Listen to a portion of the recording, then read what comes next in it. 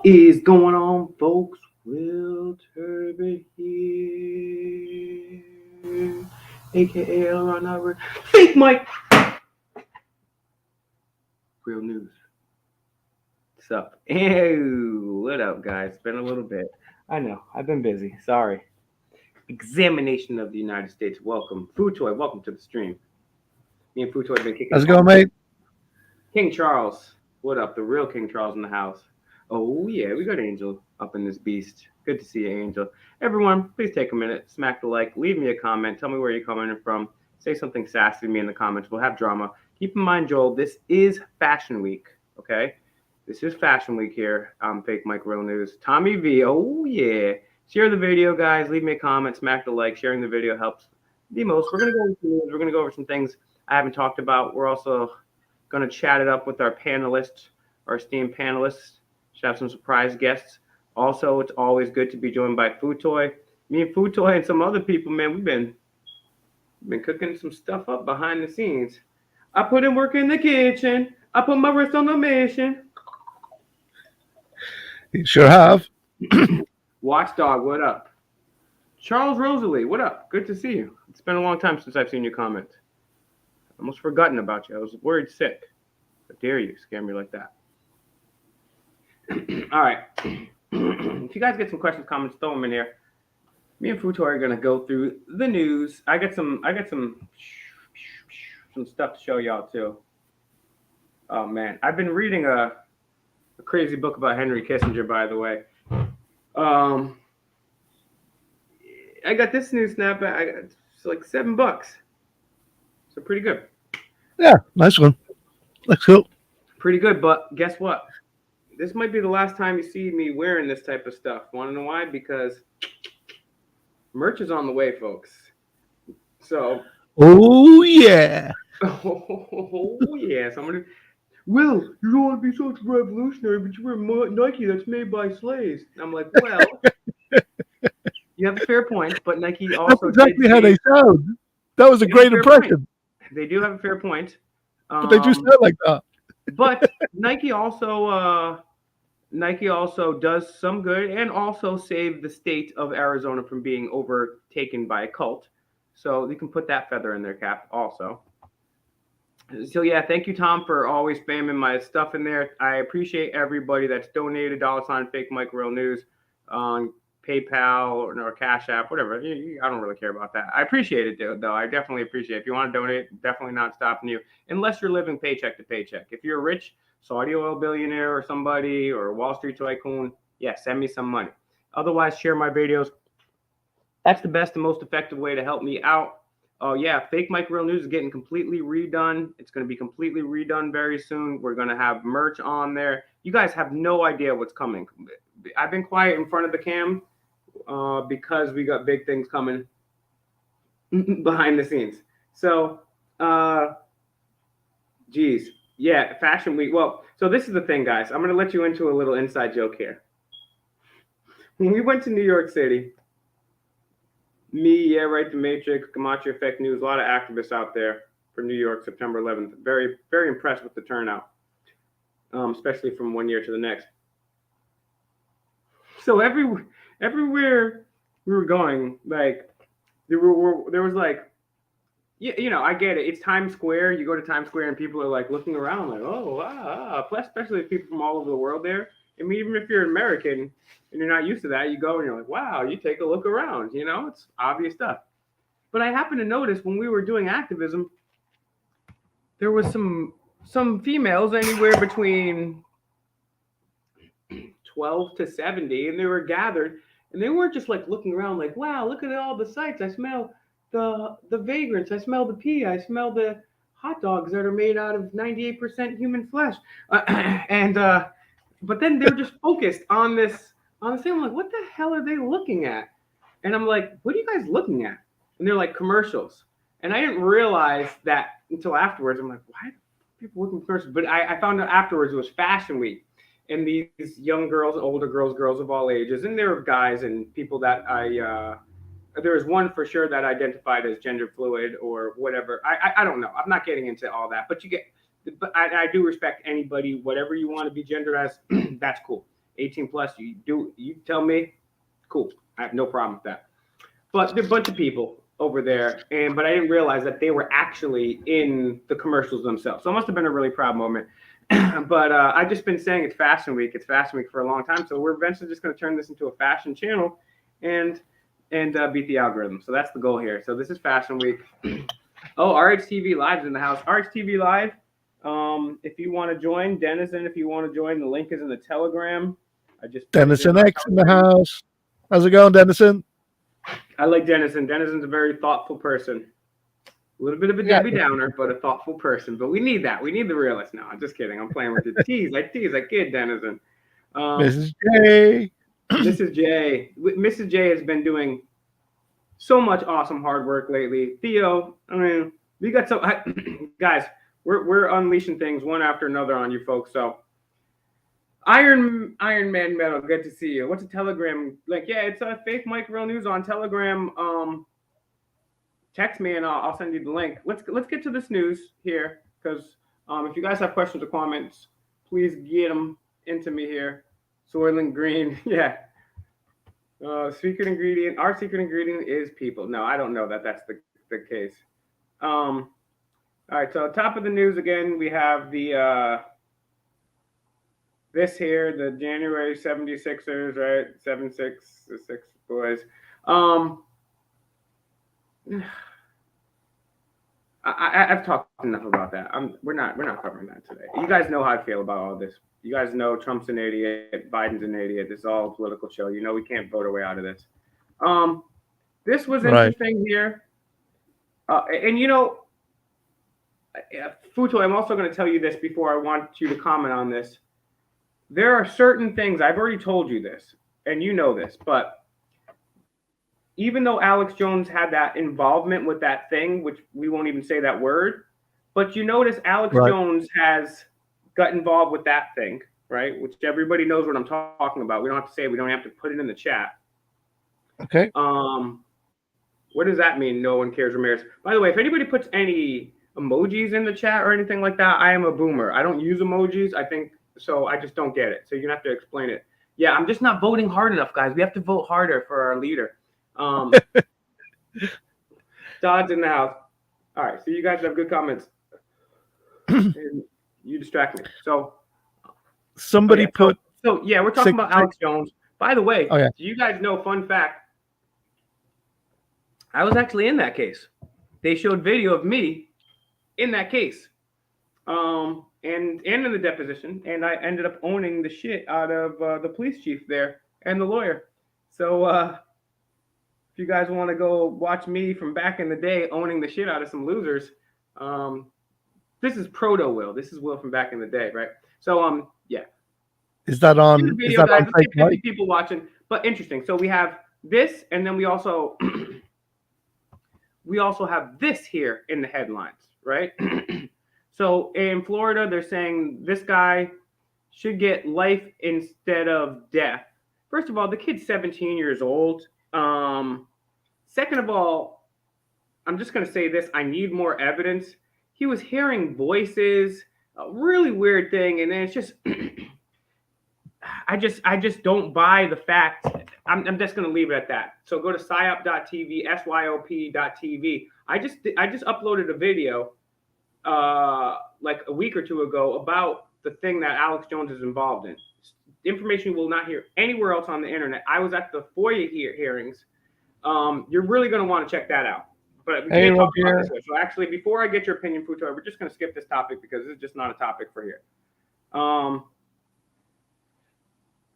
That's the whole thing about PSYOP. You're so free to talk about whatever you want, and then you come to YouTube and you're like, have to talk in code about everything. You can't say words. It sucks. It really How does. controlled are we? I'm so happy that Nick and Mellows, but mostly Nick, was able to help us out with this platform, because it's really a blessing. And I'm thinking I might just go live on PSYOP after this, because there's a lot of stuff I want to say. And the woman of the hour of the year has joined us, Mrs. J. Whoa, I dropped my J, my blade.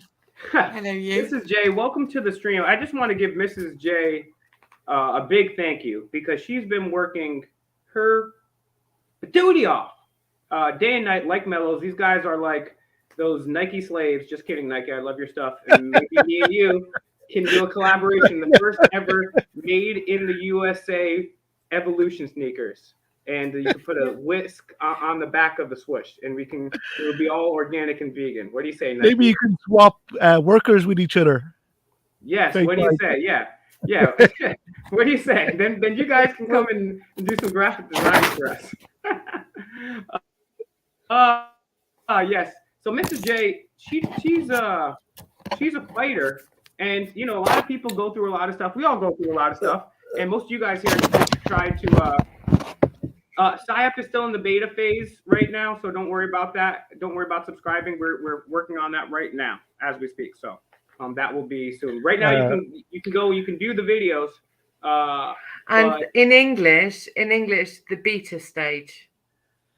Roger needs a link. It's in Telegram. It's in Telegram. Is Roger in Telegram? Should be. The link in Telegram works for me. I will send you the link on on send it to me. Just hang tight.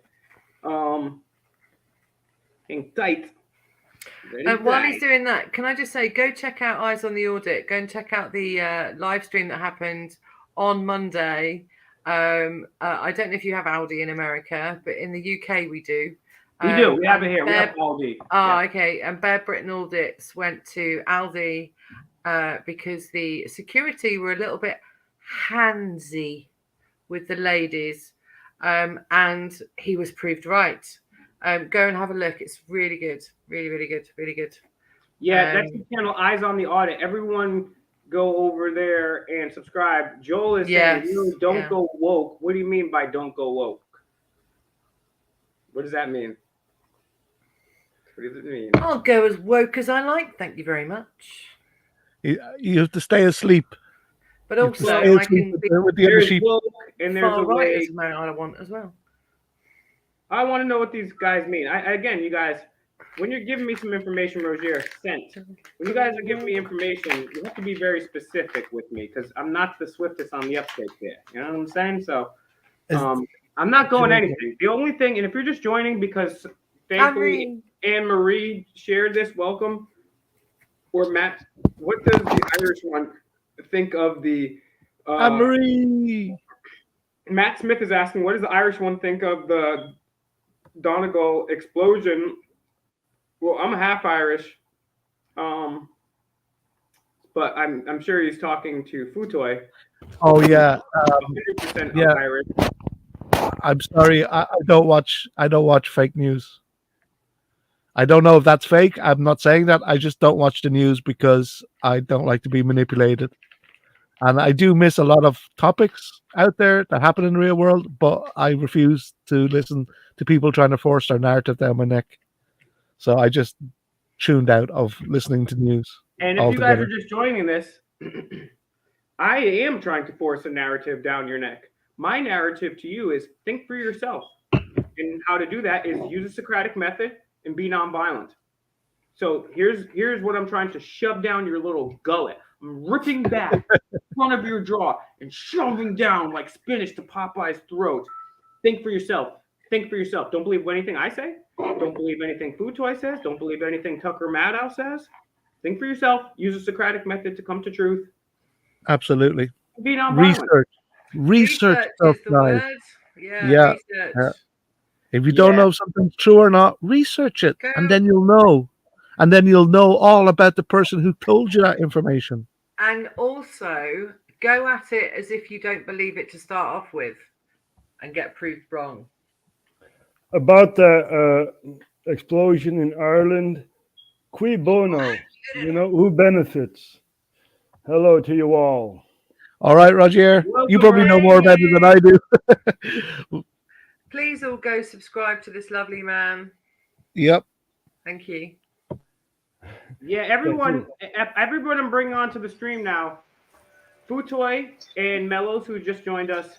These guys are like these guys are like the guys that helped me build a team, and they're leaders that came together. I want everyone to become a leader and voluntarily form relationships that are advantageous and help create a more peaceful and altruistic world. And that's what I'm very proud to have done with the people on this panel. So Futoy, myself, and Mellows created a channel. It's called Eyes on the Audit. It's called Eyes on the Audit. Tommy and other people, if you could put it in there, I want everyone to go subscribe to Eyes on the Audit. It's a dope ass channel. We just did a brand new video. We're going to be doing a video at least once a week, as well as more shit coming. Just stay tuned in the next couple weeks. That's why I haven't been doing that many videos, because I've been working with these folks to do some dope stuff. Then check out Mrs. J's channel. It's Mrs. J. Mrs. J. Like it, the links in the description. This is a community here. We all have overlapping interests in things that are different. So you want to check us all out. You want to support us all, right? And then obviously Rozier Hop, RHTV Live. So you're going to look up Rozier Hop on YouTube, just as it's spelled on the screen, and RHTV Live. That's what you're going to use on Facebook. So check out all these people and leave them a comment and let them know that the fakest of all Michaels. There's never been a more fake Michael than me. I know there's been people out there that have tried. The new L. Ron Hubbard. I'm the fakest Michael, but the realest L. Ron. Okay, that's what's going on here, guys. So welcome UK Transparency. Yes, everybody, welcome to UK Transparency in the house. You know what? This is going to sound soppy or something, but I never used to believe in, like, when people used to say, "Oh, the universe wants it," or "the universe wills it," or "the universe brought us together," right? But this bunch of people that I'm involved with, I really do feel the universe wanted us all to meet. I know it sounds crazy, and I know it sounds very, I don't know, cliche, is it? The way I see it, this is a global resistance, right? A resistance against the New World Order, against whatever they want to shove through our throats, you know. And I'm happy to be amongst these gods amongst men, like Will and Futoy and Miss J and Mellows. And yourself. Definitely, and yourself. So, and myself. Hey, man. Okay, Joe Vetters is saying, I know what woke means, but what do you think I'm doing that's becoming woke? Give me an example. That's what I'm saying. Amanda's Adventures, welcome. Jeffco, welcome. Guys, get your comments and questions. Anne-Marie, Mr. always Futures, good to see you. Mr. Futures, nice to meet you. Cheers. And I appreciate, and this is really good because we're really creating this community here. We're doing it on camera, but also we're doing it off camera, right? Yeah. So we've been working on a lot of things. SIAP is one of it. Joe Casano's got a question. Joe, thank you. You always have tolerating trans people is woke. Okay, so the first thing I'm going to comment on that. Second thing is Project Veritas. Trans people are a real thing. There isn't just two genders, right? So people are born every day for thousands of years. People are born, biologically speaking, men or women. Then there's people that have, I forget the exact scientific term off the top of my head. I was just looking at this again the other day. But people that have both, or people that have neither. So also keep in mind, too, that there is something called gender bending chemicals, which has been added to not only the food and water we consume, but the products we consume out of them, even to the ink on the paper. Now, this is something that you can research yourself. You can go to Google Scholar and type in gender bending chemicals, and you'll see mainstream research confirming or showing correlation at the very least about this happening. And then you have the media. First, it doesn't make a difference whether you're a boy, a girl, or somebody that thinks they may be trans or having questions about that. When you're a young kid, if you're a guy, I can speak for myself because I know when I grew up, when you're a guy, you're not big enough, you're not strong enough, you don't have enough money, girls don't like you. If you're a girl, oh, you're not pretty enough. Look at this singer over here. Oh, you need more makeup. And it's constantly building insecurity. And this is my personal theory here. And then, so the idea is, then they have these cookie cutter prepackaged ways. You can be a Christian, or you can be a goth girl, or you could be a hip hop kid, but all of them are pre-programmed for you. And so they make you feel insecure, and then they offer you the solution. And then they've been chemically hijacking all of us. And that doesn't just have to do with gender and sex. So tolerating them, yes, I do. I tolerate all human beings. I have empathy for all human beings. Now, I will say I'm not somebody that thinks that the state should have anything to do with giving kids any type of drugs or surgery that would alter their anything. I think the state should be completely out of that.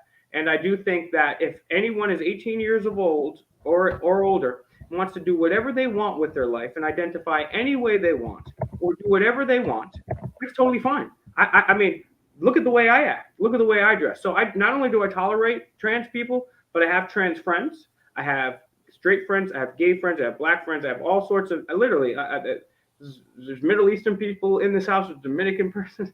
So yes, we're all in this together. They want to divide us together. And one final thing I'll say on this, because I know I have a whole panel full here, but is Republicans are more upset about trans people just being trans than they are with a genocide in Yemen, than they are with Vladimir Putin, right? Or Henry Kissinger, well, right? So that's my take on that. But I let you to comment. Yeah, people say, "Oh, well, look at Will. Will's bad. He's wearing communist colors, red and black." Fuck you. The communists ain't killing these colors. I like this shit. Well, can I just make a point on what you just said? Please do, and then I'll get to. I'm gonna scroll up while you do that and address the other question that somebody said. But thanks, and you can get your other questions and comments in there. All right. Veritas, so, that's right. Thanks. So I'm an old guy. I'm not a young guy. And one thing I learned in my life is that it doesn't matter what you are. It really doesn't matter what you are, right? It matters what you do only. All right. So what you do has an effect on yourself or others. So it doesn't matter. That's the only thing that matters. And I live by one philosophy, and that is live and let live. Doesn't mean you can go around killing people and I'm just going to accept it.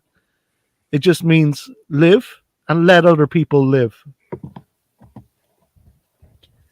That's basically it. Totally. As long as they're not violating the non-aggression principle and Mrs. J. Absolutely.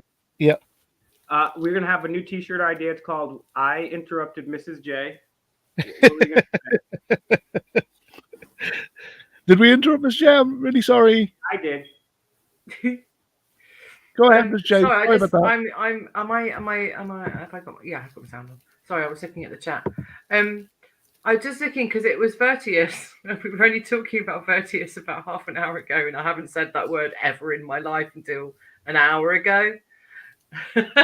Literally just said that word. Law of attraction. Yeah, we were just talking about Veritas right now. Veritas. Someone has a question about building 7. So you guys are just throwing me alley-oops. Yip might be like, he might be like, I feel like if I had enough money, Yip would be somebody that I would pay to send me, because he's asking questions that are like, I'm an expert on building 7. But yeah, Project Veritas. I'll open it up to the panel after this. I'll give my quick take. It won't be nearly as long as that last one, for sure. Project Veritas does good work. However, they only do good work against the Democrats. They don't expose any of the Republicans. As a matter of fact, full disclosure here, before they went so right-wing, before I wasn't sure what they were trying to expose or what they were, I actually applied to work for them because I went to a Trump rally one time and I was like, hey, Project Veritas, there was a guy there. I was like, hey, I really like what you do. And then I seen Owen Schroyer there from InfoWars, so I jumped on and owned Alex Jones about Donald Trump, and he's like, "Stand there, stay back there, little fella. We're gonna come back to you after this commercial break. You're a smart little fella." And I owned Owen Schroyer, and then the guy from Project Veritas was like, "Oh, you're pretty smart." But I told them that I was on Auditing America channel, which had a big reach, but I had several interviews with them. I was kind of hoping to get the job, but I was like, damn, should I just give this up and just go undercover and never tell you guys anything? But in the long run, I'm glad I didn't get the position there because, which was up to them. They didn't get the position. I was already, they said no, or they never hit me back. But you should be proud of your channel, Will. I mean, you interviewed pro wrestlers and stuff like that, man. It's just like, whoa, dude, you're on fire, you know? Well, yeah, shout outs to Val Venus, man. Val Venus is incredibly smart person. And he's got some great ideas. I reckon I could take him in the ring. Oh yeah, You're No, a I'm pretty only big, joking. I'm only joking. you're good. You're a pretty big guy. You never know. So, you guys, what do you think about Kapra! Project Veritas? And then we can talk about Building 7. And then talk about the Oh, I thought the. we were talking about trans. I haven't had my word yet. I haven't had my say on that yet. Oh yeah, go ahead. Yeah, I got things to say on that. Go ahead. If I think the I've got feedback. Sorry, there we go. I personally feel that everyone has their own decision, how they want to be, who they want to be, and why they want to be. But I just don't think that it's appropriate for young children, and I don't think that should be in schools. I don't think it should be in the libraries here in the UK. I think they've stopped it now anyway. But there is a fine line between a pantomime dame and a drag queen, and the pantomime dame is a man who dresses up as a woman and she has big outfits on and so on and so forth. But a drag queen is adult entertainment.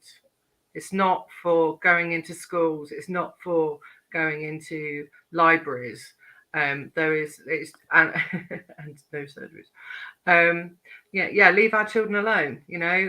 Let kids be kids. But it's very difficult when a child has the facility now to be more clever than the parent with the computer and just type in their own symptoms and go, oh gosh, I've been thinking about what it's like to be a girl. Just to quickly interject here, Mrs. J, I love you. I love you, Mrs. J, but we're teetering here.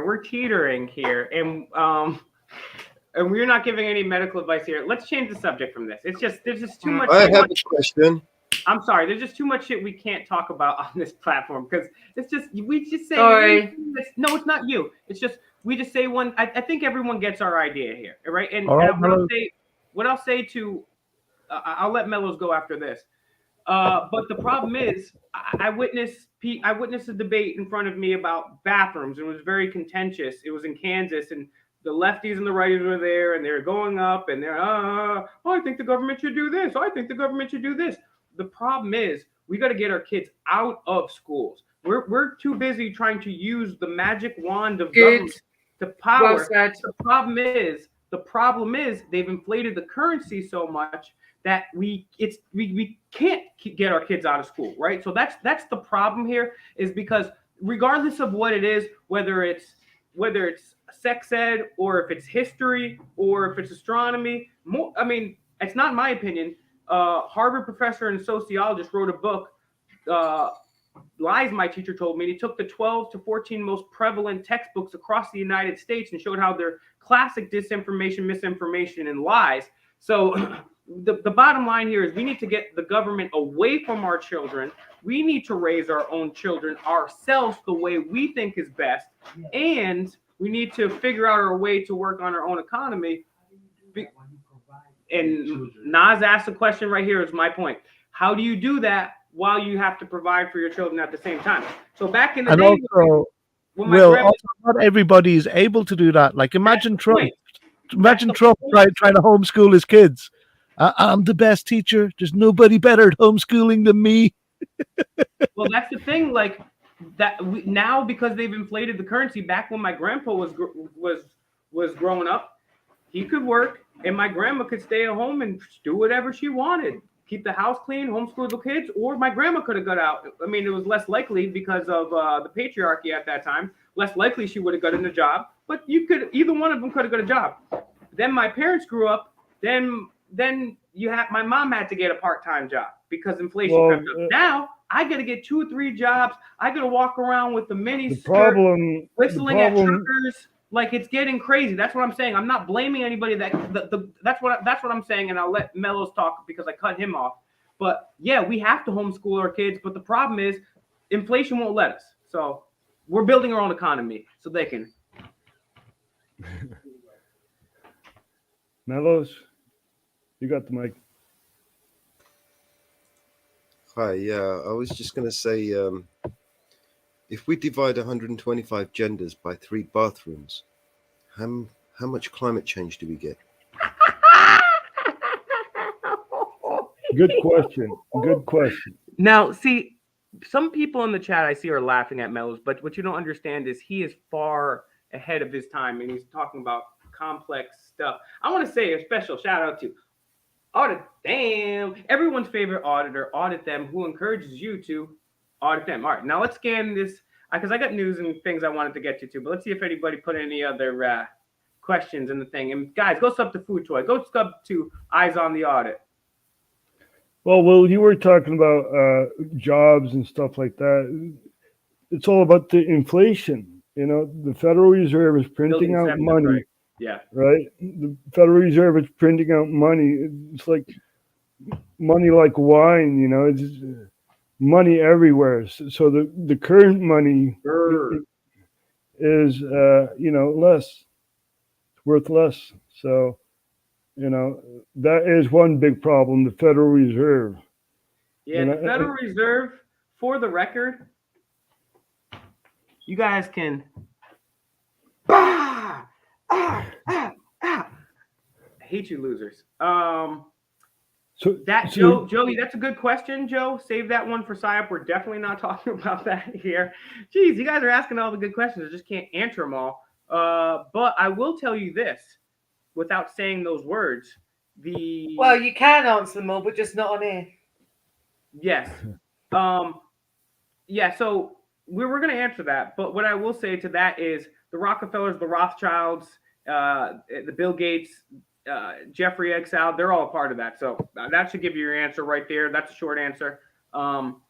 That's obviously not the best answer, but we're doing what we can here. All right, now back to Building 7. I'm going to open this up to the panel. My quick take. Oh, that's interesting. That's interesting. First of all, you got Operation Northwards, then yes, Operation Gladio, right? Lemnitzer. Hold on. Tell people about what Operation Northwards and Operation Gladio is. Anybody that doesn't know, these were things that were once considered a conspiracy, but now it's proven to be true. It's been declassified, right?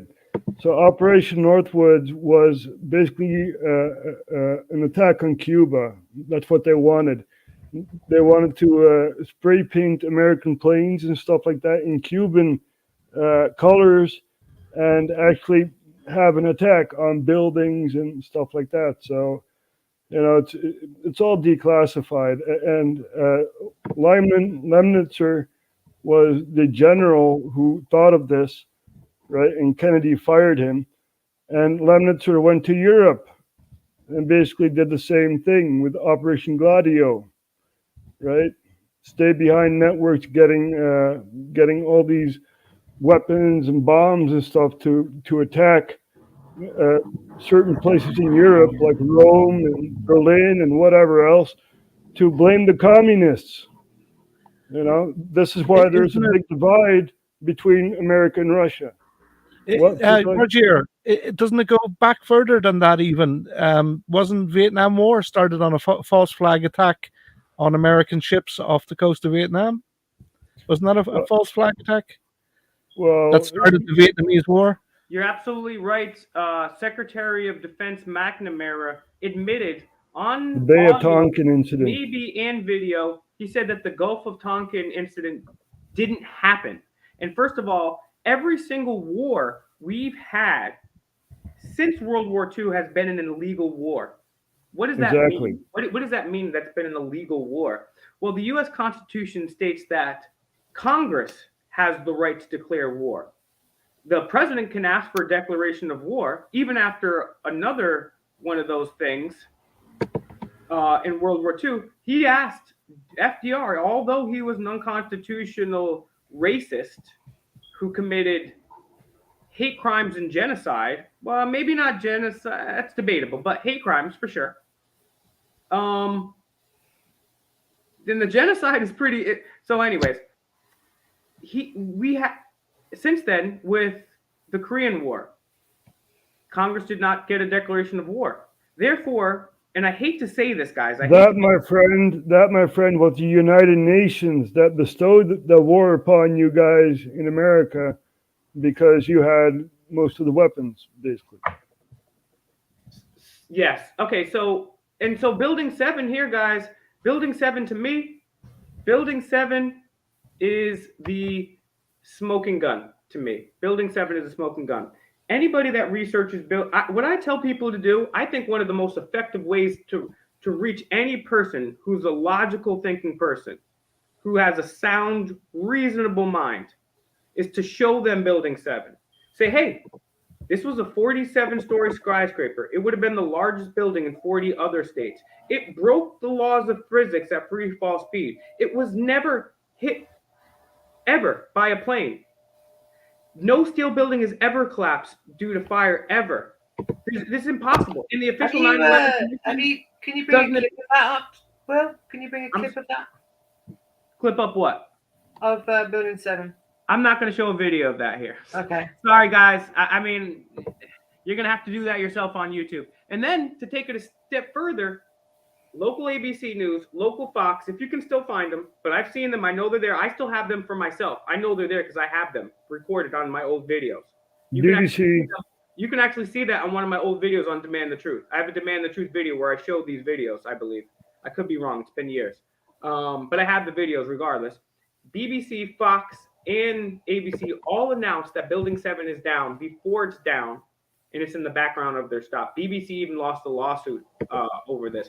So BBC is a smoking gun, especially if you have somebody that's an architect, somebody that works in construction, somebody that's an engineer, somebody that just has any common sense whatsoever. Building 7 is, don't go start talking about Arcturians or shape-shifting Bashar. No, go right to the meat and potatoes, if I would say. But also listen to what that person cares about, and then couch your argument in that. What do you have to say about all that stuff I was just talking? Look up Barry Jennings, right? He was a World Trade Center 7 survivor, and he basically had a story that's not really the official story, you know.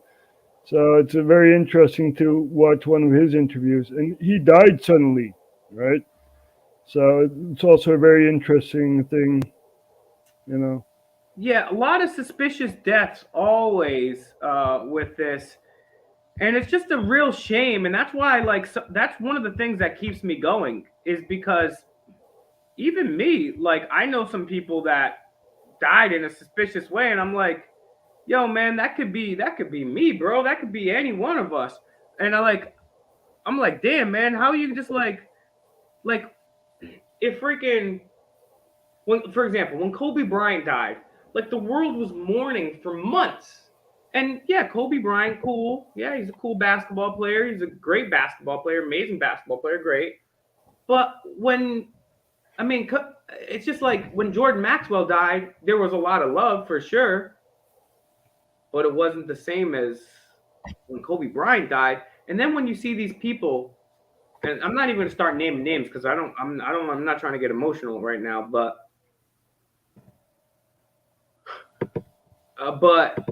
these motherfuckers just put their life on the line to do the right thing. Even some of these people, they knew they were going to get killed if they did what they did, and they still did that shit. That's the realest fucking shit you can ever do in your life. That is the realest shit you can do. Know someone's gonna fuck you up. Know you're doing the right thing. Know you could fucking die because of it, and they still do. Go ahead, kill me, bitch. What are you gonna do? Those are the people that we need to fucking fight for, bro. That's part of the reason we're out here, bro. I mean, well, there is one that we can fight for right now who really needs us to fight for them. Julian Assange. Right there. That dude needs that is criminal what they did to him. Not what he did. Exactly, man. Exactly. Talk about this on here, though. You just exposed something that all other governments were not allowed to do. So he's a brave man. Look what they did to him. Look what they got away. What they are getting away doing to that poor guy. It's sad. It's very sad. The guy should have a Medal of Honor or something like that. Absolutely. Absolutely. Now, I will say this. There's always people that say, oh, Assange and Snowden, they're shills, they're actors. Maybe, but until you give me 100% proof, I'm going with what the information that I have. And he may be an actor, but I'm not saying it's not true. but I'm gonna need some proof. And Yeah, me too. so Yeah, well said, Will. because I mean, from the evidence that we have from what I've gathered, Julian Assange risked his. I mean, he looks fucked up, man. I mean, was he 10 years? He's been in fucking. God only knows what the fuck is happening to him right now. Right. Like, and this is He's the lost thing. Like, his mind. He's lost his mind was the last report I heard.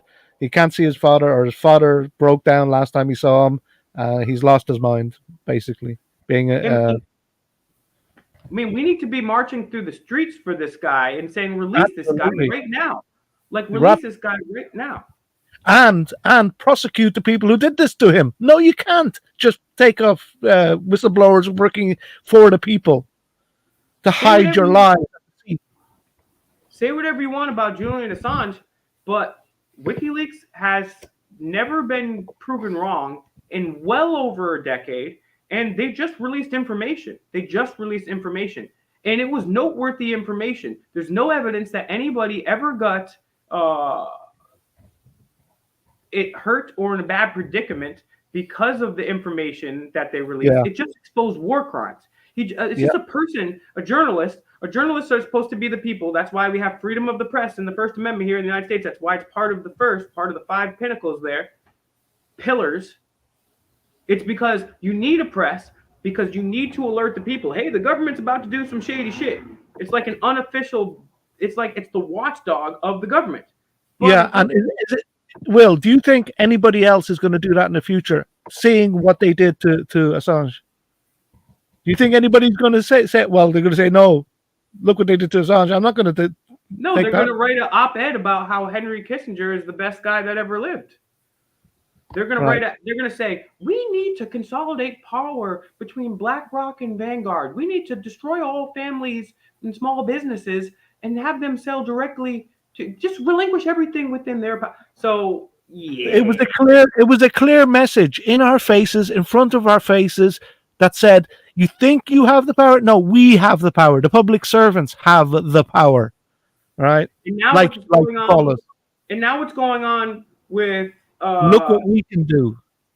In your face, not behind the books, not in disguise, not hidden. Look what we can do. We can take the whistleblowers, we can take the people outing us. Get your questions in the chat. Get your questions or comments in the chat. Feedback, criticism. How can we do this better? How can we make a more altruistic world while making all of us financially independent? What is up, Frank Royce? 63 Connie. We are little ants nipping at an elephant's little toe. They don't care. Well, that's fine. But you know what?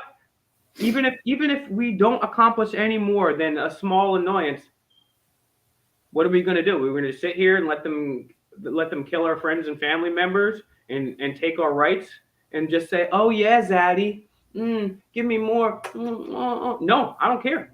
I may be a lot of things, and I am a lot of things, both positive and negative, but I am not a bitch. I am not a bitch. So I don't care. I'm gonna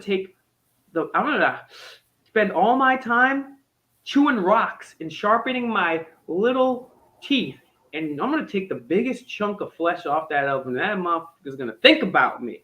Right in the bottom of his foot, so it forms an infection and it dies and doesn't have any of the little elephant babies. Now, Peter, if you're just watching, this is a metaphor, and I love elephants. I love dolphins, but I love elephants too. We can bitch all day, but yes, we do more than just bitch here, and we've demonstrated that. So yeah, we do more than just bitch.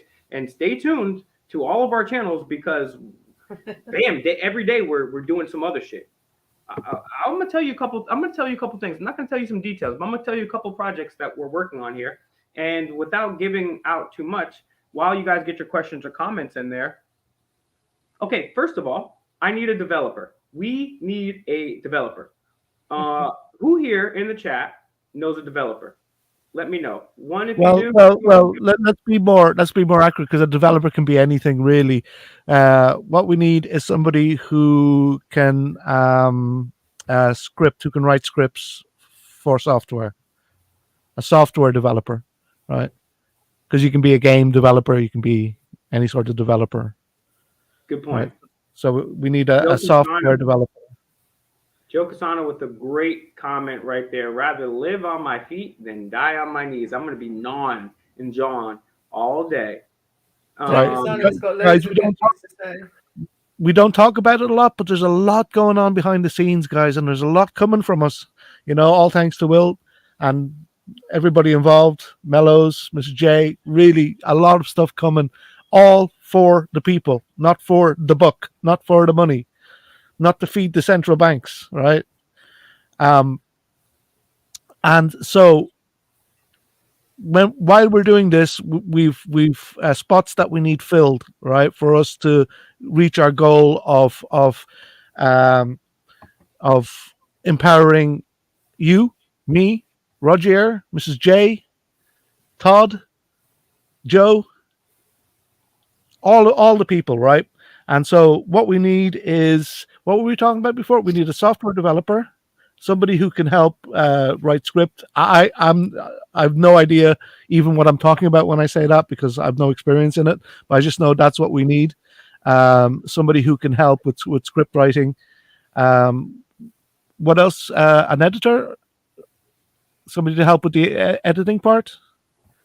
Editing, yeah, editing would be cool. Yep.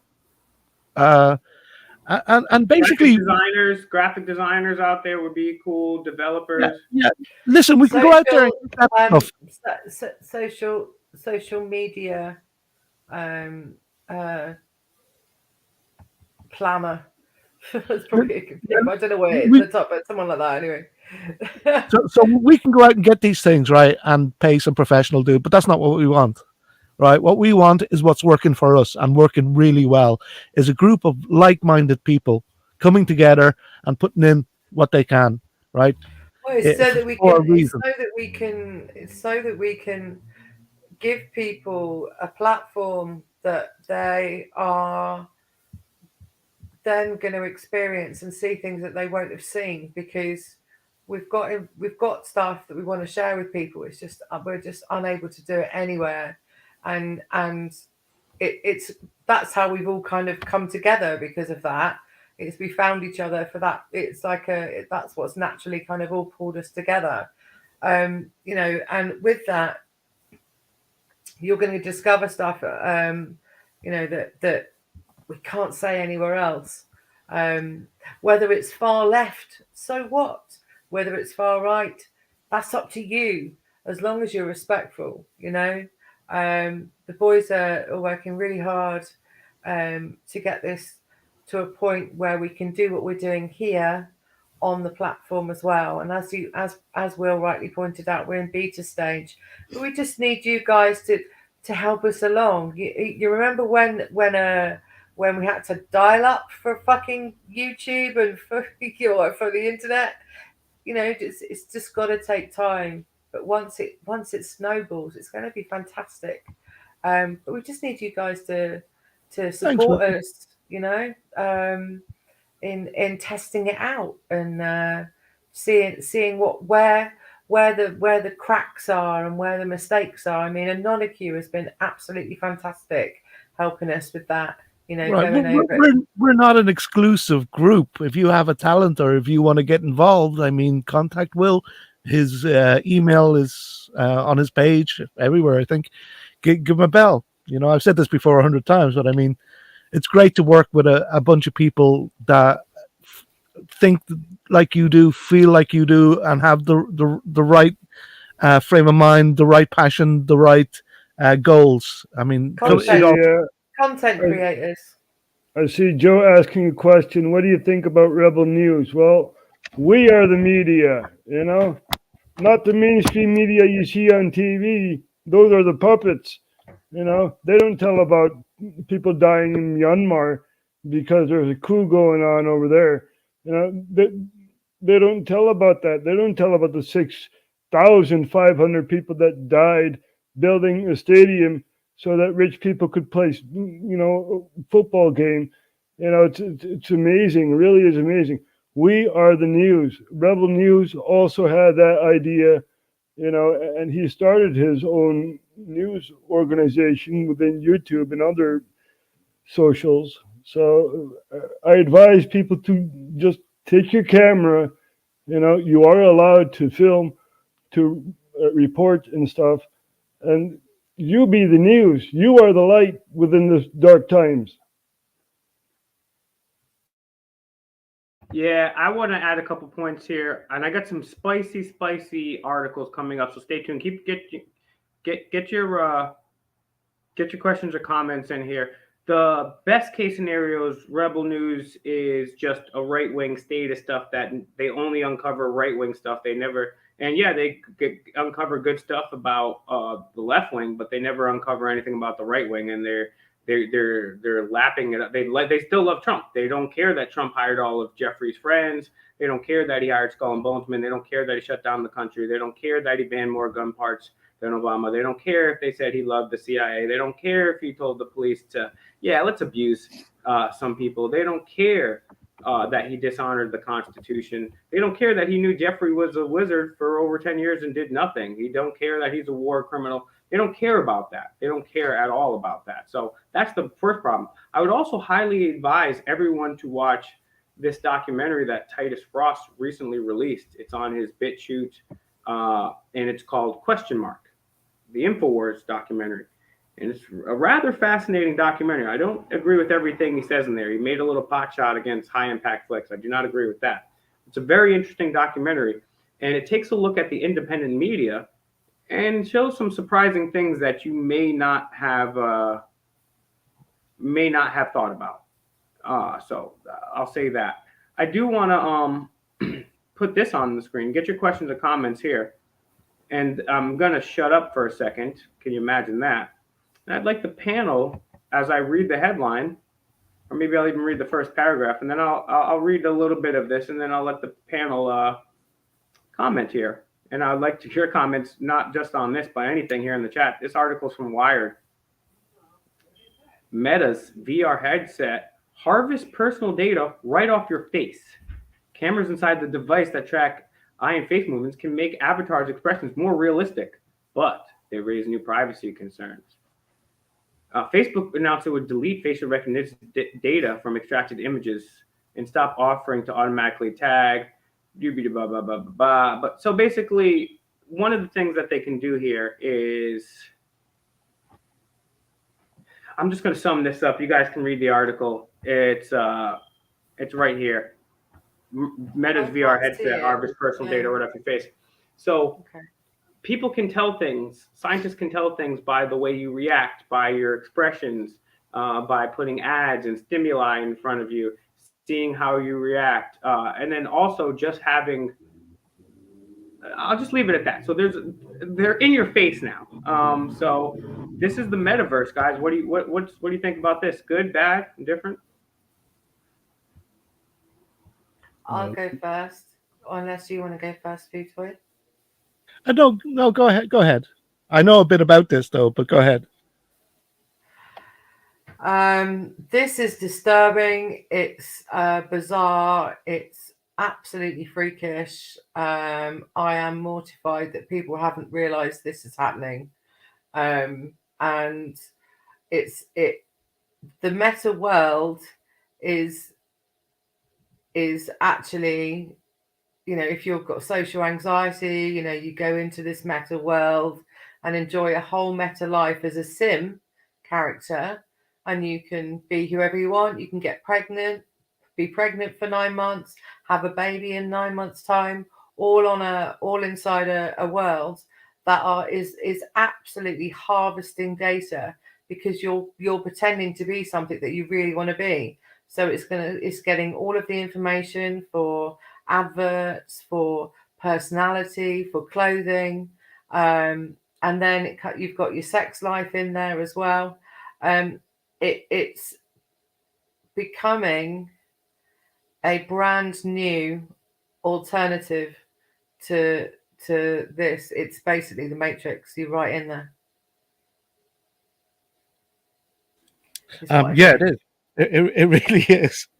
Like, okay, so let me just address a few points at a time, right? So about the cameras taking your facial recognition. Yeah, but don't worry about that. The ship has sailed a long time ago.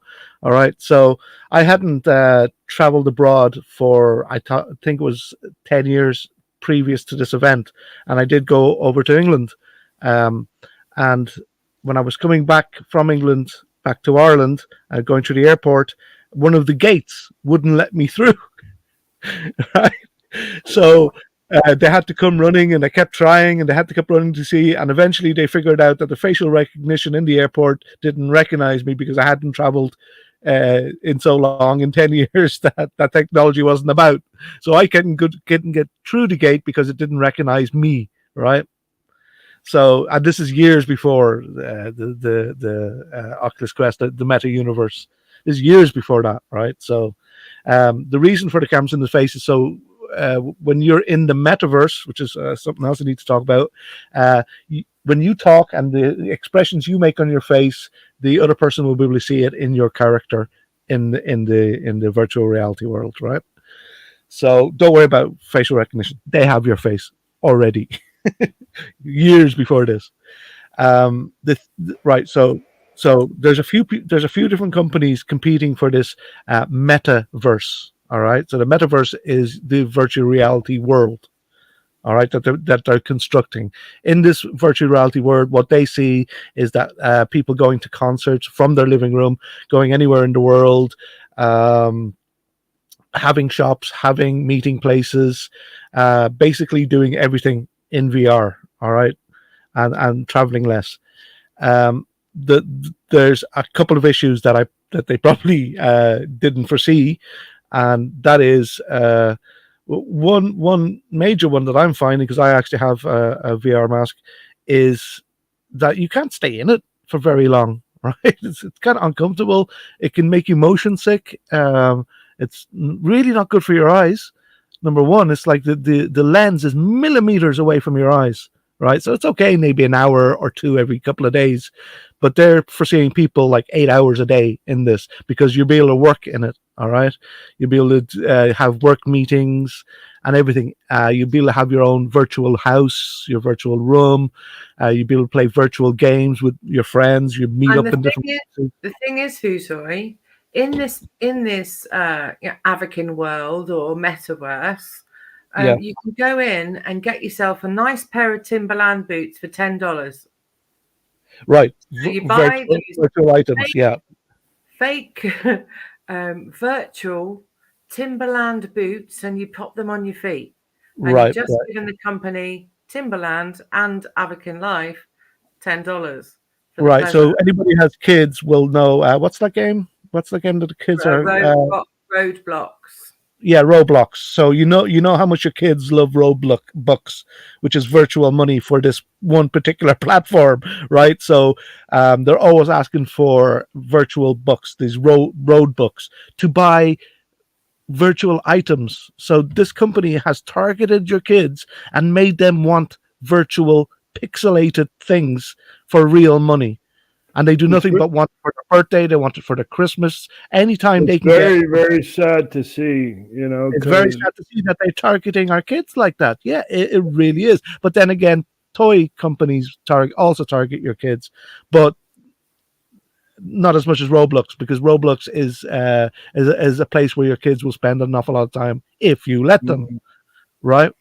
So, and then, which leads to another thing that Mrs. J has been researching at the minute, which is great on you, girl, because it really does need research.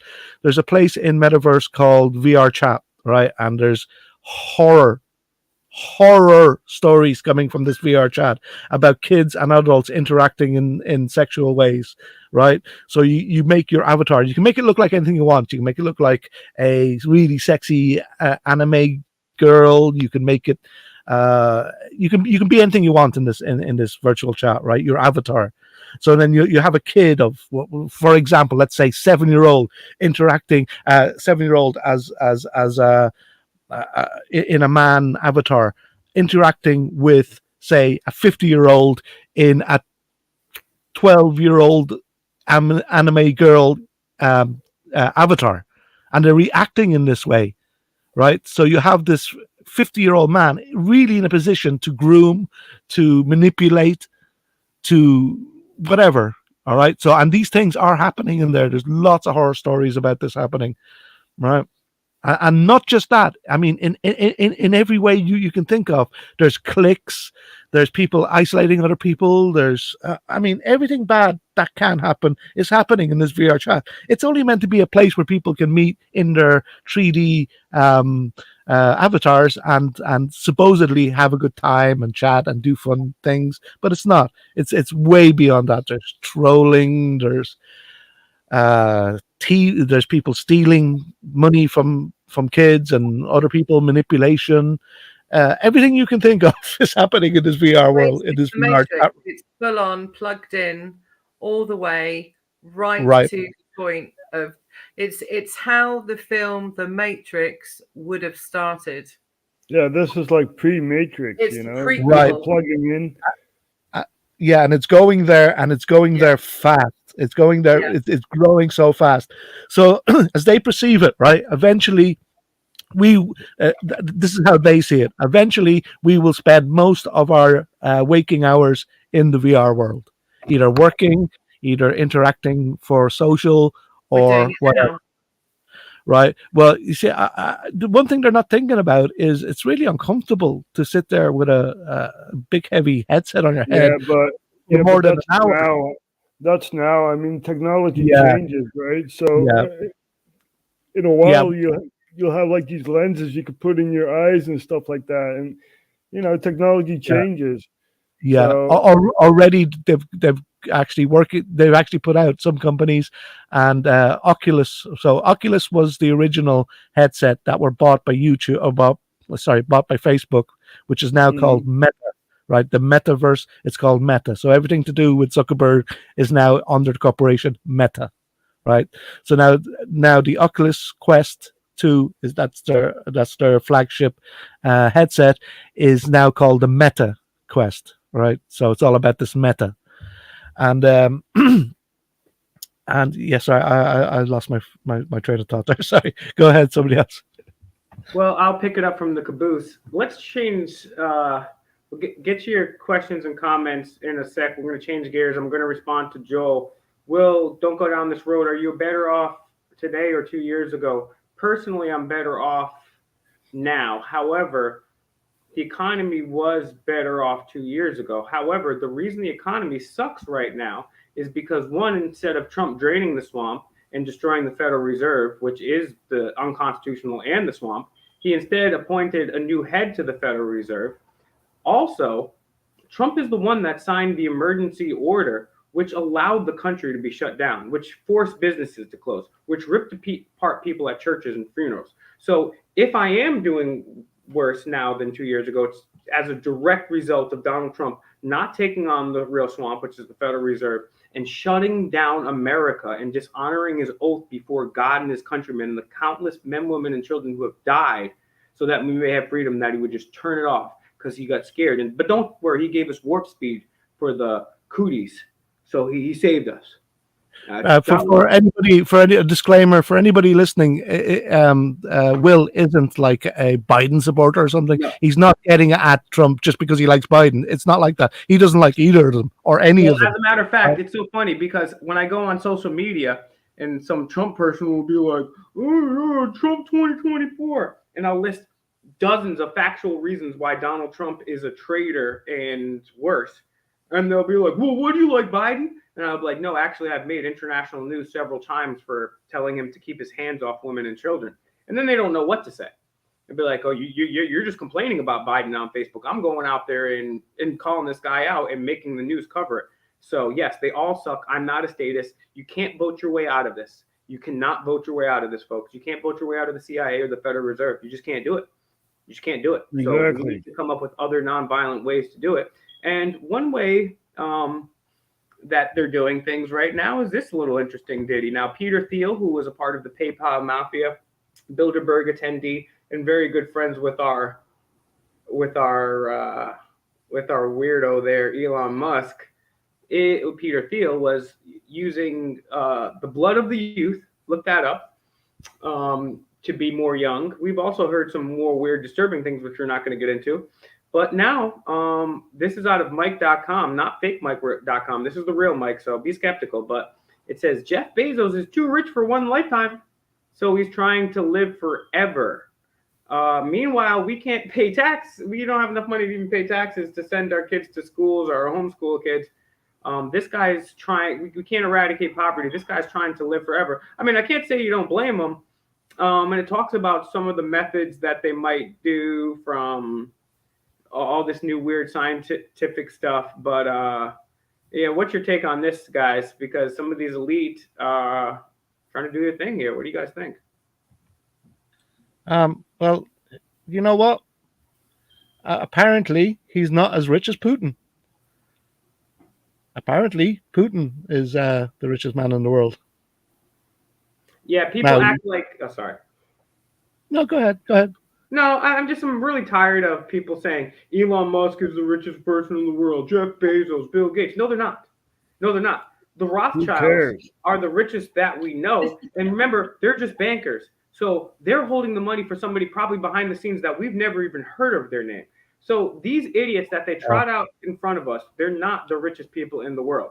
The Rothschilds and the Rockefellers, they're behind the people that, yeah, Jeff Bezos and Bill Gates, they might have a lot of money. But the people that we discuss here on this channel, they print the money. So. Oh, look, Joe, look what Joe's put. It started with Disney. Yes, I play a ironic part here. Yeah, Disney are bad. But I think Vanguard and BlackRock are the top of the tree, personally, out of everything. And if you were to have a look at the, really good look at the tree and how it goes up, I think they're the top, those two out of the four. And I do think there is a Chinese family. I think they're called the Li family. And I think they are way richer than we know because it's so secretive. Worth checking them out, though.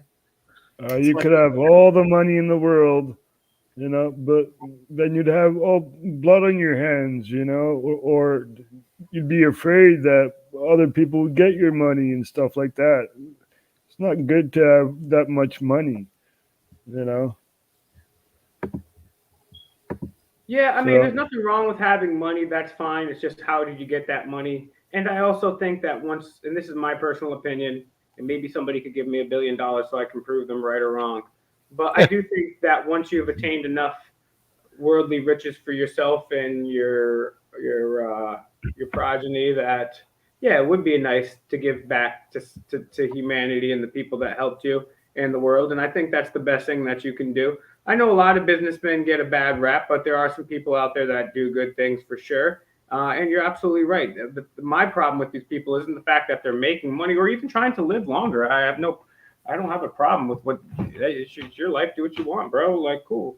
My problem is the other things about these people, and my problem is they're setting up a world for us where you will own nothing and you will like it. You will live in this small apartment. You will eat bugs, but I'm gonna be on mega yachts.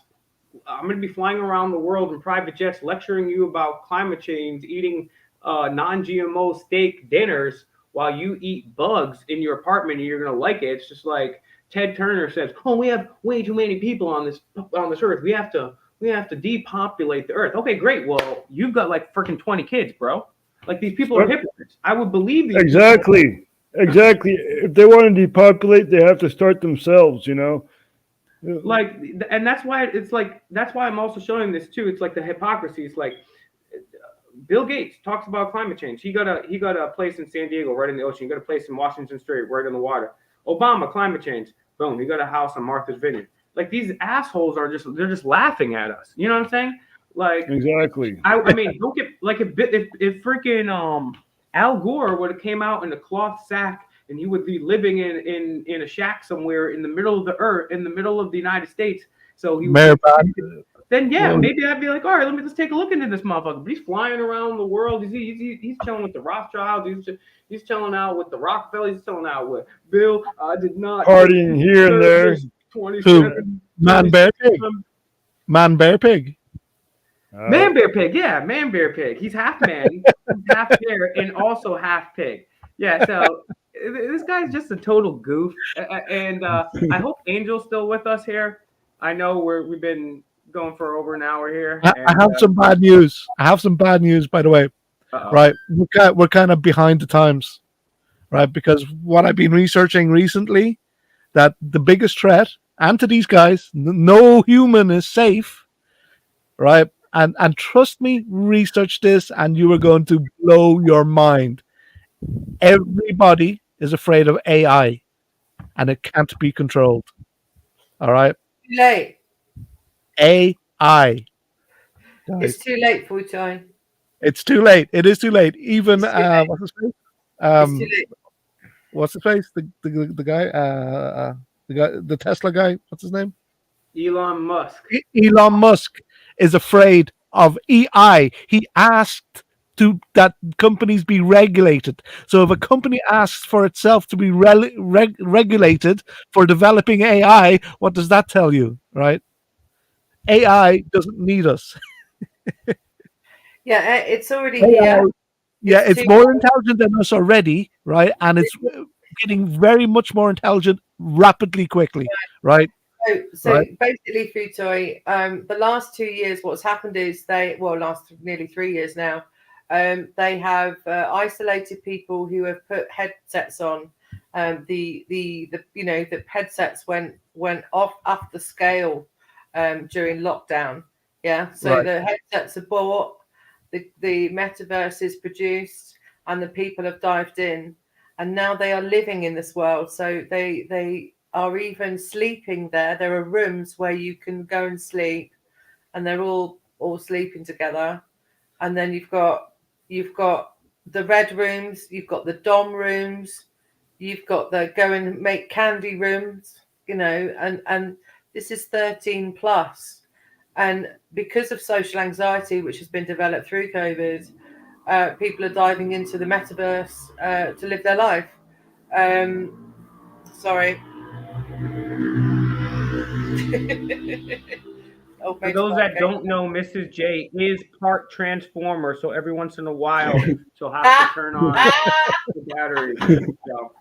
You know, I bought a Look out headset for the for that reason. Decepticons.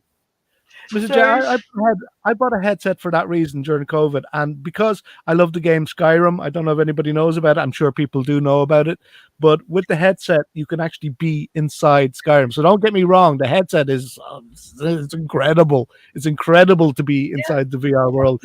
So do you think it's easy to go in and just have sex then, because with a VR person, because it's that easy and that real? No. Basically, Sex is not why I bought the headset. I bought the headset so it could be inside my favorite game. You're not really having sex, though. It's your avatar that's having sex. You're just sitting there watching. That's basically it, right? No, you're not. You're not, Roger. You're not watching. You're watching through the eyes of your avatar. It fools your brain. That's how That's how you can get into the games on it. It fools you as to think you are the person. You are in there. Honest to God, you're not watching somebody from. It's not like a two-dimensional game where you're watching a character. You are the character. You are the character. You are going through the motions of the sex and all that, right? Yeah. And the problem is it's not regulated as for age. So you have kids interacting with old people. Interruption, Futoi. I have somebody in the chat called No Name Coder. Hey, Coder, what's up? I want to know coders. I want to know developers. I want to know graphic designers. We're going to get back into this conversation. If you're a coder, if you're a graphic designer, boom, we could one hand wash the other. We got some projects. So, hey, FakeMicRealNews@gmail.com, FakeMicRealNews. I'll take a minute right quick. Everyone, go check out Futoy's channel. Someone can put the link in the description, or just type in Futoy into YouTube. Open another tab and do that. Mrs. J, do the same thing. Sub to Futoy, then to Mrs. J. Just type it into the browser, type channels. I'm not Eyes on the Audit. Roger, all the well, names as you see them. Go ahead, Mrs. J. Yeah, My apologies. Share the video now. Share the video. If you're looking for me, I'm not so shabby as well, because but you guys all still call me Mrs. J. So my nickname at home is not so shabby. So the channel if you're looking for it, it's not so shabby. But I've got this as my thing because you guys all love me. She wasn't patting herself on the back. That's her name, she means. Yeah. Yeah. Anyway, yeah. So looking for me, that's how you can find it. No name coder. I think it was you earlier on in the chat who said something about you put like emoji. He and just said he builds facial recognition that identifies police officers. That's cool. Don't worry. If that's true, that's awesome. And send me an email right now, fakemicronews@gmail.com, fakemicronews@gmail.com. I'd love to collaborate. I have some ideas. We can wash each other's hands a little bit. Or we can I was going to give him a little bit of history, Will. I was going to give him a little bit of history on the comment he made. And don't worry, Angel, I didn't forget about you. Share the video, guys, because I still got some more articles coming up. So share the video. And before I let Fucho continue, the reason I interrupted everybody here is everyone subscribe to the channels that you see here. Subscribe to Demand the Truth. You can find me. Links are in the description. And then fakemicronews@gmail.com. Reach out to me on one of these platforms here. Send me a message. Let's collaborate. But please continue. Just to no name coder. I think it was you. Somebody no name anyway put it in a load of emojis. I think you saw the comment, and he had 666 and a Jewish flag.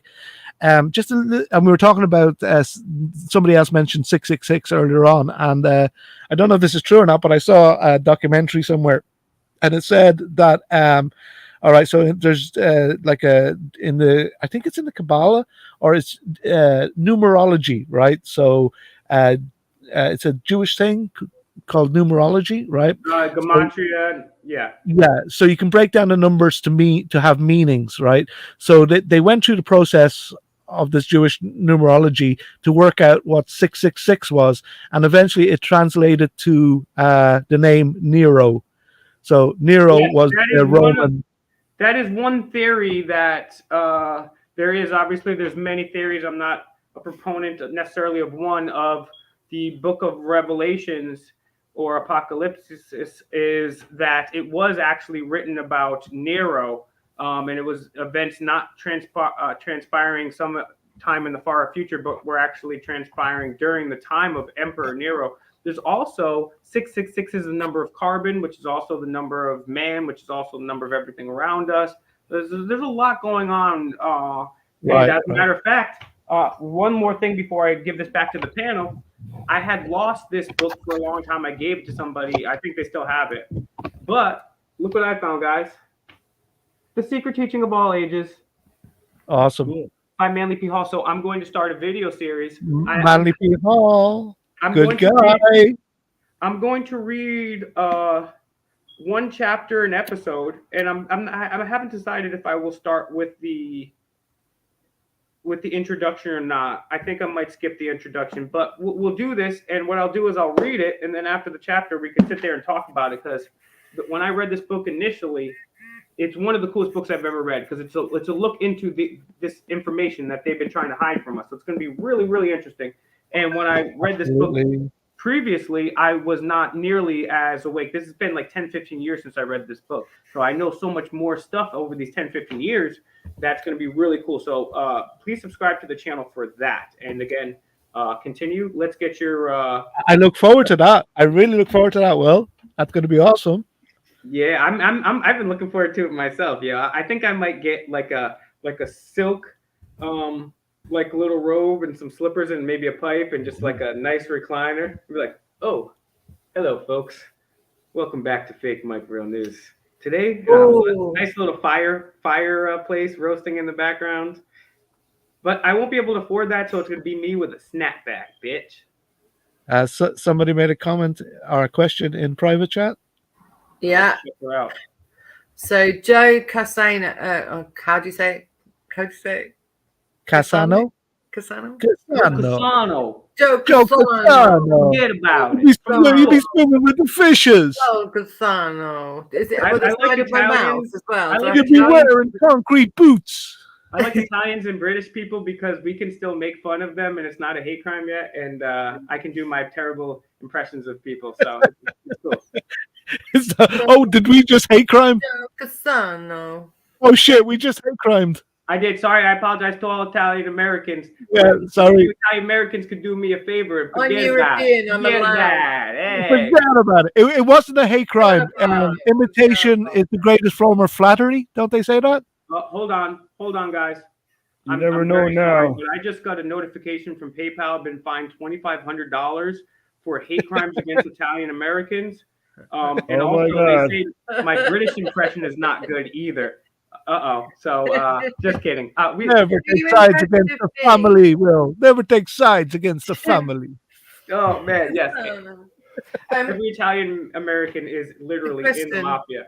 Okay, so Yeah. getting back Anyway, to the seriousness, you guys know The I question is, The question Thank- is, Thanks for Okay, yeah, pizza. Thanks for pasta. getting back to the question. What's the question here? do you believe in ghosts or aliens? Well, I tell you what, I'm going to take this one first because I was driving down the highway and the question is, do you believe in ghosts? And I saw the answer. It said Jesus is the answer. Just kidding. I'll open it up to you guys here. And stay tuned because I got some information about Albuquerque too, their angel. And you guys are going to want to see this, even if you're not from Albuquerque, because it's coming. I believe, Hear you. But yeah, I guys, what do you think believe, about ghosts? I believe in aliens. I believe in the Sasquatch. Ghosts could be real too. You know, why not? There's an interdimensional thing going on. You know, they say if you had like an accident, you have this out of body experience, right? Now that's a new dimension that your soul goes into. So there's a lot more than heaven and earth. My opinion. Anybody else want to go? Because my answer might be a little bit long. Oh, how did I guess that, Futoy? I don't know. Sorry if I'm talking the heads off you guys. Okay. I'm an old guy. I've got lots of are we all stories. sitting comfortably? Is In everyone my day, It's we all sitting in comfortably? my day. Right. So this is my kind of. Oh, are you going first, are you? Oh, sorry. No, go ahead. Go ahead, Miss J. Sorry about that. I thought it was you were going to be really long, so I am. Go ahead, Okay. please. So, yeah, are you sitting comfortably? I am. Then I'll begin. The ghost side of things. Twice have I experienced a situation that would imply that there was a ghost, and I haven't been able to justify. And that's at a place called the Ancient Ram Inn.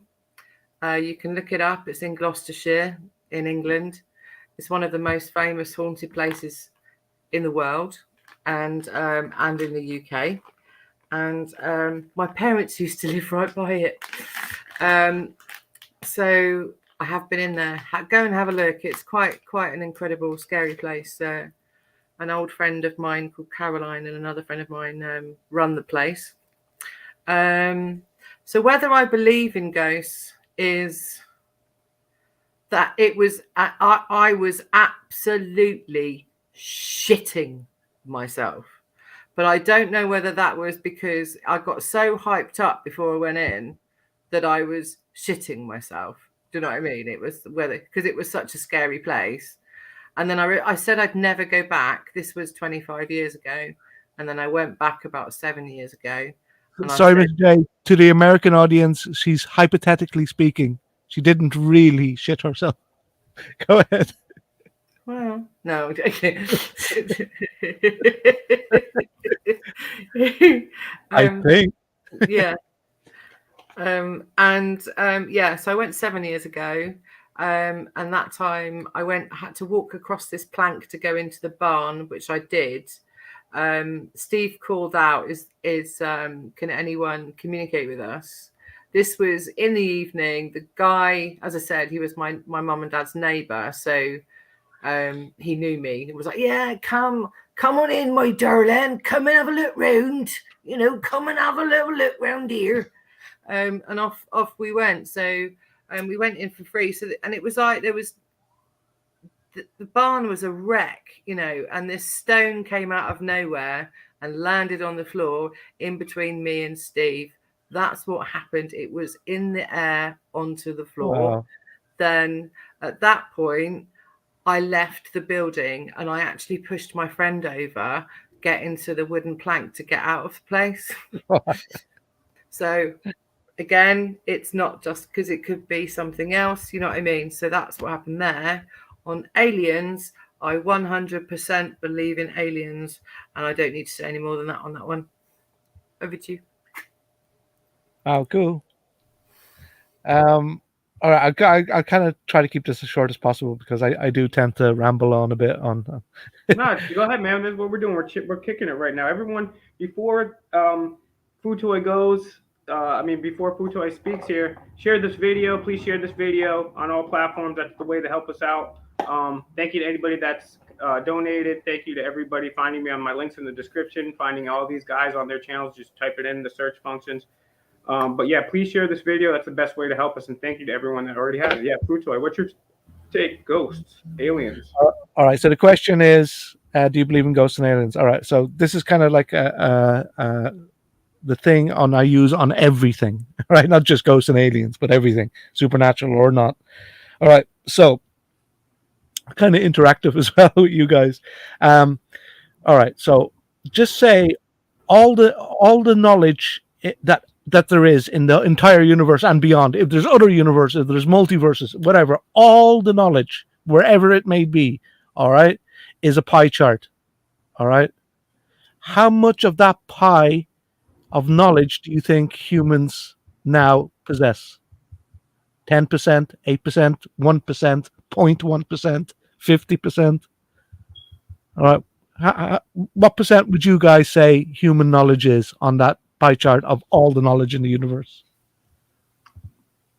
Well, seeing that most people are dumb and let themselves be led by some kind of leader who gives everything and all lies, of course, but people they believe the leader, they don't believe the civilian. No, the civilian is like the paranoid guy, so right.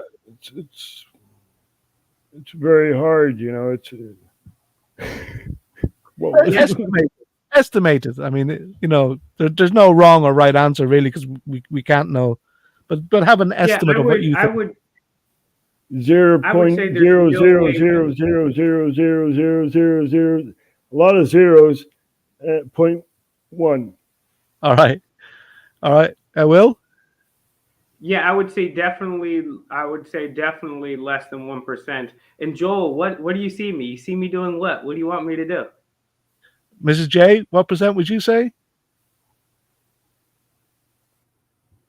Mrs. J, you're on mute, by the way. Oh, sorry, I was too busy. What's in the chat? What was that? What percent of? Did you hear all the build up to it? Like, yeah, go on, because you know what I'm like. All right. So the question is, if all the knowledge that there ever was in a pie chart, what percentage of the pie chart would you say is human knowledge? We're talking everybody, including geniuses, everything. Like, would it be 1%, 50%, 12%? How much of all the knowledge there is in the whole universe do humans possess or are aware of? Oh, it's a slither. It's a slither, right? Yeah. So basically, Mellows, are you here?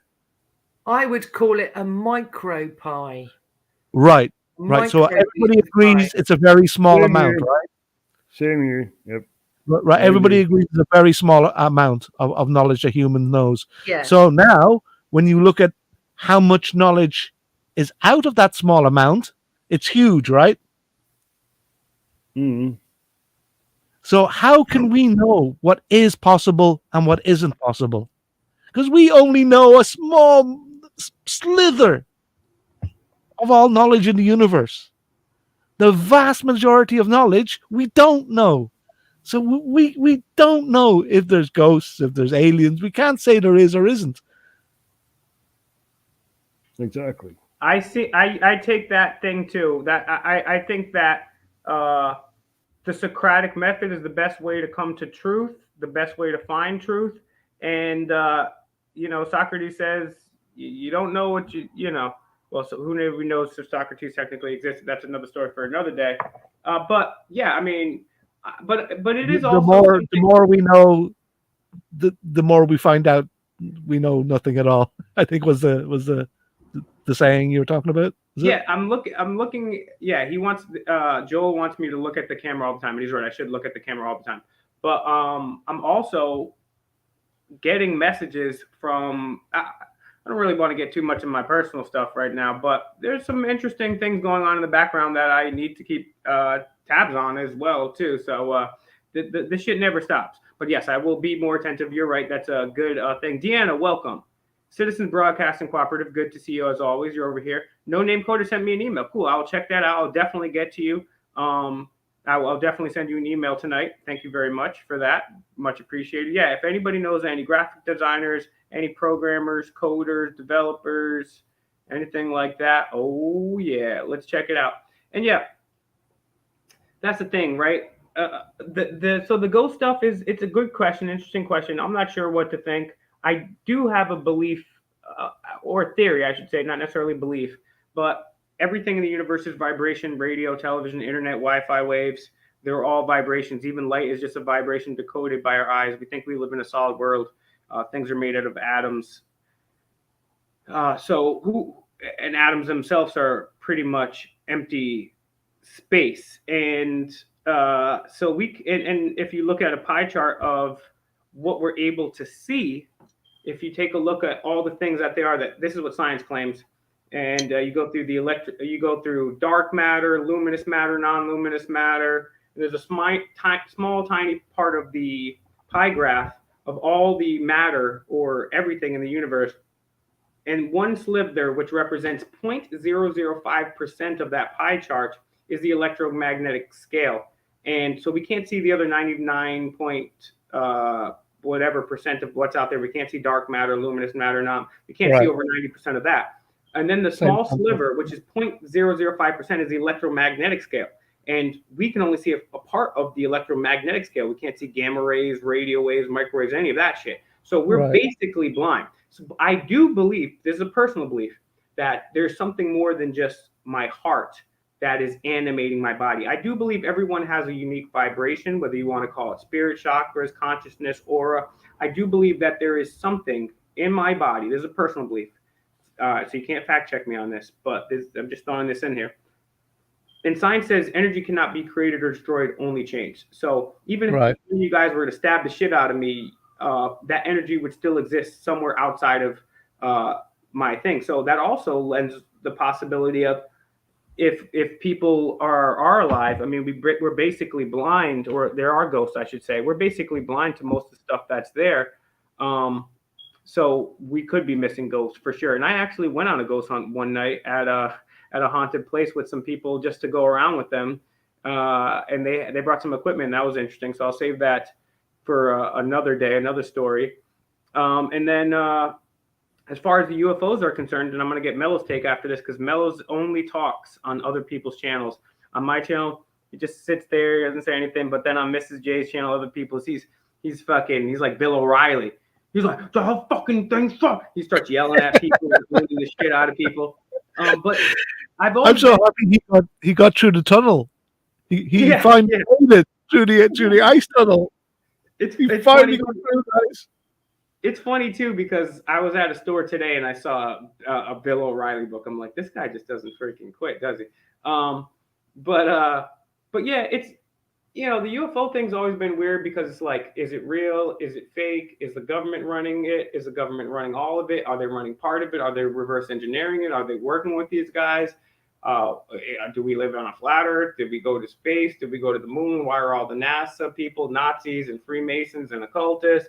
And it's really tough to believe when you just have a lying government and a bunch of Freemasonic Nazis telling you stuff. But it is weird that now, after all these years, the government, and I do find this is an interesting point, because after years, first the Pope says there's extraterrestrials and God created them too. Then within a couple of years, you have the U.S. government admitting UFOs are real, rebranding them as UAPs. And then the people part of this disclosure are Tom DeLonge, who's a Blink-182 singer, or somebody from that band, some other guy that used to work at the Pentagon, and John Podesta. So it's just weird. You know what I'm saying? That shit's my take. Mellows, what's your take on all this nonsense? Which one? Aliens, ghosts, Illuminatis. Well, we come from a long way. I was gonna say Metaverse. something, but I hate to interrupt, and you guys love to interrupt each other. I was We do. just sitting there listening to you it's my guys key. interrupted each And other. you know what? And you know what else? Yeah, I mean, I can't even say anything now. You're just too busy interrupting me, you know. So Go ahead, yeah, Mellow. say it. No, I was only joking. I was always joking. Go ahead. Fellows. Yeah, no, I I was don't only believe in joking. ghosts. You believe in ghosts? No, I don't believe in ghosts. No. Aliens? Yeah, there's a few aliens I've met. Ghosts. There are a few dead people still walking around, but you know, I don't think you can class them as ghosts. Not yet, anyway. That would be a zombie, right? Yeah, you can call them zombies, but I mean, these zombies, they don't eat brains or anything. They just, you know, look at their mobile phones all day. Well, that's a good point. That is a good point.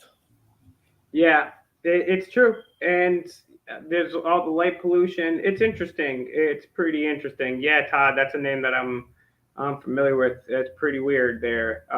So D, what up? Good to see you.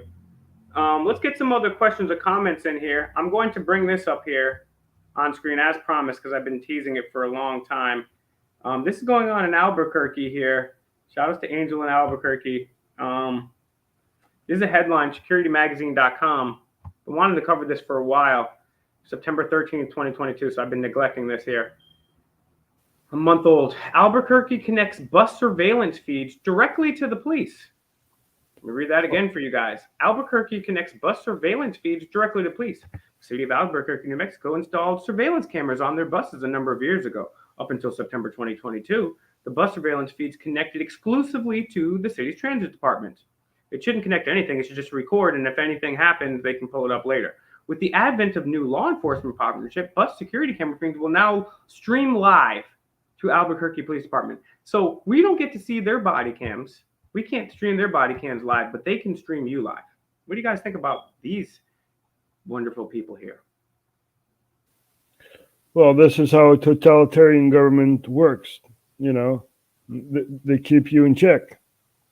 So it's very sad to see. We also have like cameras here on public transport in the Netherlands, and that goes to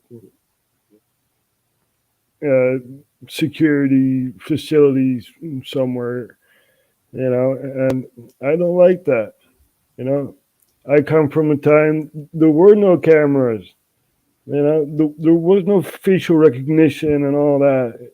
We don't need that. That is the wrong side of technology, right? You can either choose the right side of technology, use it for communication stuff, and or the wrong side, you know, facial recognition and AI and all that. We don't need that, you know. We as a species should say we don't need artificial intelligence. We don't need any robots. Sophia and her sister. No, we don't need that.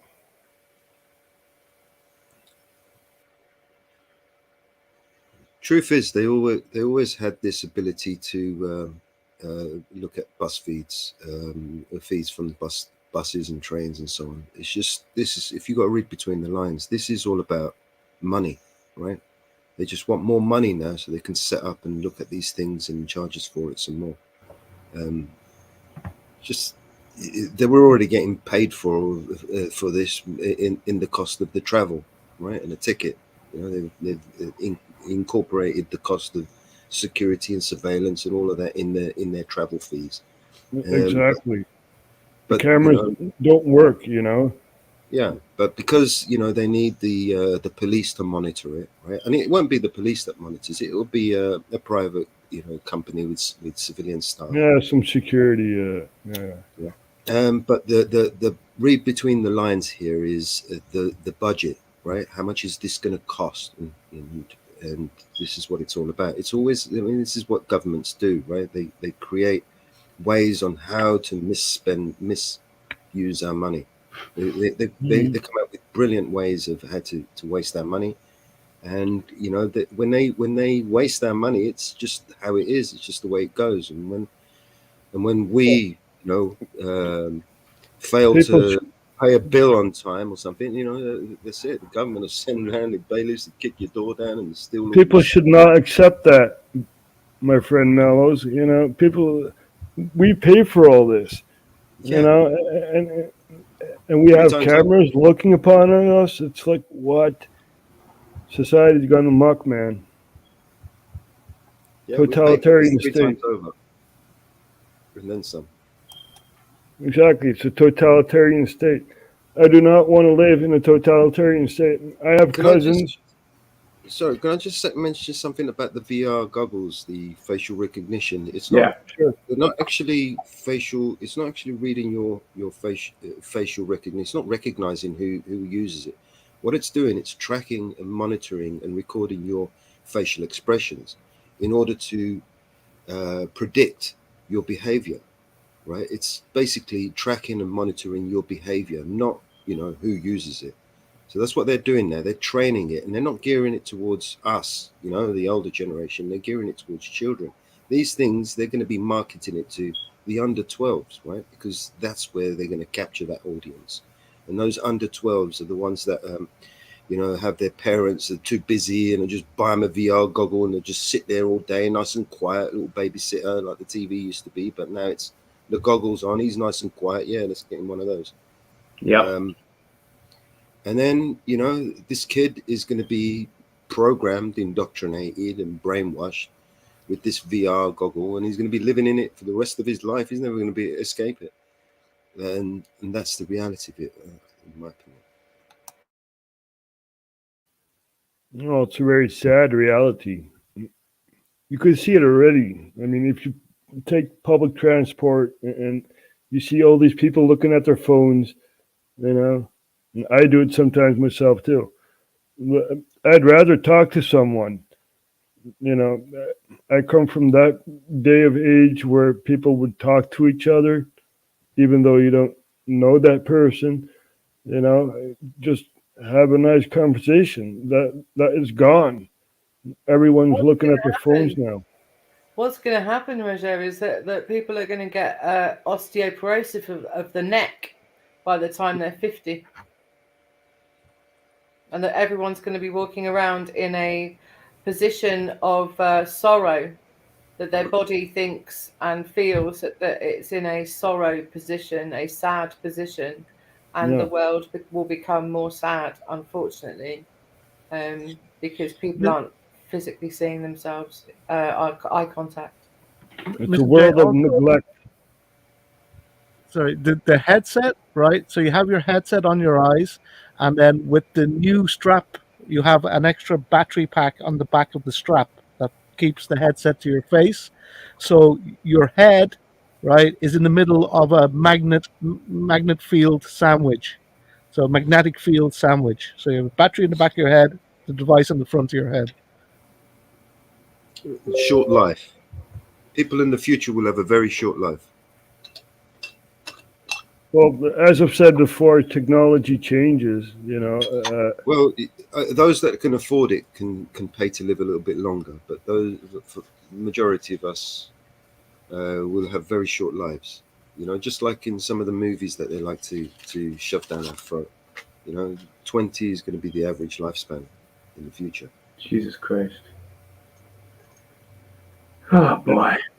Well, this is the I mean, what was it that Uvalde, whatever his name is, the WF advisor? He was saying the natural progression for human civilization is is transhumanism, is for us to integrate with technology. How on earth does this idiot, right, consider implanting technology into our bodies natural? I mean, what part of that is natural? I mean, how on earth is that natural? Can someone explain that to me? Just guide me through it. Well, the whole world that we live in is not natural. You know, we haven't evolved just to press a button from 9 to 5 and check out and eat pizza and then fall asleep and do the same shit. You know, Right. so there is a higher goal, and we just have to recognize it. You know, and we drifted apart as a species. The goal, I think, for them is to create, AI.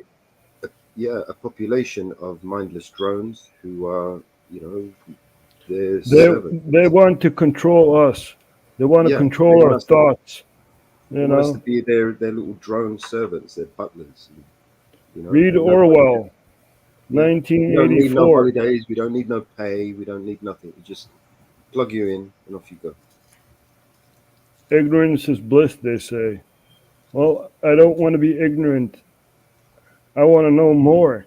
I want to know about my history. It's fascinating. Europe, basically, and they say ignorance is bliss, but I don't think so.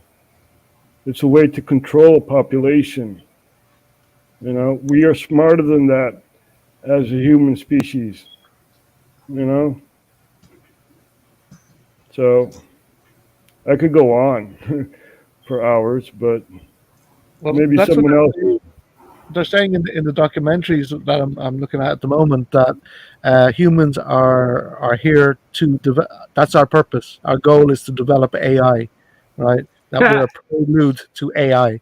So You know, AI is a superior life form that we are here to create.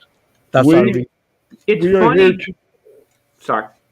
we are here to discover other planets, other solar systems and stuff like that. That is our goal. It's not the AI we built, you know. It's Well, way smarter than us, though. Way smarter. the fake mic is And we, yours now. we have no. It has no use for us.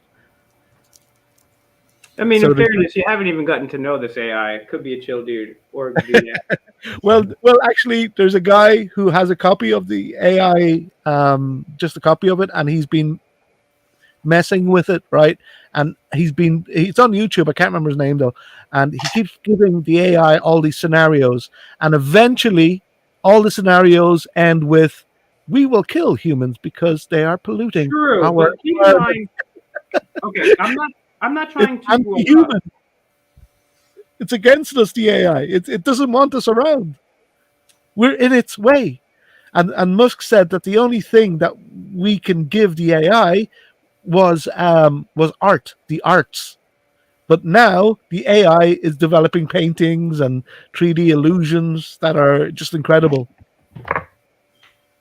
Here's the thing, right? So and I'm not trying to delegitimize any concerns about artificial intelligence because I've been Paul revering artificial intelligence for longer than I can remember. Looking at what? I'm looking at my blunt. I'm rolling my blunt. I'm sorry. Um, but there is different types of artificial intelligence for different purposes.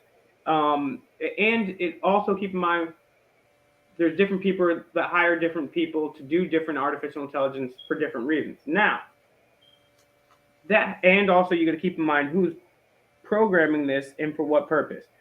Now, there is some situations where I can see artificial intelligence be beneficial. I'm no neo-Luddite by any stretch of the imagination. And who am I to even question what humanity's future should be? But we do have Elon Musk, who I am no fan of. That doesn't mean you should totally give up on him. He could be a good guy, could be a not good guy. I'm not a fan of him. I've already went through why a billion times. But first he was going around supposedly telling people about AI, but then he went on Joe Rogan. He smoked weed, so everyone thought he was cool. And then he said, "Yeah, we got to merge with AI." Now, if Bill Gates or Bezos would have came out with the Neuralink, we'd be freaking out. But it didn't happen because Elon Musk is a cool guy, and so now he said, so we have to merge with AI, and here's a brain chip. And then so keep that in mind as we go along here. And yeah, I just think it should be things that we have conversation about. So I'm gonna light this L up here, and let's. What was that link you had, Will? What was that link you had on the screen about Albuquerque? Yeah, so I went through it. I'll put it back on the screen as I get your questions, comments, feedback, criticisms, hates, jokes of me, whatever you want in the comments now. But I'll just reiterate this here. This is the headline: Albuquerque connects bus surveillance feeds directly. Oh, right, yeah. So, I mean, and Todd brings up a great point in the comments about this. Yeah, I wonder how much. Yes, you see me. I got the blunt. I wonder how much tax money. Joe, thanks for. Joe, where are you guys from? And how did you guys find me? I asked this a lot. No Name Coder, how did you find this channel? You don't think Fake Mike was around during Y2K? Oh, I was around during Y2K, bro. I haven't made my mind up on Elon Musk yet. I don't trust him though. I don't trust anybody. Stone Cold Steve Austin. Who do you think saved us from Y2K? It was Will. That was me, guys. That was Will. No. Yeah, if you want a police state, well then, yeah. I mean, if you wanted a police state, wouldn't you also monitor people getting on and off buses? But yeah, like, if your house that's what I'm saying is like that's our own tax money being used to spy on us, not being used so that police are more transparent and accountable, that they have body cameras, not being used to feed poor people or for elderly people or for better schools. No, it's so the police can perv on you in real time. What the hell? That is unconstitutional. Great point, Todd. It's not only unconstitutional; it's creepy. If I took Futoy's money from him forcefully and I used it to spy on him, I'd be in jail. But the government does it, and But Will, it's part of hidden in plain sight. Right. That's how they work. But it is in public. There isn't privacy in public. Remember that, guys. You don't have privacy in public. And if you are in public, you have to create your own privacy if you want it. That's true. But it is your money, though. It is your money. And also, when somebody burgles your house, the cops take, at least 3 hours or 6 hours even just to get there? Yep. And they have a 98% chance of not solving the crime. They don't solve the crime. Because they don't have resources apparently, but they can employ people to sit there looking at bus cameras. Solving crimes doesn't pay the bills, right? Right. Jesus. You know what, Mellows? You come out with just gems. It doesn't. I mean, they can't beg for more money if they've solved all the crimes because they're doing the job and they don't need any more money, right? So they don't do a job, and they're going to always come back and constantly complain about the tools they've been given. It's not good enough. It's not bad. We ain't got enough of this. We need that. Oh, we need this. Oh, we ain't got this. It's not our fault. It was his fault. It was their fault. It was everyone else's fault. You know? Same with medicine. If you look at their budget, right? I reckon the largest part of their budget that they spend out on is probably compensation and claims. It's probably that doesn't even come out of their compensation either. It comes out of our pocket. Yeah. Same with medicine. The cure isn't profitable. No, of course Medicating not. the illness is extremely profitable. Look at cancer, for instance. You know how much money they pull in from cancer research, cancer charities? Billions and billions of pounds. You hear they're going to solve it tomorrow, right? Even if they had the cure, they would never give up those billions of pounds in charitable donations. Never in a million years. Are you mad? I do suspect built themselves up on that money. I do suspect somebody out there has the cure for cancer. They do. They do.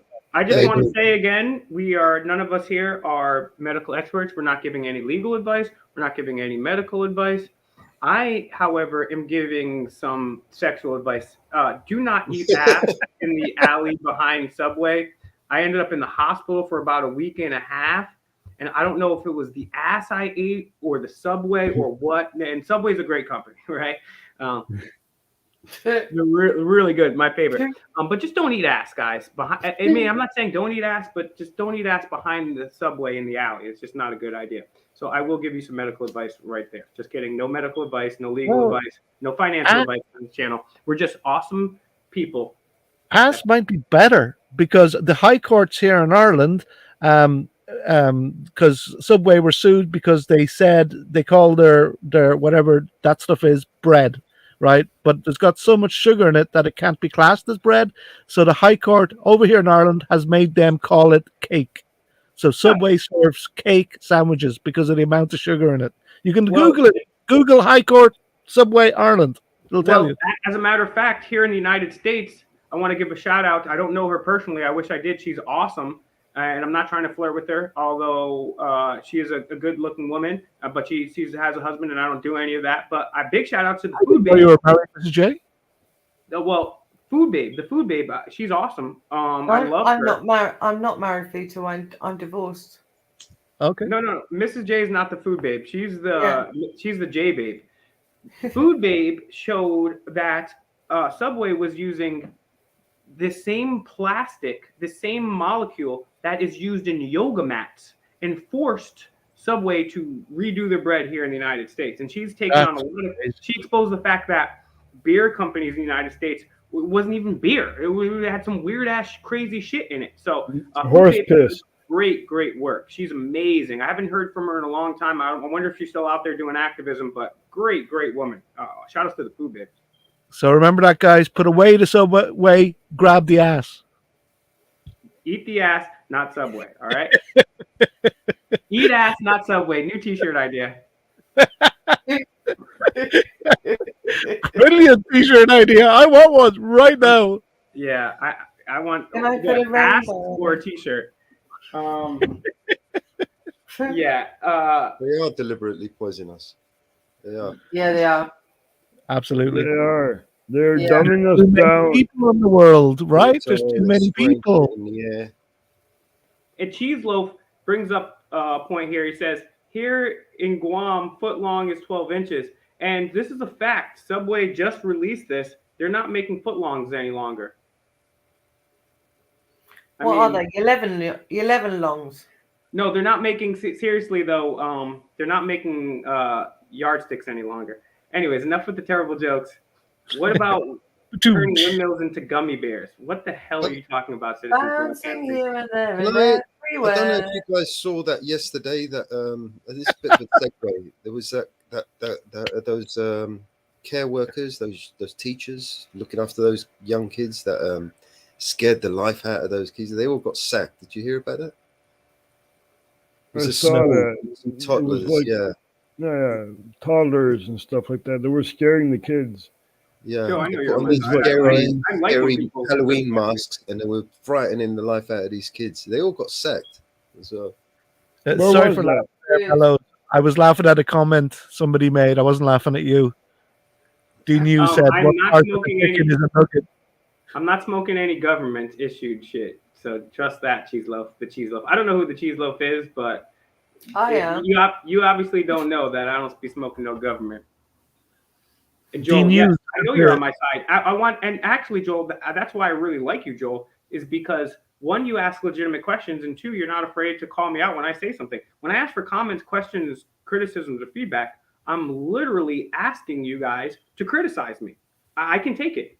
I want you. The best thing that you can do for me, besides sharing my videos, the two best things you can do for me is to criticize me. Now, I'm not saying, hey, Will, you look like an idiot. You can still do that too. That's fine. I love getting it on with the trolls. And by the way, if you're a moderator, do not ban anybody unless I give you express written permission by the NBA.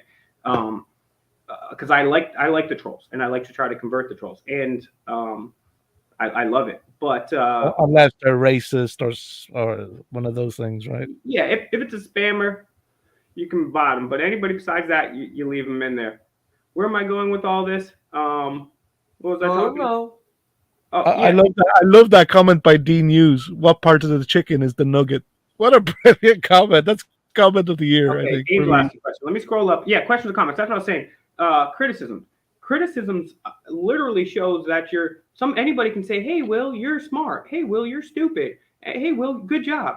But it actually is a really good thing because I want to be better. I take what you guys say all the time, not just in the comments, but I don't get a chance to read all the comments, but I do go through the comments and someone will say, oh, this is case law. And I'm like, okay, cool. I'm going to screenshot that. Oh, hey, Will, try this phrase instead. And I've done that. I've incorporated. That's why I say it's we, it's us. This is not me up here. This is all you guys. This is us. We have been doing this for years. And I literally need that criticism. I want to be better. I don't want to just completely think I know what I'm doing and bullheadedly. I know I woke up years ago and the first thing I did was go to other people like, okay, guys, I found this, like, what's going on here? What can we do? How can we do this? Because I know one person can't change they can, but one person's not going to really change the world by themselves. And I know how much I don't know. So that's why I've continued doing this for years. That's how I met Futoy. That's how I met Mellows, right? That's how I met Mrs. J. So I want criticism. I want help. If you're a programmer, if you're a developer, if you're a coder, if you have any talents, if you just want to say, hey, Will, I'll repost your videos on TikTok. And what we do is we have people, we help them, they help us. Some people are just there because they want to help. I'm doing this because I want to help. So if you guys have some shit like, well, you could do this better, I need to know about that.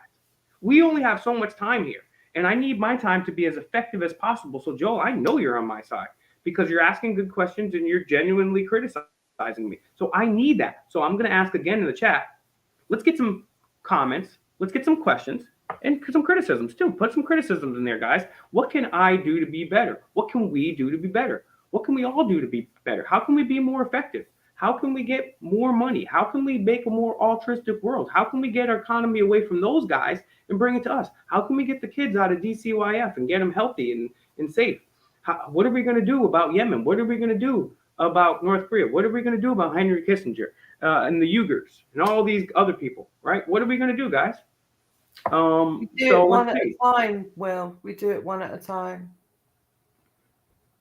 Oh, so, Will, why aren't you as sexy and cool as Futoy? Now, this is a deep question. Some would argue nature, some would argue nurture. I would argue both. And turn the hat the right, Will. Right. I've been versatile. Sometimes I do it front, sometimes I do it back, but it's always a snappy. So, yes, D-News, you are right. You're right. Okay, let's see what Angel's question was. Angel, get your questions and comments in here. Angel. And congratulations, Joe. I'm not going to talk about that, but I did put it up on screen. That's awesome. Let's see. I'm looking for the question. I'm sorry, Joel. Tuna isn't real. I'm not seeing your question here. Keep in mind, put your question back in here. And the reason why I may not see it is I'm on StreamYards, and I think on StreamYards you get the top chat and not the live chat. So what do you think about Epstein? Man, well, I will just tell you this. If you really want to know the truth about it, you have to check out my channel, Demand the Truth. That was the first channel name that I started. I would love you guys to open up another browser and also subscribe to Demand the Truth. As someone in this, okay, so I need somebody to boot PAS36 Fun. So that's an actual bot. Okay, I've good. done it. Yeah. Thank you. So that's an actual bot. And you guys can delete those people immediately. Anybody else, they stay in. I don't care if they're complimenting. I don't care if they're hating. I don't care if they're saying anything. As long as they're not talking about, certain things like PDF files and stuff like that, whatever, they're good. You guys know, you get it. The Token Explorers, that's an awesome channel name. I think I've said that before too. Hey, Token. What do I think about Einstein? That's a good question. Yeah. So put your questions or comments in here. Einstein, not Epstein. Okay. Yeah. If you want to know about Epstein, I interviewed America's #1 death investigator, broke that down. I confronted Hillary Clinton and many people about Epstein before the news were even talking about that. We've been on myself, Titus Frost, a few other people. I'm giving big upping Titus Frost, but we've been on that for a long time, and some other people too.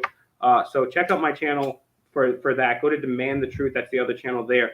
Einstein, I don't know too much because Einstein, I will say this, he has some great quotes. He's got some amazing quotes. One of the quotes that he says that I believe in wholeheartedly is you cannot solve, and this is another reason I'm nonviolent. There's many reasons, but one of the reasons is you cannot, as Einstein said, you cannot solve a problem with the same form of consciousness that created it. Einstein's got a ton of great quotes. However, there are many people who have approached me over the years saying that Sorry to interrupt. Well, can I give Token the link, please? Is that all right? Yes, if you know Token, you can. Yeah, I do indeed. Well, bring them or her or them on up, Okay. or however they choose to identify. Yes. Will, you've really, sorry to interrupt you, you really interviewed some big people out there. Like, for example, the Epstein interview. That blew my mind. Like, what channel is that on? Honestly, it's on Demand the Truth. I'm going to put it up on the screen. I need you guys to go over here and subscribe because I don't put my best videos here. I put it on this channel. And the reason I put them on this channel is because I can't put them on this channel. Sorry, I meant the McAfee interview. That one blew my mind. That one's on this channel too. But that's on the show. And what about Martin Luther King's daughter? Yeah, I'm going to show you guys. I'm going to show you guys my two channels. I want you guys to subscribe here. I have this channel here. It's a big name. Like, it's amazing who you get on your channel. Like, I don't know how you do it. It's amazing. It's very simple. I tell everybody too. I started off. I was lucky enough, thanks to Dan Badandi, to get in a very small radio station out here in Rhode Island. And I just told people I'd write a very professional email, or I would contact them on social media, or their website has a contact me or whatever. And I would just be very frank. And I am naturally a pretty genuine person. I'm a very genuine person for the most part. Right. I mean, I've lied before. I've done a whole bunch of fucked up shit. But one of the compliments I get the most, and I really appreciate it, is I am genuine. So when I'm talking to people, I am genuine. But I also have because I really do admire these people, right? So yeah, like with them. So the McAfee one blew my mind, like, because I didn't have even an inkling idea of any of that happened. I just thought he was just some guy who invented the bloody McAfee software, the antivirus. His story is so crazy. I think there's even oh man, his story is so crazy, and man, I'm gonna leave. Yeah, don't give too much away. Let people watch it. Like, but wasn't that the last interview he did before he died? It's definitely one of them, and I appreciate you helping me promote my stuff. And I don't do it enough, so I thank you for doing that, Futo. You're such a considerate, loving person. I really appreciate that. But if anybody wants to replicate what I was able to do, I just said, "Good afternoon, good evening, dear Fritz Bringmeier, dear Jordan Maxwell, dear Martin Luther King Jr.'s niece." And then I would start off, and I don't say the same exact thing, but something to this effect. I would start off and I would be very brief and to the point. And this is very important. So if you're an aspiring YouTuber or anything like that, or even if it's not in this particular field, if you want to get, and this also I learned later comes from a very amazing book. I recommend everyone read this, especially the people, Futoy, Mrs. J, Rogier, and Mellows here, but everybody. It's a book called The 4-Hour Workweek. It's not like some multi-level marketing bullshit. It's one of the best books I've ever read. It's actually an extremely entertaining book, and it talks about how to be successful and gives you and actually the book too also has a website with everything it references and all the links. It's like incredible. And this book talks about how to get into contact with people, right? So maybe you don't want to do interviews, maybe you want to do real estate, maybe you want to do promotion, whatever you want to do, you can apply this knowledge to somebody else, to something else. So I think this is important. And so dear, good afternoon. First off, I would say, first off, thank you so much for your tireless effort or years of this and that. I do a small radio show. I don't even say small. I do a radio show because you don't want to put yourself down there. But you say, I do a radio show that airs at this time at thing, whatever. I would love to record or do a live interview with you. And I would say to promote your projects and work and share your information with my audience. So I'm telling them there that I'm going to promote their work, but that's a given anyways. And share your information with my audience so that you don't have to even have a big audience, but just, hey, this is a new audience. This is a new demographic that you could look into. And then I wouldn't even ask. I would just say, I would really like to have you on the show. And then I would say, thank you so much. Have a great weekend, whatever. And then I would end it off saying very respectfully with my name. And then I would also below that put either my phone number and or the link where they could see the past episodes. And of course, once you get one of those people down, one legitimate person, then the other people that look at it like, oh, well, he's had this person, so it's a snowball effect. So that's Right. very important to do. And then I'm going to put up on screen here briefly while I get some more questions or comments out of the chat. Now we have somebody backstage here, so let's. It looks like Tokes is here, but I'm in Tokes. Before I welcome you, welcome. We'll get an official meeting, but I just want to take 1 second here because I want everyone to go to subscribe to Demand the Truth. And if you're a new subscriber here, I want to show you some of the things that we've been working on. So I'm just going to take a moment for shameless self-promotion here, because it's not just self-promotion. Like I said earlier, this is us. This is the work that we've done. You guys were like, hey, by the way, Will, did you know this person's going to be here at this time? Hey, Will, I guess you didn't read House Resolution, this, that, and the third. Hey, idiot, this and that. So and plus you guys coming out here and being activists, and also me learning from y'all's videos too, and behind the scenes. So this is what we've been able to accomplish together. Like, I couldn't have done this video together. This video only has 414 views. This is just a setup. I can't tell you more than this. You're going to want to check out that video. Of course, we got these audits here. Great audits. Those audits are cool. The intro is hot. The intro is so cool. The intro is awesome back on these too. Titus Frost, you already know, right? Albert Einstein. Actually, you're asking about Albert Einstein. I did a little video about Albert Einstein right here, so go check that out, actually. Obviously, the McAfee interviews here, calling out Bernie Sanders. We're talking about Sophie the robot and robot dogs. That's pretty crazy. Cops harassing a homeless woman. Smoking blunts in front of the cops in the Federal Reserve. This is where I really get into stuff, right? This is where I really get, look at the Bilderberg. We got an awesome debate right here. We got Rise of the Moors. This video, I don't know if it was this video. I broke the real reason, and Mellows was here with me in this video too, if you can see.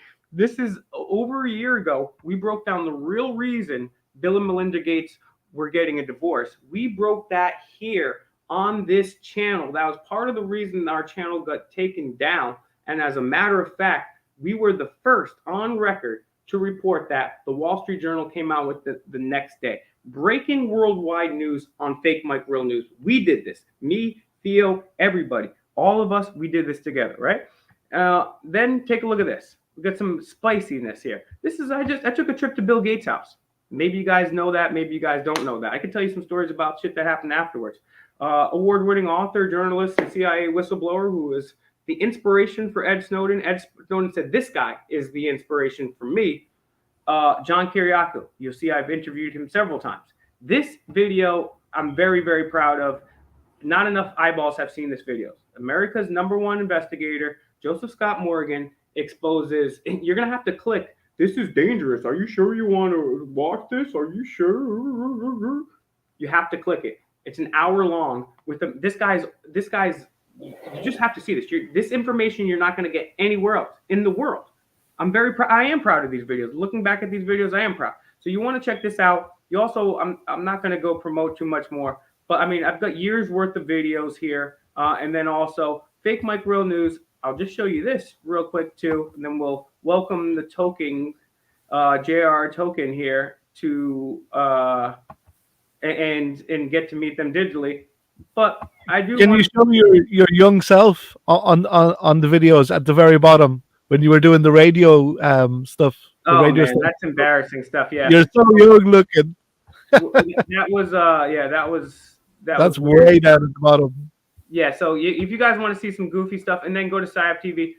But yeah, over here we got some older videos too. So these videos, I mean, this guy right here, Think and Grow Rich. It's one of the most famous books of all time by Napoleon Hill. Thanks to Todd pointing me out to this. This video only has 122 views. I get it. I was just banned, and this is my new channel. It's difficult for people to follow me. But all the new people that are watching, you're going to want to watch this with James Witt. This guy is the new Napoleon Hill. He's the new Napoleon Hill. So, I mean, every single person that has been successful in whatever their field, and I'm not just talking financially, understands what Napoleon Hill is talking about.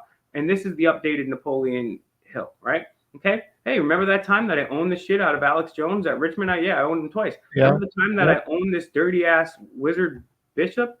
right? So I haven't done this in a long time, but I did missed want to that go one. through this and show you some of the older videos. Please go over. I mean, look, this is talk about a younger self. This is when I use a face app to make myself even look younger, and I was catching wizards, and I almost got killed by a wizard, calling out congressmen, calling out owning the shit out of the governor. Then I met up with Amagansett Press at the Colorado End Lockdown rally, right? And then we were cool. attacked. And so, I mean, these PhD verified Twitter economist Daniel Acale from Spain. I mean, then we're talking about blockchain and AI. These is with Quinton, right? So, I mean, just a lot of good stuff. I'm ranting and raving right now, but I did want you guys to go and check out the old videos here. I've been assaulted by Antifa, Proud Boy. I've confronted everybody Yeah, I on the remember right wing and the left That wing. made me mad. That made me mad. I wanted to jump on the plane and go there and knock that guy out. So go check me out. Yeah, I've been assaulted by the Proud Boys for confronting General Flynn, and I guess I was so verbose and overly gesticulative, which is probably not a word, but it's a new fake mic word here. What is catching a wizard? Good question, Thomas. I would poach predators. That's what I'll say. Shazak is in the house. Welcome, welcome, welcome. All right, guys. Let's get some final questions or comments. I got to wrap this up here. Yes, exactly there. His token gone, is he? Yeah, Token, if you can get back in here, that would be grandiose. I'm sorry. You know what, Futoy, I never promote my old stuff, and I think a lot of the stuff that I did, it's got low views and it's some of the best information. So I really appreciate Futoy throwing me an alley-oop to promote that stuff. Check out Demand the Truth. Check out the old videos on this channel. Again, well, you know what, Will, you put in the work. You know, you really have. You know, that's something I really admire. Anyways, enough about me. Let's talk about me. So I've been thinking maybe switching my hair color. Just kidding. No, seriously, I want everyone. Purple. Purple. Get purple hair, man. Get purple hair. That would suit you. He don't got any hair. He shaved them all off. They weren't. You see, they weren't taking him seriously at the Nazi youth meetings. Yeah, well, still you can have it dash of color purple, you know, and. I hate Nazis. Death to Nazis. Punch a Nazi. Just kidding. Don't punch anybody. Welcome, D News. If Token, I'm sorry, I was just ranting, and I had 2 coffees today. I haven't done it in a long time. Luckily, I'm not taking any more sips of this coffee. You know what? Well, I'm going to say it. I'm sorry, but I'm going to say it. You know, I know you hate promoting yourself, but listen, this guy has put in so much work that he actually put his health at risk. He was too busy with activism and not looking after himself, not taking time to eat properly and sleep properly. Right. Well, not only just that, but I honestly, and so I am, I know Joel was going to say don't get purple hair. I love Joel. Joel's funny. Tokes is backstage. Okay, good. So we got Tokes back. All right, cool. No, okay, sorry. We're gonna have to get Tokes off. He's too handsome. You're gonna. All right, okay. No, Tokes, welcome to the stream, man. Tokes, you got a great smile, a genuine smile, man. Good to One meet love. you. One love, bro. One love from the seas of all seas. Hello, you. How you doing? He's got a very infectious laugh, like Ricky Gervais. Yeah, I was gonna say that. Calm down, man. I've only just joined. Nice. So Tokes, tell people it's good to meet you digitally. Sorry for the self promotion there. Oh, is that Matt? Was that Matt over there? Oh, Matt, I seen you, bro. What's up, Lindsay? What's up, D News? Shazak, Joe, where the hell did you go? I did have red hair at one time, Joel. You guys remember that? Yeah. So, Tokes, tell people about yourself because your channel sounds pretty fucking dope. Tell people about yourself and your channel, please. Well, I like to explore cave systems and get high to boldly talk where no toker has ever gone before, right? I love that. Man. That's a great channel. So it's called Token Explorers or The Token Explorers. How can people find it? Let me pull it up. I'll give you a subscription right now. You can find it. Don't worry about it. Well, I'm going to find it right now. Very high, down in the cave. Sounds good. What's up with you, Mrs. J? Mrs. J. How you doing? I'm good. Oh, it's good to speak to you. I haven't seen you. I've been hiding offline for a while. I've seen you have. Yeah, just kind of plotting to take over the world, really. What the hell is that? I Um, will subscribe yeah, to the good. I can't talk about it here though. Yeah. I know. Yeah. So, Ooh, planning to take over the world. yeah. Whoa, Yeah, look at this. Roger. We've got a She's video. reading Sansu and everything. Take a look at this. A video about hidden Knights Templar cave explorer. I will definitely be checking this out. And yes, very cool. So everyone go over to the Token Explorers. Let's get them over 1,000 subscribers. Yeah, We're at 749. I will shortly refresh, and we're going to do the same thing with everybody that's over here. So thank you for joining Token Explorer, and thank you for exploring the places that people can't do. And also, thank you for exactly, listening. 100%. Well, actually, what do you guys think the chances are that the Vatican has the Ark of the Covenant? 100%. I actually have the exact number of the chances. 50-50. They either do or they don't. What is the Ark of the Covenant? That's a great question, and that's the Socratic method right there. First of all, I'm already liking the Token Explorer. It's the answer to free energy. Well, some say it's an alien device that crash landed on Earth. It could be anything, but we actually don't have any proof that it does exist. It may indeed exist, but the best that we have for the Ark of the Covenant is the biblical description. And somewhere along history, if it did indeed exist, which I'm not convinced of at all because I don't trust the Bible necessarily as a source, although I do think that there's good information there. That's a whole nother story for a whole nother day. But we don't know what happened to it. There are some interesting theories as to what happened to it. Graham Hancock and other researchers have theories which are fairly interesting. But it is something that's interesting because there have been reports, not only biblically as far as its existence, but people have been searching for this since the time of the Bible, throughout the ages. So whether this artifact does indeed exist, what indeed it is, we're not sure. But people have been looking for this for a very long time, and they've risked life and limb to go get this alleged artifact. So I do believe by that alone, this merits some further conversation, some further looking into it, and it really piqued my curiosity.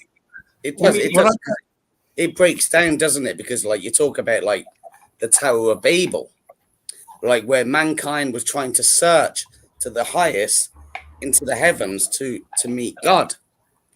And if you look into the Quran, it says like it sent 2 angels down into Babylon, which was obviously to create discord between man and woman. So there's loads of waffles through history. And I think you have to go back to the Greeks, and the Greeks learned from the Egyptians.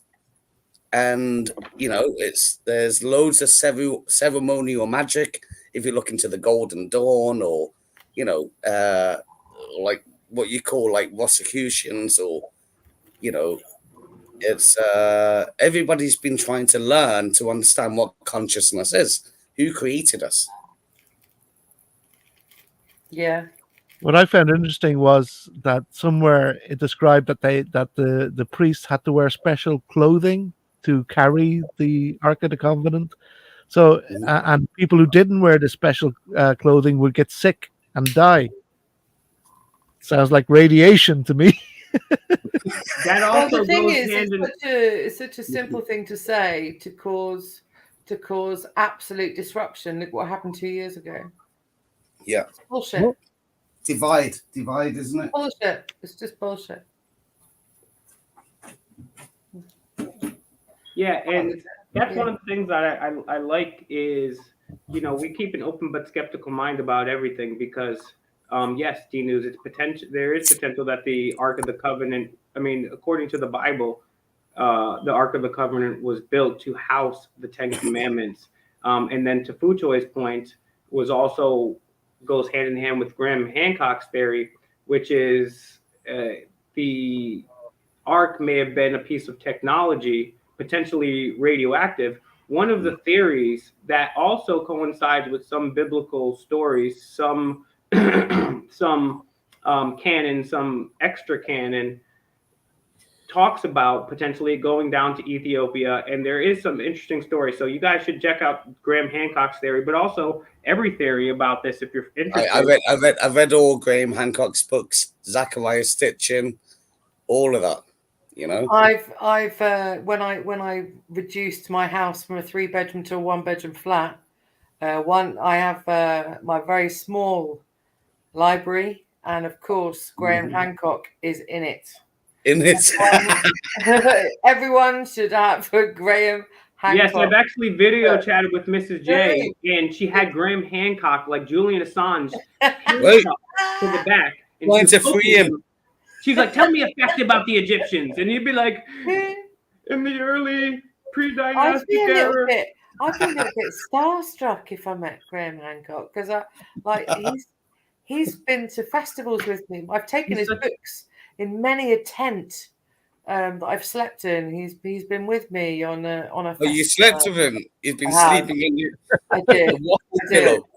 Okay. I slept with Graham Hancock. I'm sorry. I asked to open it up for the chat, and I've been so enamored with Tokes that I've been neglecting the chat. So let's get back to the chat. I asked for questions, comments. I have that certain thing to do, but anyway, carry on, bro. Just a comment to Tokes. Tokes, they brought us Discord, and we're still using it today. That's incredible. What? We didn't even have PCs in those days. Have you read into Discordianism? I haven't. I'm afraid. Well. What's the guy's name with the 3 names that wrote about that? The author, and he died. What's his name? Oh, the 3 initiates. The 3 initiates. But the guy's name, it's eluding me. But I know what you're talking about. I know what you're saying. I can't mind, but I will look up his name in a sec here, and I'll give it to the chat. Look it up. Interesting to look into. I haven't done enough research there, obviously. Atlantis, where did they go? Good question. Supposedly Plato was told about that from before. Whether Plato actually existed, that's another story too. But Atlantis. Atlantis had the war with Lemuria, and they had this deep war. And why do you think, like, everyone talks like God says, like, flooded the earth to get rid of like the Nephilim or this waffle? But the earth was flooded because there was a war that melted the ice caps. There was a flooding. And where did everyone go? Into the mountains. And that's... sorry. So anyway... Hey, Zach. I've been looking into this hollow earth waffle for many years. All this waffle about Admiral Byrd, everything. Since I came to America, I was like... I ended up in Mammoth Cave in Kentucky. I wasn't supposed to go there, but we stopped off. We went in Mammoth Cave, and I learned the first guy that came up with the hollow earth theory was the guy that in Mammoth Cave in Kentucky. It wasn't Admiral Byrd. And why? Because there were veins of lava, you know, and these veins are like, and the lava's now tumbled off. So they're traveling through the veins of these cave systems. And they thought that they could find somewhere where, you know. So, I don't know. You tell me. Well, let me jump in here really quick. I'm sorry to interrupt per usual, but that's what I do. I'm going to get back to the chat. I'll let you guys talk about Atlantis. I want to interrupt correctly here. Zach, I sent you the link on Facebook Messenger. Please join us. And you can join about 40 minutes just if you're still going. Okay, so maybe we'll rock another 40 minutes. I do have another blunt too. Maybe we'll rock a little bit longer, guys. What do you think in the chat? Do you guys think we should rock for 40 minutes longer? And even longer? Yeah. Zach, Hell yeah. Man, pack your Zach ball. from Gematria Effect News join us. What do you guys think? 1 in the chat if you think so, yes. 2 in the chat if you think no. And then I'm going to interact with the chat. We're going to get back to this point. Don't worry. I'm going to address a couple other quick comments here. Todd says, "Are we still rocking?" Hold on. I'm sorry. I want to do this just for everybody out there because the chat is really us out here. Mrs. J's in the chat. Todd's in the chat. Lindsay's in the chat. Okay, so Joel keeps asking for me, Zeppelin, Pink Floyd, Guns N' Roses. I would say out of the three, Pink Floyd, but Yeah. I'm Wu-Tang. I'm Wu-Tang Clan and Cannabis. Cannabis is my favorite rapper of all But time. out of those three, Pink Floyd, definitely. Out of those three, Pink Floyd. Yeah, I also saw some pictures. I'm not going to elaborate on this, and I don't want anybody else to elaborate this for the sake of my channel, but I did see some pretty weird pictures with Zeppelin and a very young woman. I'll say that. Not saying that Todd. but damn it. but Todd also says this, and Todd says It's like everybody's at it. Todd says you guys are still rocking, right? Girls and guys are still rocking. Look, We always rock. You know? I want to say, guys, people don't realize. I know you guys haven't seen me on video in a little bit, but it's because I've been working behind the scenes. Todd's saying 7 hours. You guys are like, what are you talking about 7 hours? This live's only 2.5 hours long. Yes, because me, Futoy, Mrs. J, Theo have been behind the scene. Others, Bear Britain Audits, Nick, Anana Q. I know I'm going to miss somebody, so I'm going to say everybody's name, but we've all, Baby Jordan in there, right? Everybody. We're all part of the scene, bro. Yep. Everything, everybody, the people here now watching, you, me. This is Mrs. us. J, This is we, yes. We're all together, man. It's all in love. Because We if built you this don't community on rock and roll. then you have waffle. So yes, and you know what? The point that I'm making here is that we've been behind the scenes hours, 10, 12 hours, Sure. bare minimum a day, working on new things for you guys behind the scenes. Nitram case. No joke. No joke. No exaggeration. Dave Hurd. Mrs. J. Will, how much work has Mrs. J Where's just Dave Hurd, isn't it? Yeah, Where's Dave Hurd? Toad, you remember what you're saying about them going through the lava tunnels? Yes. Yeah. Was their mistake was that they weren't high? Say that again, bro. Was their mistake that they weren't high? No, it's like all your channel. If you like in the Mammoth Cave in Kentucky is the deepest cave system ever. Like in the whole of like what we know of. It's like 400 and like what waffle? Do you get me? 400 and something fucking miles longer. And they're still exploring it. So Wow. I believe that everything's connected underground, obviously through old veins of lava systems, and people lived in these cave systems. Do you know what I mean? Yeah, it was safer. It was safer underground. Yeah, exactly. So there was a flood or whatever Warmer. happened. It's waffle, you know. It's And warmer. Yeah, yeah. Geothermal heating. Yeah. Also, Bellows brings up some interesting points about Admiral Byrd potentially being a psyop or distraction too, which I find interesting. Although I'm not, that doesn't mean I necessarily poo-poo any of the ideas that are being discussed here. As always, I keep an open but skeptical mind. As always, if you're just joining, we're about nonviolence. As always, if we're just joining, I'm trying to shove a narrative down your throat. Everyone else wants to shove a narrative. My narrative is to think for yourself, be nonviolent, and help us create a more altruistic world. Dave Hurd says a day in fight without a gun will sort the gangster out of you, LOL. Well, I'll have it be known that I am a scrawny white piece of shit, but I have traveled to Flint, Michigan without a gun. I have been in Washington, D.C. The gambler. You come to Michigan. You come to Michigan without a gun. What are you doing, dude? I've been to New York City thousands of times without a gun. I'm in Providence without a gun. Sometimes I have a gun, but I've been in Boston without a gun. I've been in the worst hoods in Boston. I've been in the worst hoods in Philly without a gun. I've been in some of the worst hoods in Miami, in Orlando without a gun. Sometimes with a gun, sometimes without a gun. How do I want to say one more thing, Tokes. No. Wu-Tang Clan is not gangster rap. So if not you. I'm talking to Dave Hurd. If there's some gangster shit going on there for sure, and find out what the definition of gangster is. But Wu-Tang Clan is not that. Wu-Tang Clan is for the children, as Old Dirty Bastard will tell you. Yeah. Like, fuck Dave Hurd anyway. I know Dave Hurd, but so how do I talk to you? What's your name? Fake media or fake what? How do I talk to you? What's your name? You address me as the real. Sorry. The only way that I will even acknowledge being addressed is in quotation marks with the trumpet blaring my name and a red carpet rolling out, even if it's a digital one. The most fictitious Michaelicious who ever existed, the one and only true He wants reincarnation of Pom-poms. L. Ron Hubbard.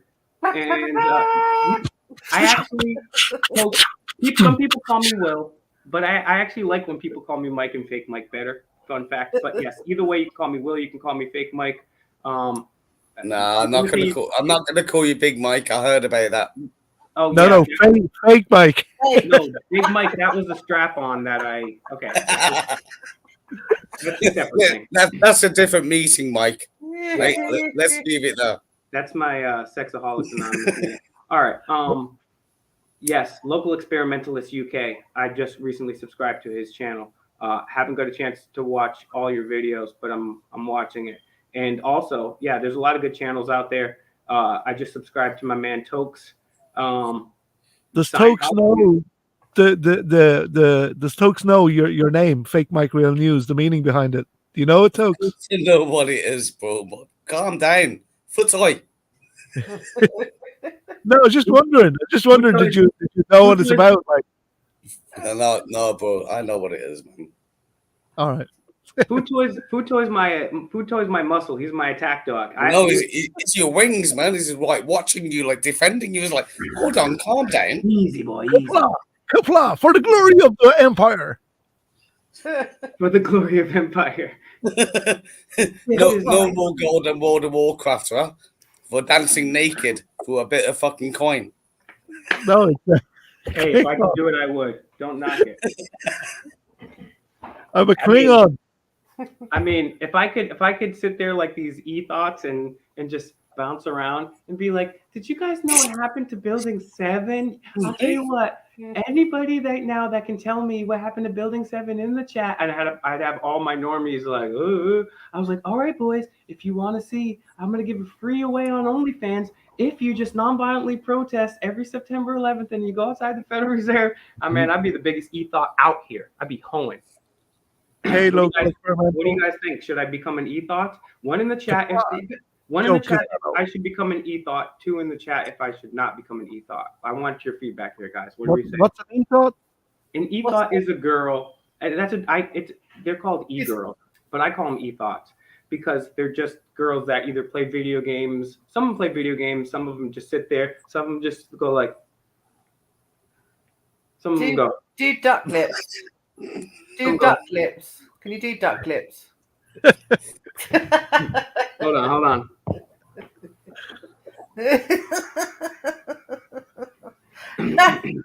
So keep in mind, guys, this is Fashion Week. It's not Fan Only Club. Fucking check this guy out. Nobody wants me to be an e-thought. What the hell? We got 2 2s and 1 no, 1 L. Wait, Mikey sold it to me, man. What's your link? I'm signing up. All right, easy, good. Oh man. Quick, post your Instagram page. Well, I did try out an OnlyFans, which was Fake Mike Real News, but I got no subscribers and I ended up having to close it. Was it not fake Pat? Welcome. Gematria people trying to act like Fake Mike be lacking. He's never lacking. He's sophisticated. Well, I might not be sophisticated, but I'm never lacking. That's for sure. I'm always out there. I'm always active. I might not be the best. What that's why I fuck was that? That looked like a fucking spinner. There's a fidget spinner. That's the fake Mike. That's the fake Mike.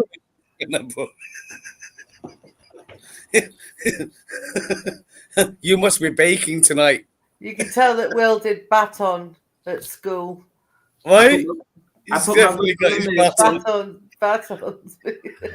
I'm little B, dog. I put my wrist on the mission.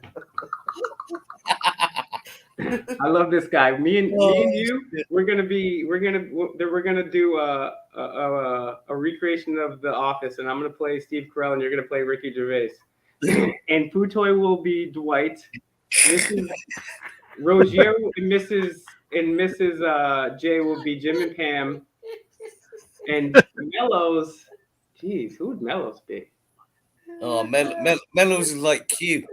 Mellows would be No. Don't even say that word in my channel. Screw that. Screw those losers. No, Mellows would be what's the guy? Ryan. Because Ryan is a smart guy. The fucking that's always got some computer stuff going. He's always got the ladies in. You know what? If you guys don't realize, Ryan actually says some really deep shit in that show. Like the episode where Michael and Dwight drove out to New York to party with them all night. Yeah, but why are you not talking about any deep shit in your show? Well, I'm taking Fuck their show.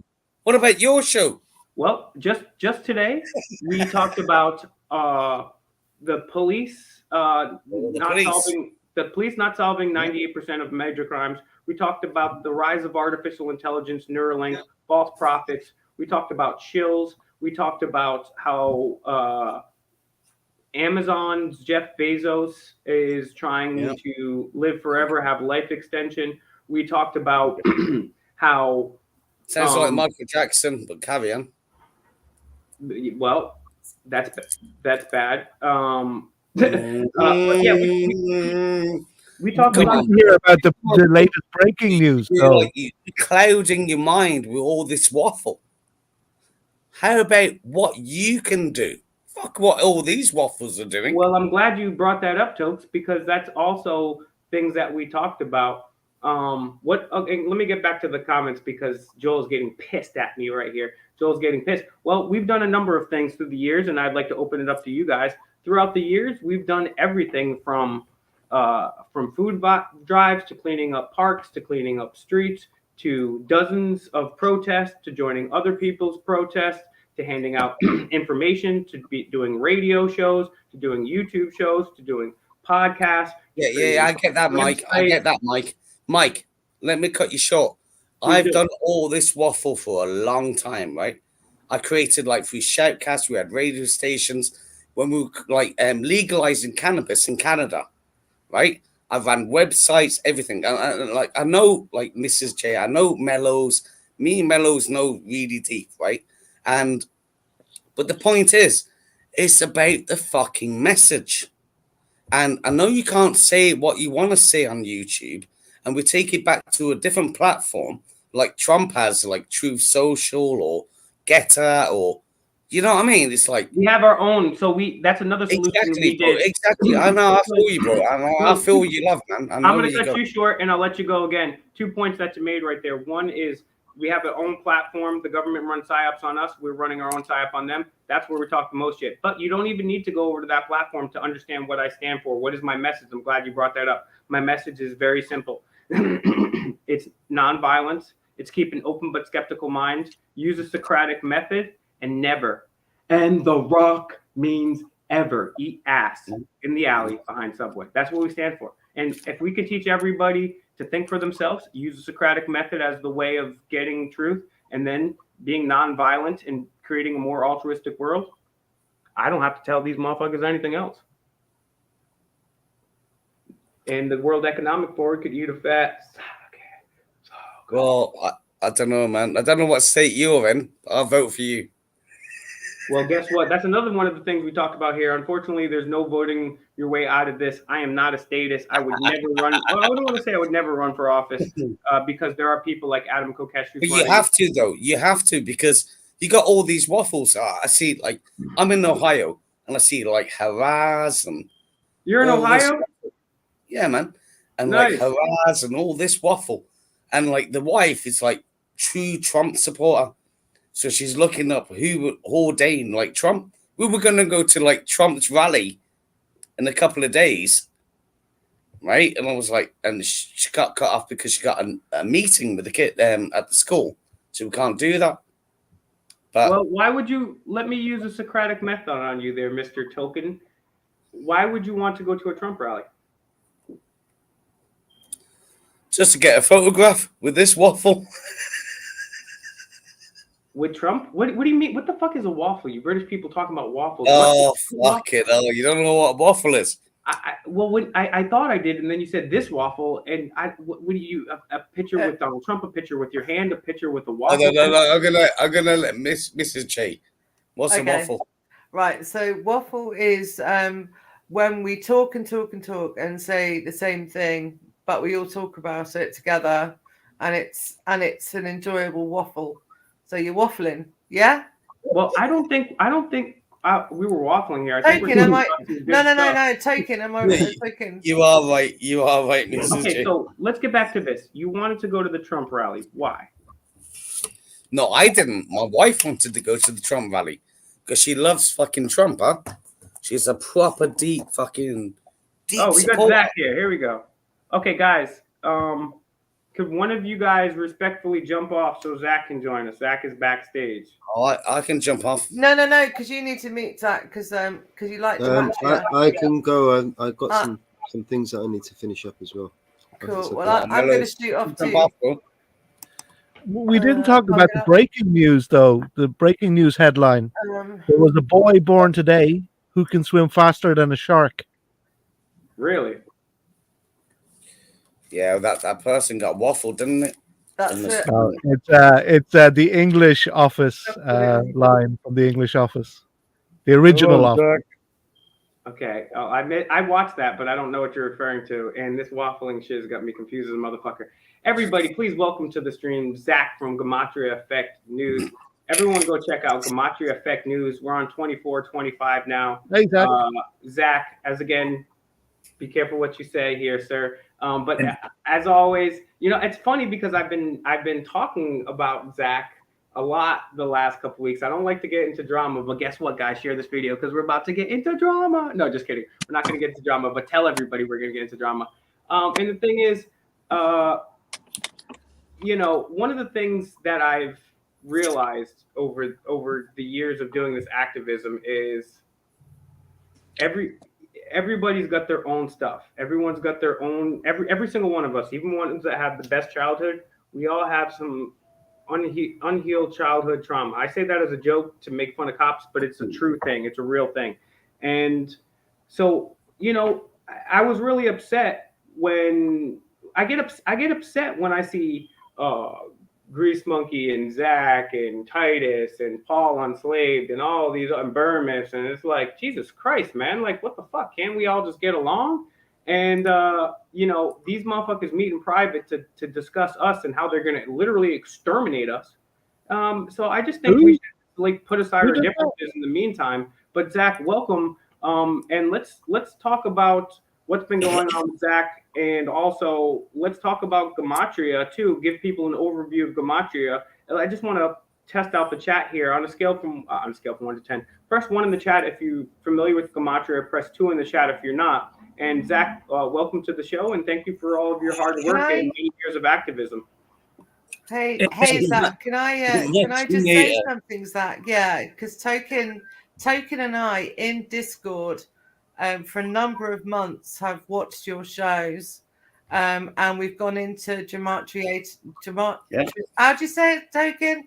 Gematrinator. Yeah, it's actually like Kabbalah, because but anyway, carry on, Mrs. J. Sorry. Yeah, so we've been watching your videos, Zach, in Discord, and learning about Gematria in Discord. So I just want to say thank you for educating us.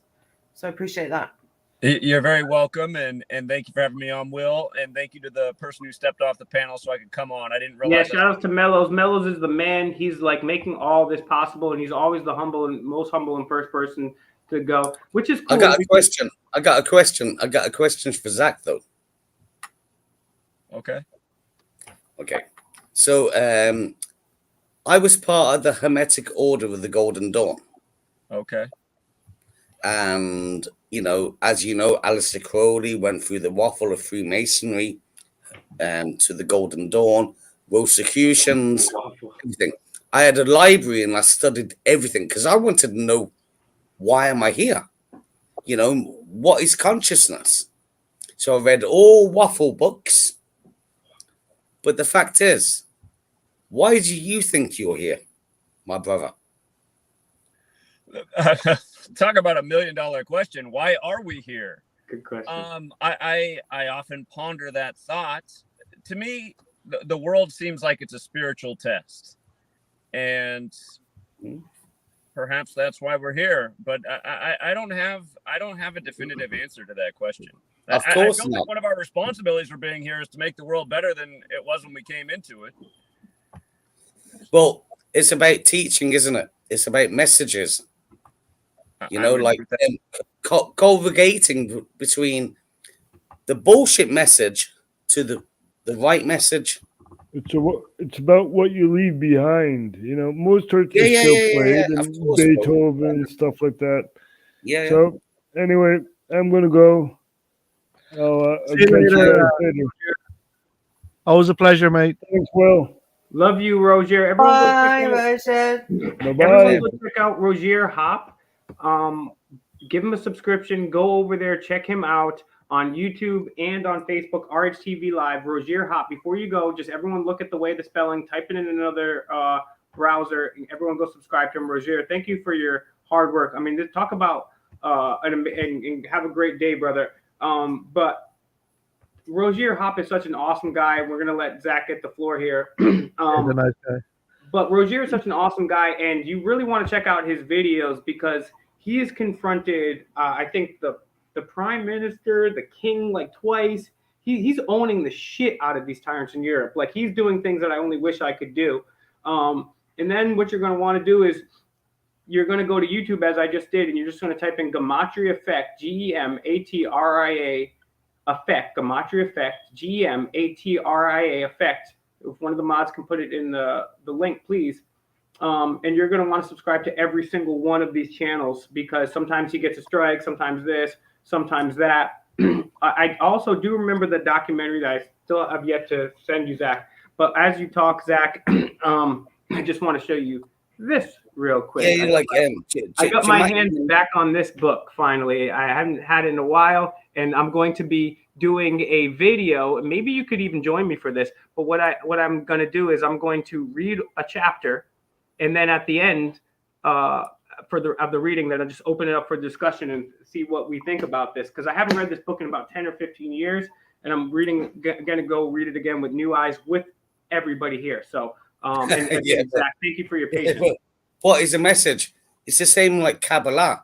It's like one. So Tote, that's exactly what this book says. It's The Secret Teaching of All Ages. It's by Manly P. Hall, who was the most highly esteemed. Yeah, Manly P. Hall, of course. Freemason of the last 100 years. And this book is Bro, I love you, man. I love you straight away. But like, think about it. I'm flattered. What other books? Francis Bacon, Timothy Leary, you know?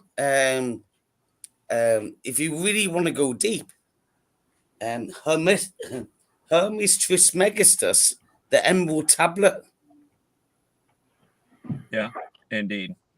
We all need to go into alchemy and think about what nature has given us rather than like looking outside the box.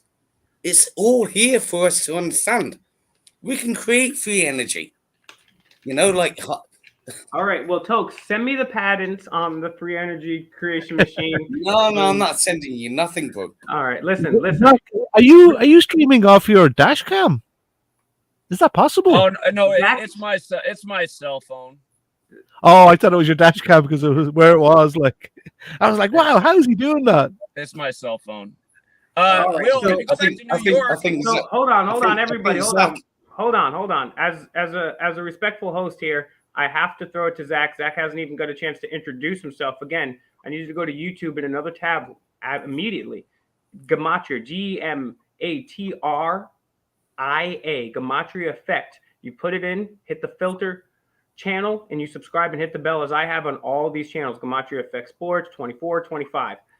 So Zach has, I'm going to sum up Zach, and then he can correct me if I'm wrong, but Zach had been a truther like myself for many, many years. Came across this book by Manly P. Hall, and as I'll finish saying here, this book is an encyclopedic outline of Masonic, Hermetic, Kabbalistic, Rosicrucian, symbolical philosophy. And he came across Gematria there, and he's going to talk to us about Gematria and the other things going on in the life of Zach. So Zach, welcome to the stream, Zach. And please, Come on, Zach, tell us.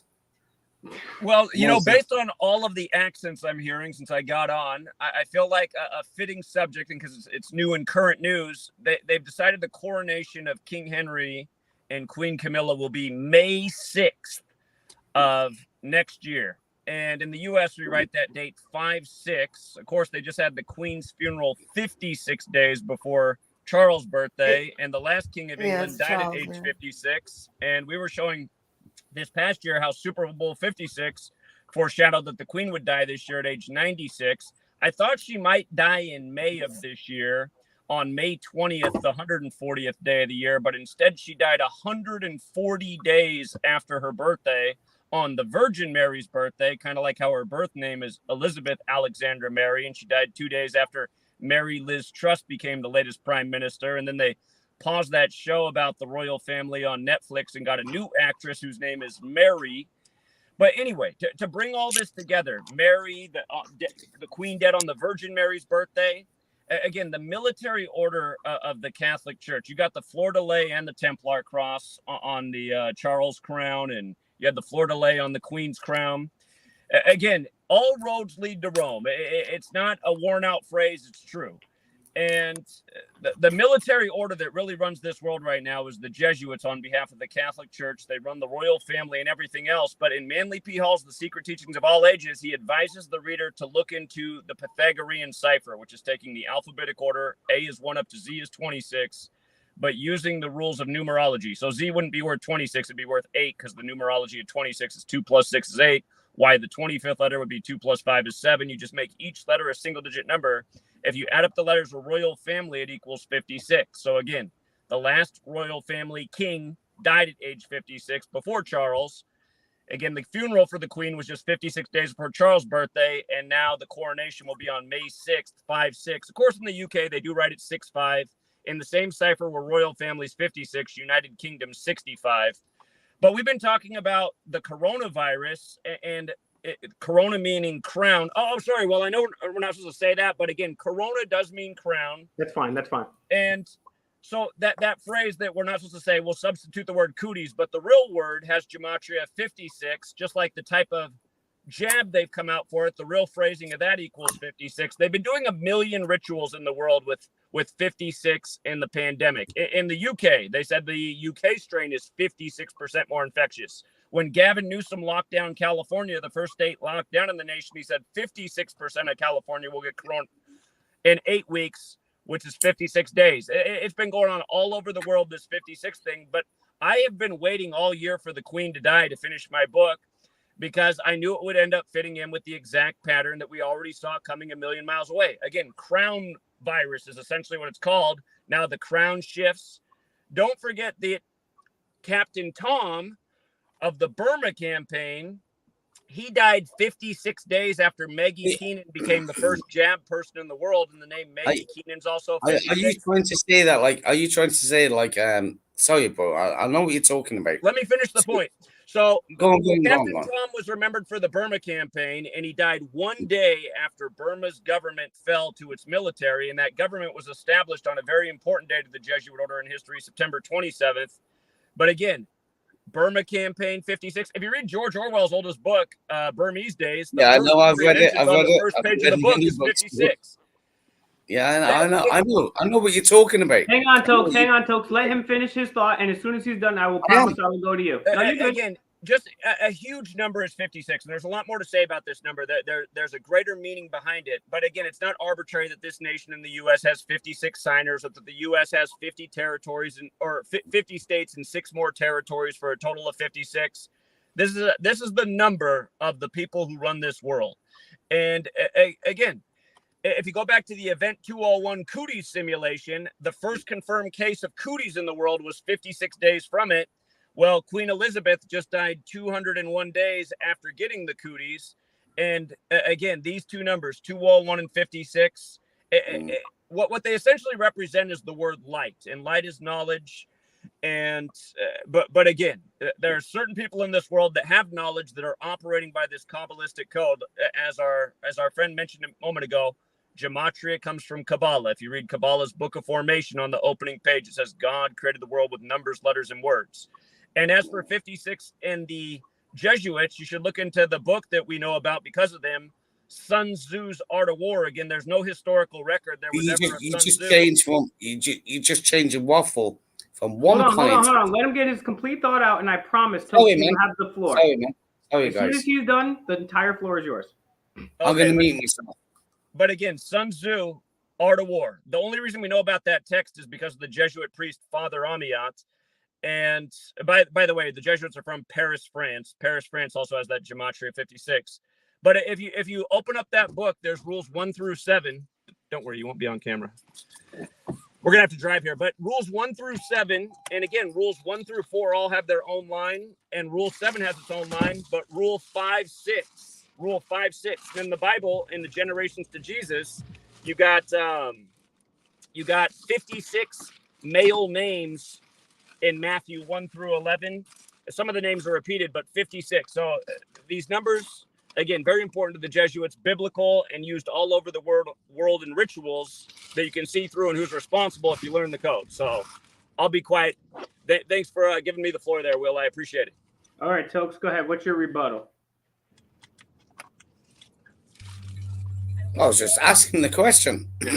Okay, what's your question? It's like, remember, all this waffle is what you read, right? It's like, who is man teaching? You're not teaching me. I'm writing shit. You listen to music. Who's teaching us? Just waffle. Unless you heard it, like we call them Chinese whispers. But there are no. I agree. Manly P, like you said, Francis Bacon. There's many people. Madame Blavatsky written loads of deep documents that actually showed you the truth. Not this waffle. You know what I mean? You have to be careful what you read, bro. Because it will guide you down some wrong path. And remember, Okay, every day is a stairway to heaven. Every day is a stairway, another step. So you don't want to. For the record, Led Zeppelin's Stairway to Heaven came out 201 days after the Queen's birthday, and it's got the lyrics "Just a spring clean for the May Queen," which was one of the thoughts. Of Exactly, you got it. You got it. And who is the May Queen? Well, there's a bird in the bush.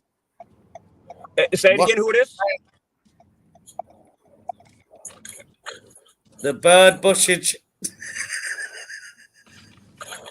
So, Zach, I wanted to also ask you, what are some of the more interesting things that have been happening? So if I could speak for Zach, and if I'm incorrect, Zach will correct me here. These elites, they will code or encode, I should say, into pro sports and news narratives certain numbers. And you'll see some of these again. I mean, just earlier, he's talking about a few that I'm even familiar with at this point. So what are some things that are happening lately that you've been covering on your channel? And what does that lead you to believe as far as future events? And then I'll open it up to the rest of the panel here.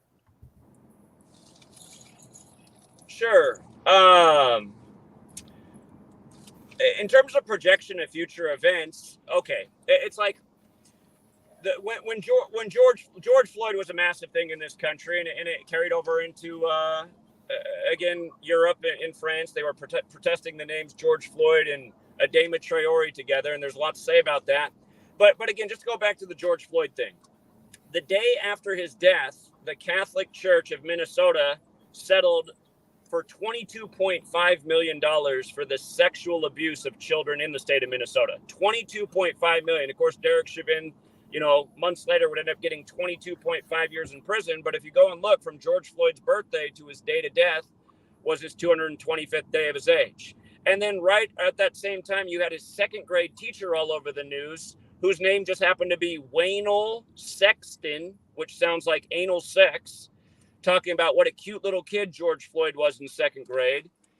And the thing is that number 225, there's a movie that recently came out and it's on Amazon. It's called Lockdown 2025, which has the same series of numbers in it, 225. And in that film, they talk about the Great Tribulation. And if you haven't seen Lockdown 2025, it's about chaos breaking out in America. It's pretty much like one of these, apocalyptic end of the world films but it has a race war dynamic to it as the city of Los Angeles falls. And again, we've been getting so much predictive programming for so long of a dystopian society. And if you think of a race war in LA, I mean, think of the early 90s and what they did with Rodney King on March 3rd, 3-3. Of course, in Gematria, police equals 33. So does masonry, so does secrecy, so does order, so does federal, so does race war. Kind of goes with London being divided into 33 neighborhood areas. England equals 33. You just had the death of the Murder, She Wrote lady at age 96, 33 days after the Queen, and her birth name's also. So, but you're using the English language. Why wouldn't I use the English language? You got to go to the 16th century. The 16th century English standardized with the spelling we use today. The Gregorian calendar. I know what you're saying, bro. I'm not saying nothing. I know what you're doing, and I understand it, and I see it, because I've seen that too. It's like Kabbalah, like Hebrew. It's like every letter has a number, an equation. It's like you trying to like look for God. So, but again, I've been able to successfully. No. I support for all these years understanding this code. So, like, it's beyond debating. No, bro. Are you looking for God? I love you, bro. Tokes, we can't get on with the conversation if we don't let him speak. Let him say his stuff. A lot of people are. Wait. Tokes, ask your question. Be a very specific question, and let Zach respond to your question. And then once Zach is done responding, if you have another question or comment, please let him know. But what's your question? Articulate it, please, sir. It's just a bit hard, Tokes. You've had a few beers, and somebody's trying to get something out. You know. It's good. What's the question you just said, Tokes? Go ahead. I said, do you believe in God? Yeah, I think there's a creator. Right. Obviously, because you believe in these numbers, because you believe that like it matches and it all has an equation of some waffle. So you believe in like it all has to be perfect. Can you define this term waffle? I don't use that term. Waffles are food I don't eat. So what do you mean by waffle? That's what I'm saying, yeah. Waffle is right. Somebody that talks waffle means somebody that doesn't even know what he's talking about. But you have to remember, you're talking about like these numbers, Gematria, and you have to remember, you think all these numbers, but you have. What about like the ignorance? What's the word? Intuition. The ignorance of intuition. Are you saying that intuition is? I just want to clarify here so that we're all on the same page. Yeah. Yeah. So, are you saying that the intuition is counterintuitive? I'm just trying to because let me say this. And this goes for everybody I think intuition is somewhere in between where everybody needs to understand. Where are you? Everyone's moaning about, oh, fuck, this is what's happening. Well, okay. Well, I'm going to, if everybody could mute up for a sec here. The reason why people here are here with me is because after porn bombing happened, I didn't really let anybody in the chat. So I only let people in the chat that I know or people that I know vouch for. I have never met you, Tokes, and that's why you're here, because Mrs. J vouched for you, and I trust Mrs. J. So I trust Mrs. J enough with the hands of my channel. So that's why you are here. But to answer your question, the reason why Zach and Futoy are here is because these people have spent, I can't even tell you how much time combined behind and in front of the scenes actually doing things. So that's why I'm gonna divert to these guys for a little bit. If you got some questions or comments, Tokes, write them down for the end of this. But I do want to give Zach a little bit of an opportunity here to give us a little bit more about what he's talking about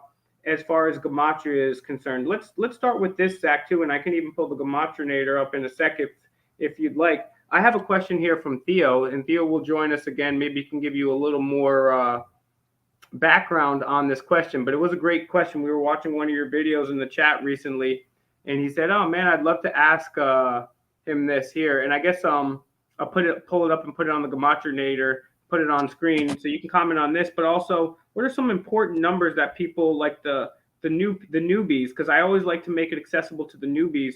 Should be looking out for. What are some things the newbies should be looking out for in Gematria? And then I'll get to my question with Theo. So don't let me forget that. Again, if you're new to the study, don't start by decoding words. Just look at the numbers that they use in the story, because sometimes you'll see quite often that there's a number put in the story that seems insignificant. Like, why did they need to put that in there? For example, when the school shooting happened in Connecticut, I don't know if we won't talk about that one either because it's dangerous, but they had to say that the shooter was 112 pounds. Every single news network had to bring up that the shooter was 112 pounds over and over and over. And this is back when I figured out this study of Gematria. That's when I found Manly P. Hall's book and his excerpt about this subject. But I was like, okay, this reminded me of 9/11. Why does it matter that he weighs 112 pounds? And if you look into Adam Lanza, his birthday is April 22nd, the 112th day of the year. His initials are AL. What is A? The first letter. L, the 12th letter. His initials are 112. What does Sandy Hook equal in Gematria? It equals 112. And from the time of the shooting up to yesterday, October 12th, which is 1012, so it still has that 112 sequence in it. Yesterday, we got another Sandy Hook headline. Now, you know what I meant, but now Alex Jones supposedly owes nearly $1 billion to the families. And again, there's another familiar pattern. Will and I just met in Oklahoma City, and I've always talked about the significance of that bombing being 243 days after Bill Clinton's birthday, because that's the number for the CIA, Central Intelligence Agency 243. Yesterday, the decision for Alex Jones was 243 days after his birthday. Not to mention his birthday is 11/2 Alex Jones, so he fits in with the whole Sandy Bottoms thing. But also in the news at the same time, you got the Stoneman Douglas. And I have a book out there, my first book, Letters and Numbers, about the parallels between Stoneman Douglas and SH. But they were deliberating on the verdict. Is it going to be the death penalty or not for Nicholas Cruz? Exactly 243 weeks after the shooting, at the same time that Alex Jones news is happening, 243 days after his birthday. And again, you study these number patterns, you see how they come up again and again and again. And there is something larger to 243. It is the number 3 to the 5th power. Oklahoma City blew up along Route 35 or Interstate 35. JFK was number 35, also assassinated on that interstate. But Alex Jones, how much short does he have $1 billion that he owes? 35 million. And again, 35 is not an arbitrary number. It's the number of the church that runs the whole show.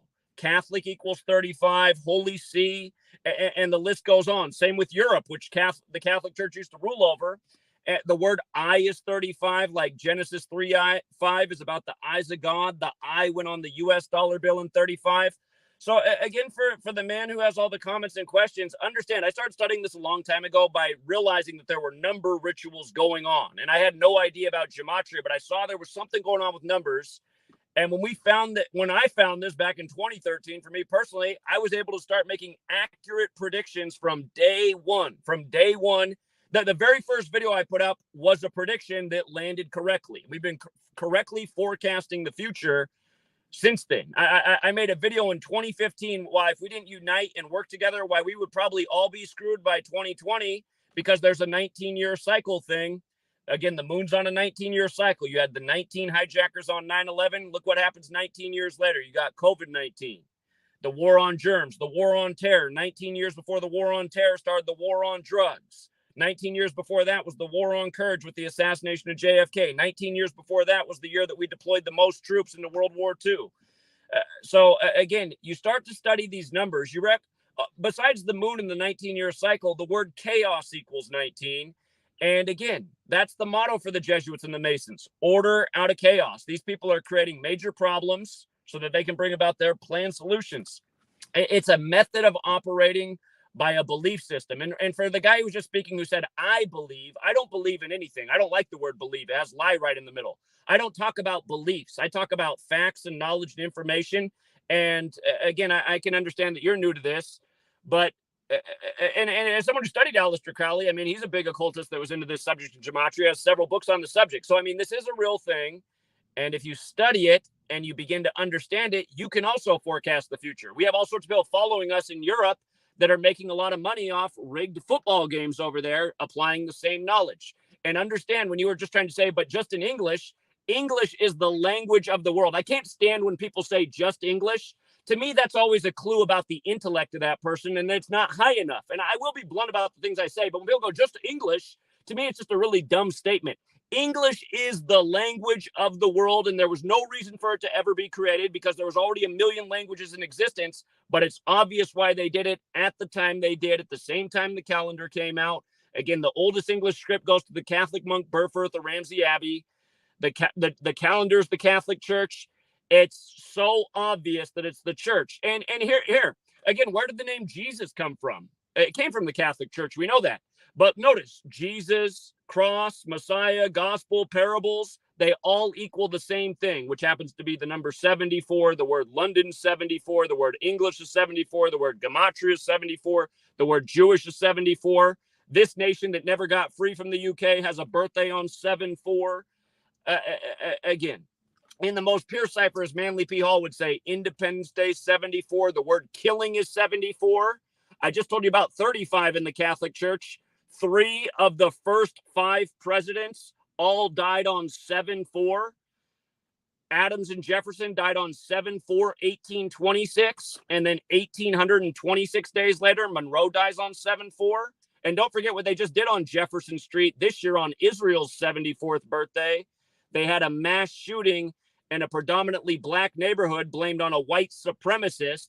And what does the phrase white supremacist equal when you use numerology? Just like Independence Day, it equals 74. And you look at the history of this nation. I mean, coming over from very white Britain. Again, there's a history of white supremacy here.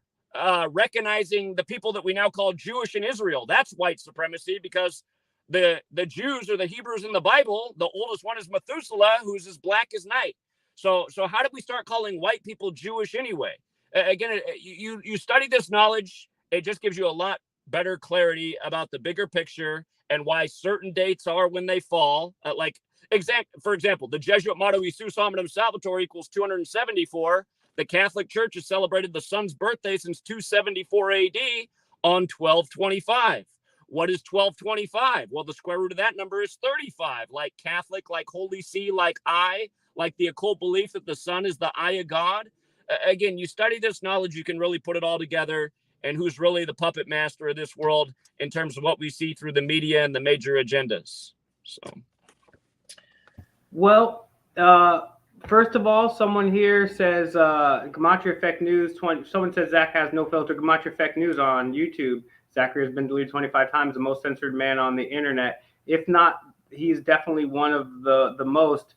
Also, you let Zach talk for 30 seconds and he brings up every single thing that will get you deleted on YouTube. So yeah, goodbye, folks. But it's important information. And we're gonna get Zach a home on psyop.tv. So I never have to let him on my YouTube channel again.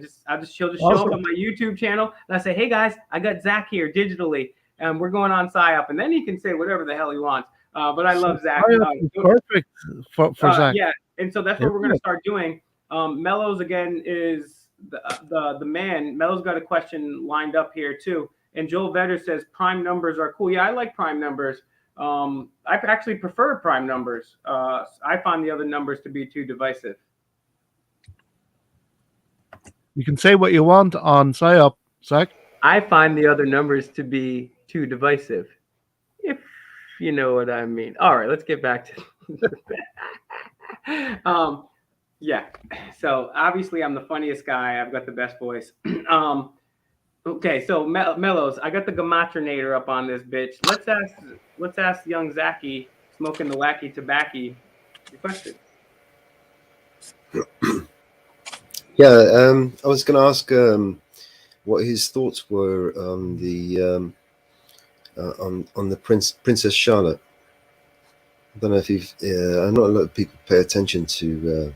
So seriously, if you go back and watch, I predicted why her name would be Charlotte at the time. I haven't watched that one. No, I haven't watched that video. Sorry, man. Before they revealed her name, I said why her name would be Charlotte.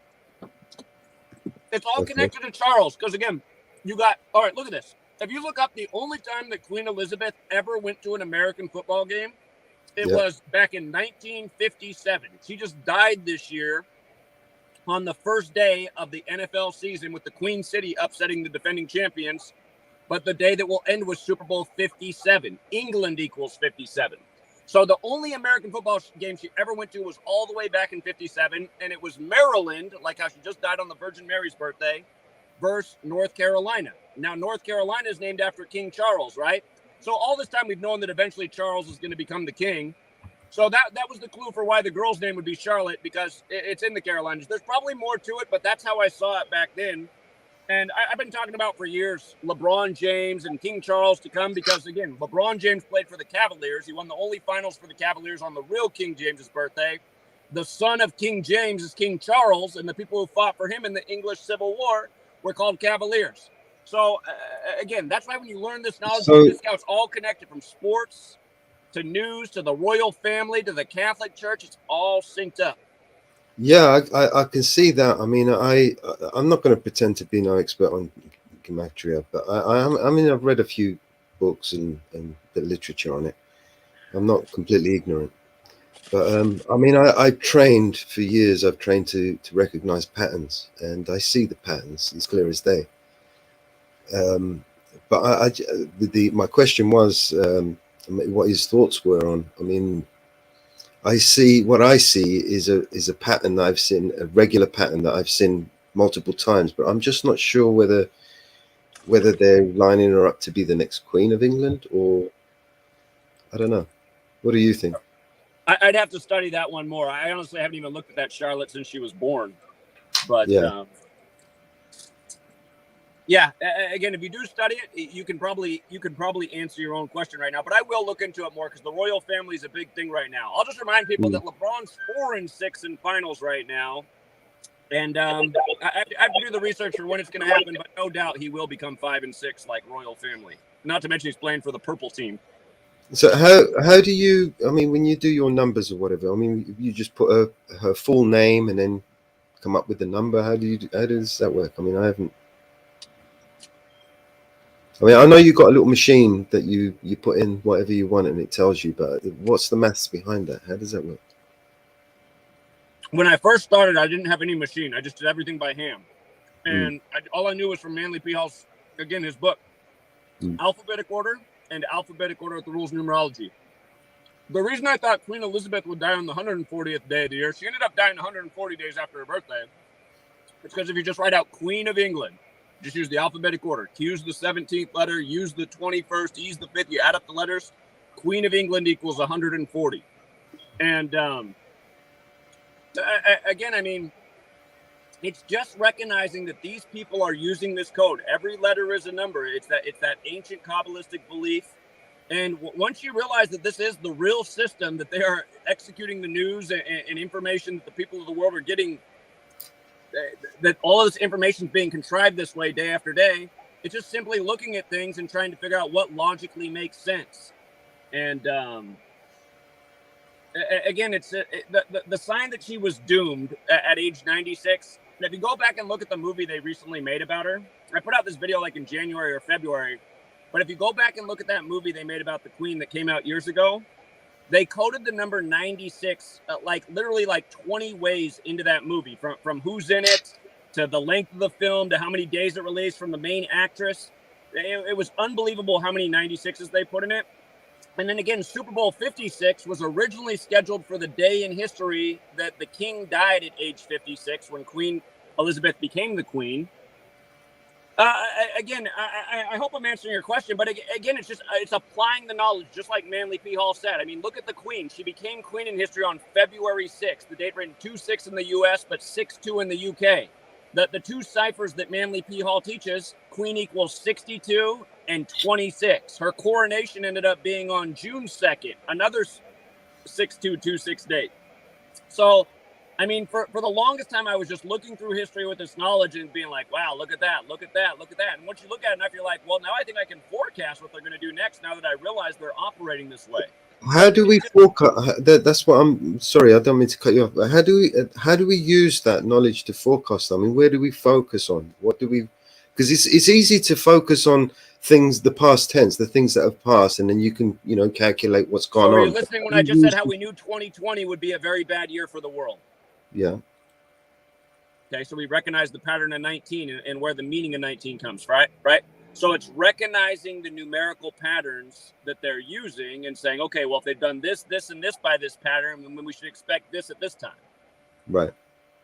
Yeah. So have you come up with some dates that we got to look forward to? I mean, I have some dates in mind, and I'm just trying to figure out if my dates kind of match up with yours.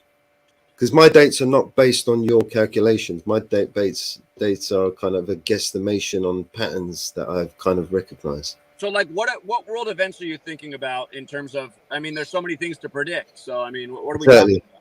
Well, I mean, you know, how can we use this knowledge to arm us in you know, in this fight? I mean, how can we use it to you know, counteract that the next step? I mean, that's what I'm getting at, I suppose. You know, I mean, it's okay. So most people see that something is wrong in the world, right? But they don't know who's really behind things, right? So they don't know who to blame. They don't know who to hold accountable. So this knowledge exposes who's running the show. So now you've identified who the problem is. So, I mean, that's the first thing you have to do. And then the second thing is, for the record, excuse me, choking up my food here. Take a sip, man. Don't die. Don't die.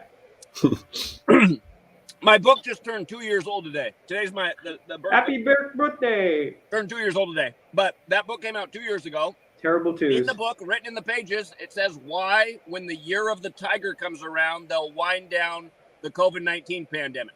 And was that prediction wrong? Nope, it was dead on. As soon as the year of the tiger came, all of a sudden Boris Johnson, the end of winter, in the dead of winter, the last time you would ever end a pandemic, if it was real, he said, oh, it's over. It just shows you what a load of bullshit it is. How did we know it was going to be in the year of the tiger? Because it was so obvious. Because every celebrity who came out at the beginning and said they had it was wearing a tiger on their jacket or a tiger on their shirt. So again, I mean, most people don't even know about the Event 201 simulation. Well, you got to look into what is the meaning of 201? Who's that number important to? So I don't know, man. You guys, I get frustrated talking to people because it's like, are you listening to anything I've said in this stream? Like, where's the question left? I mean, no, the truth is that the future. Why are we still asking? How does this Zach, It's like, oh my God, are we really this low functioning of a people? You guys, this is where I come from. I'm a real person. I don't like humanity. I think humanity are lemmings. I think they're brain dead. I can't believe how low the IQs are. It's like, do I need to reach through the screen and tie your shoes and wipe your ass? I mean, come on, man. I just told you all this shit. Zach. Hold on. I'll come back later, man. This panel's not for me. The first guy. Wait, listen to me, Zach. Listen to me. Makes me think we're all fucked. Listen. Wait, Zach. Let me tell you something.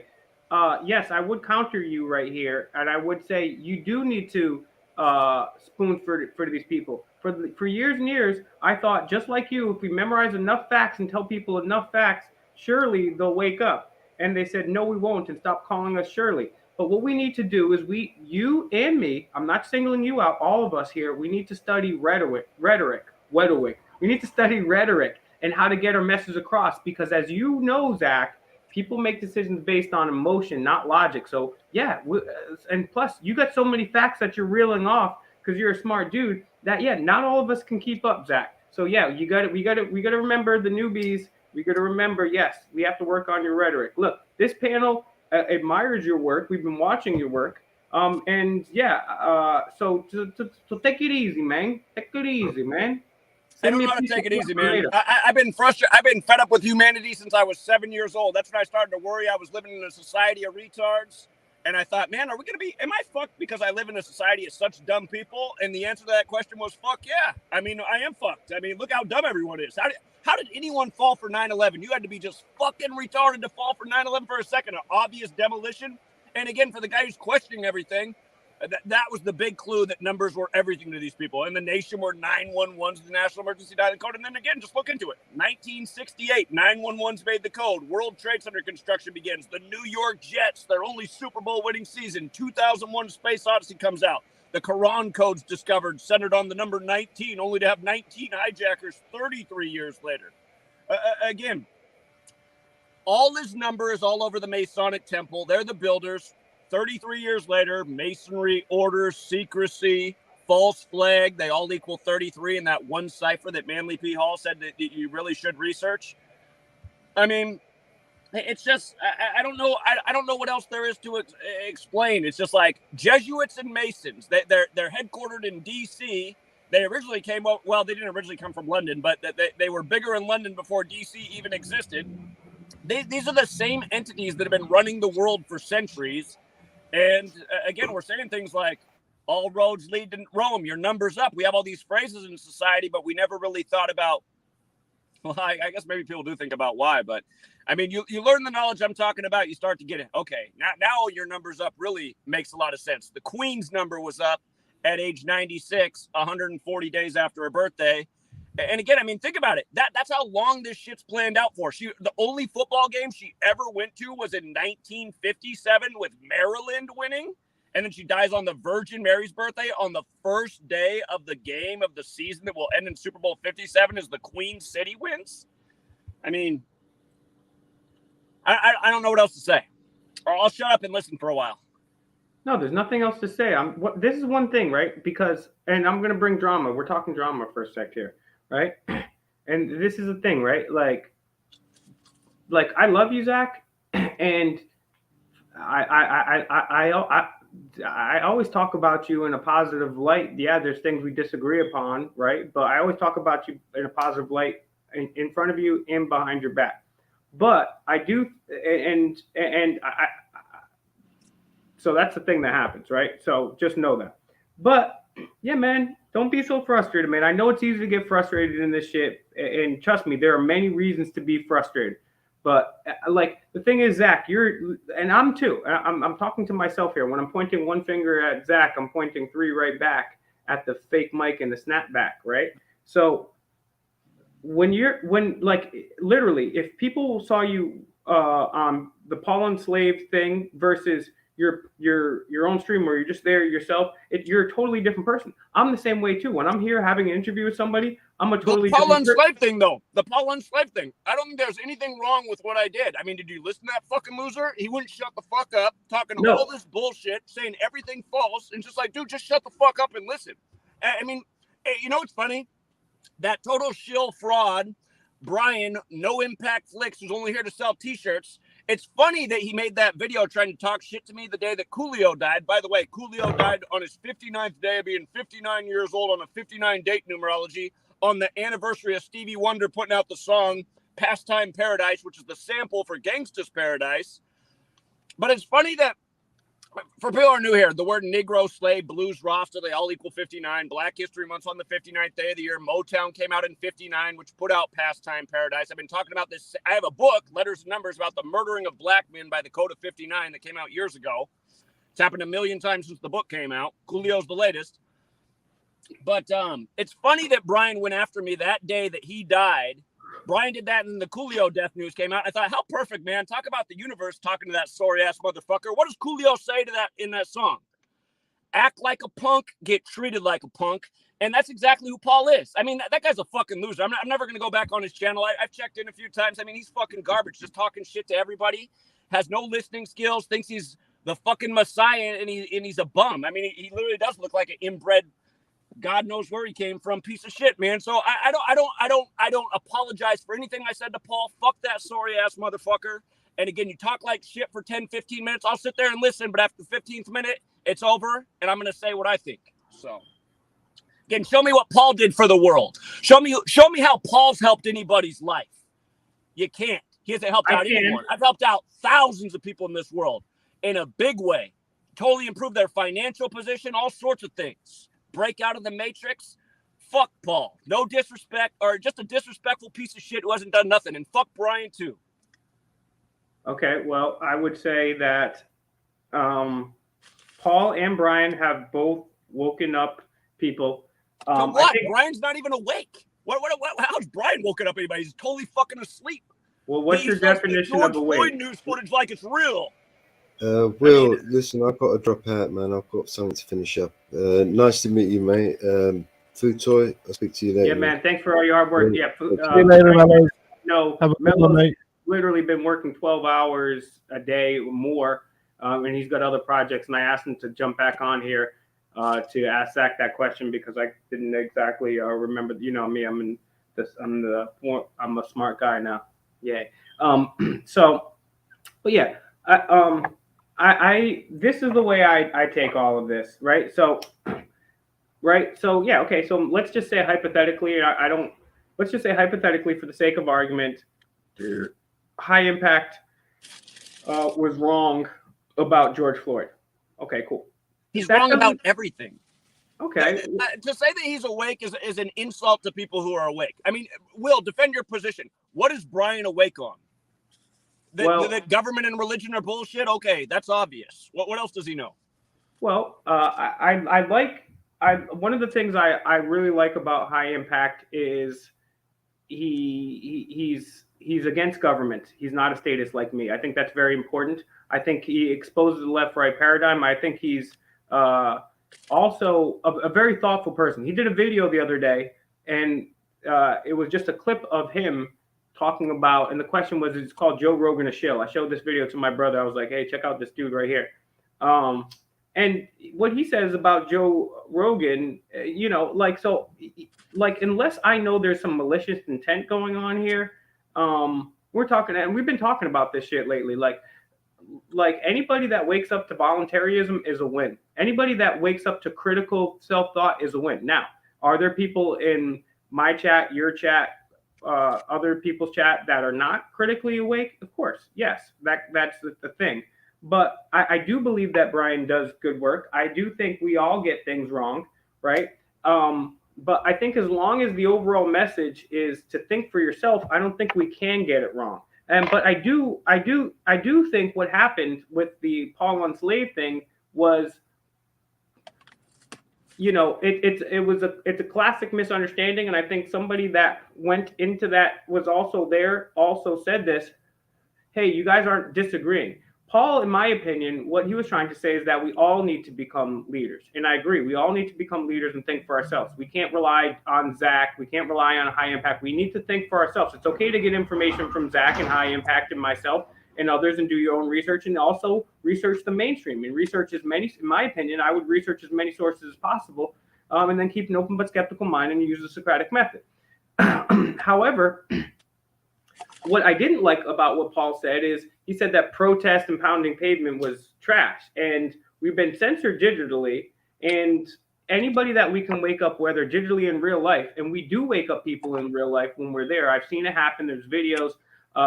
So protesting, and we're not protesting, but I am protesting some of the time too. That shit does work. It's not going to change the world immediately, but even if we just get one person, that's a help, right? So that's my take on this stuff. I do think that we don't have to come together and all agree on everything, but I think if we could all tell all of our subscribers, hey, let's non-violently protest the Federal Reserve until they come out and talk to us or do this or that, then that wouldn't be a bad thing. Futoy, you've been quiet for a little bit. What's your take on all this stuff?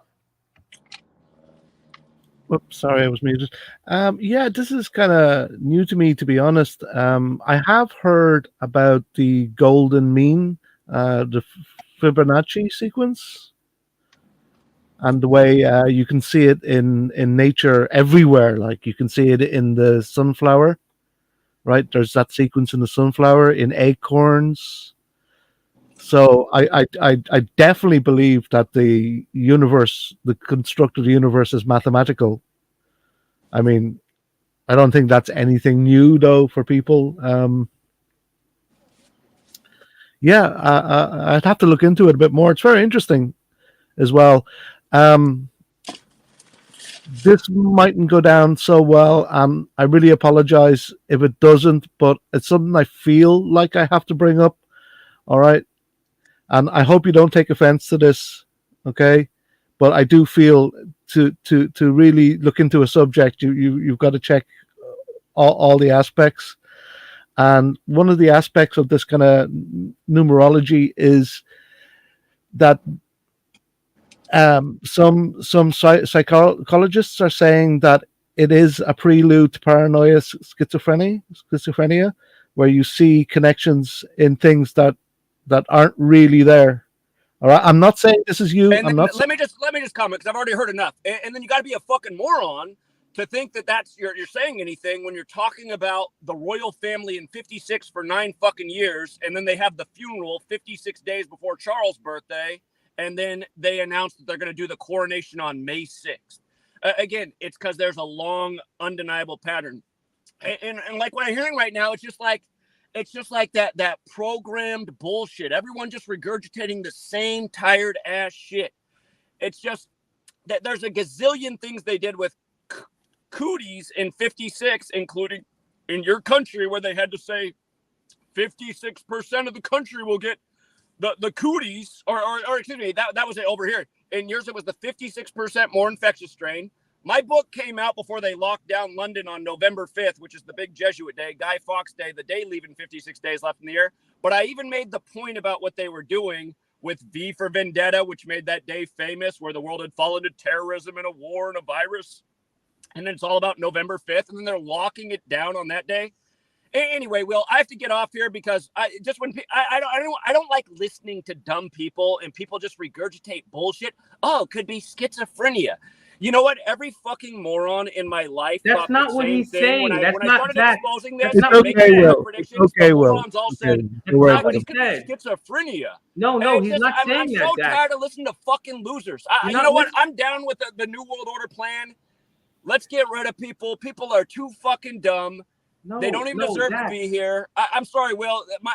Just listening. You to didn't the say people that, got Zach. on this panel Let me just say making one my thing. Let me blood say one pressure go thing. through the roof. Let me say one thing. Again, fuck I'll let you go. Brian I'll and let you fuck go. Paul. All right, Will. Okay. I'll listen to one more thing, but then I got to get out of here. Thank you very much. That's not what he was implying or inferring. He was talking about I don't even himself want to there. hear about it. I don't even want to hear Okay. that shit even Okay. said. It's just so Thank fucking you. annoying. Okay. Sorry, Zach.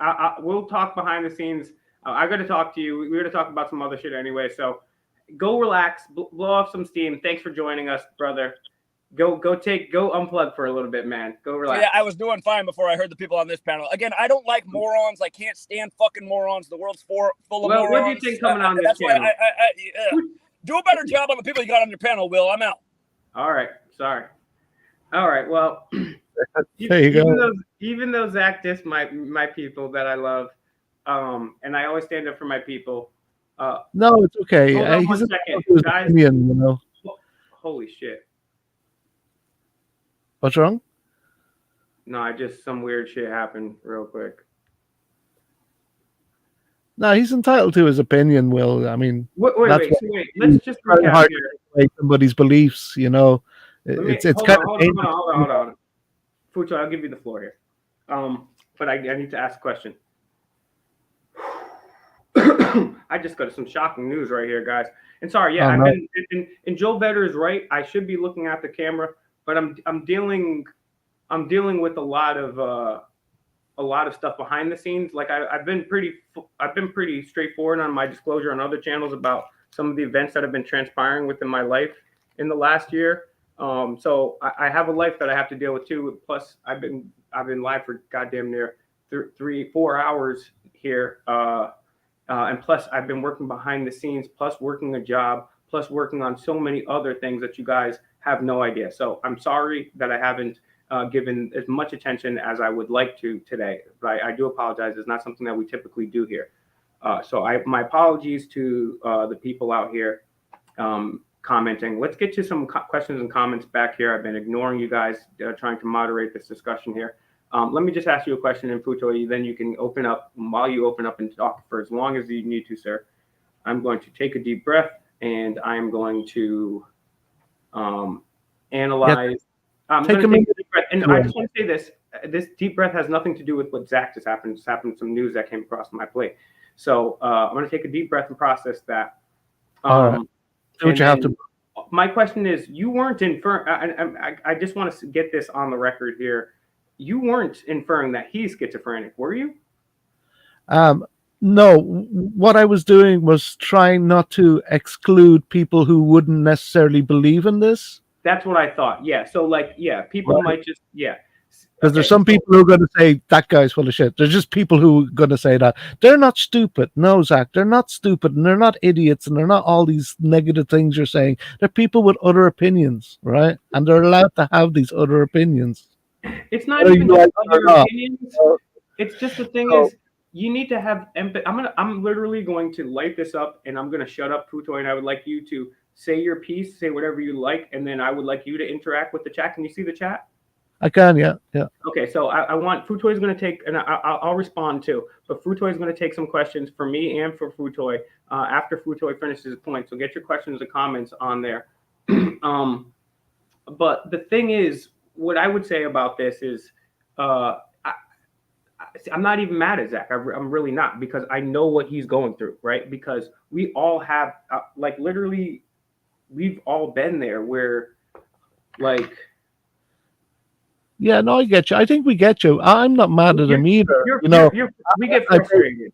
It's easy to get frustrated in this. And Futoy, I'm sorry. I promise I'd let you talk. But I just want to say, like, I know there might be people in the chat right now be like, oh, fuck Zach. Zach's acting like a jerk right now. But you know what? That's a miscommunication. And yes, do I wish Zach would have had more patience? But keep in mind, Zach is out there pounding pavement like a motherfucker. Zach's out there every day, multiple videos every day, trying to wake people up. Right, so don't hold that against Zach. Zach gets frustrated. I mean, all the news we cover today, it's easy to get frustrated, right?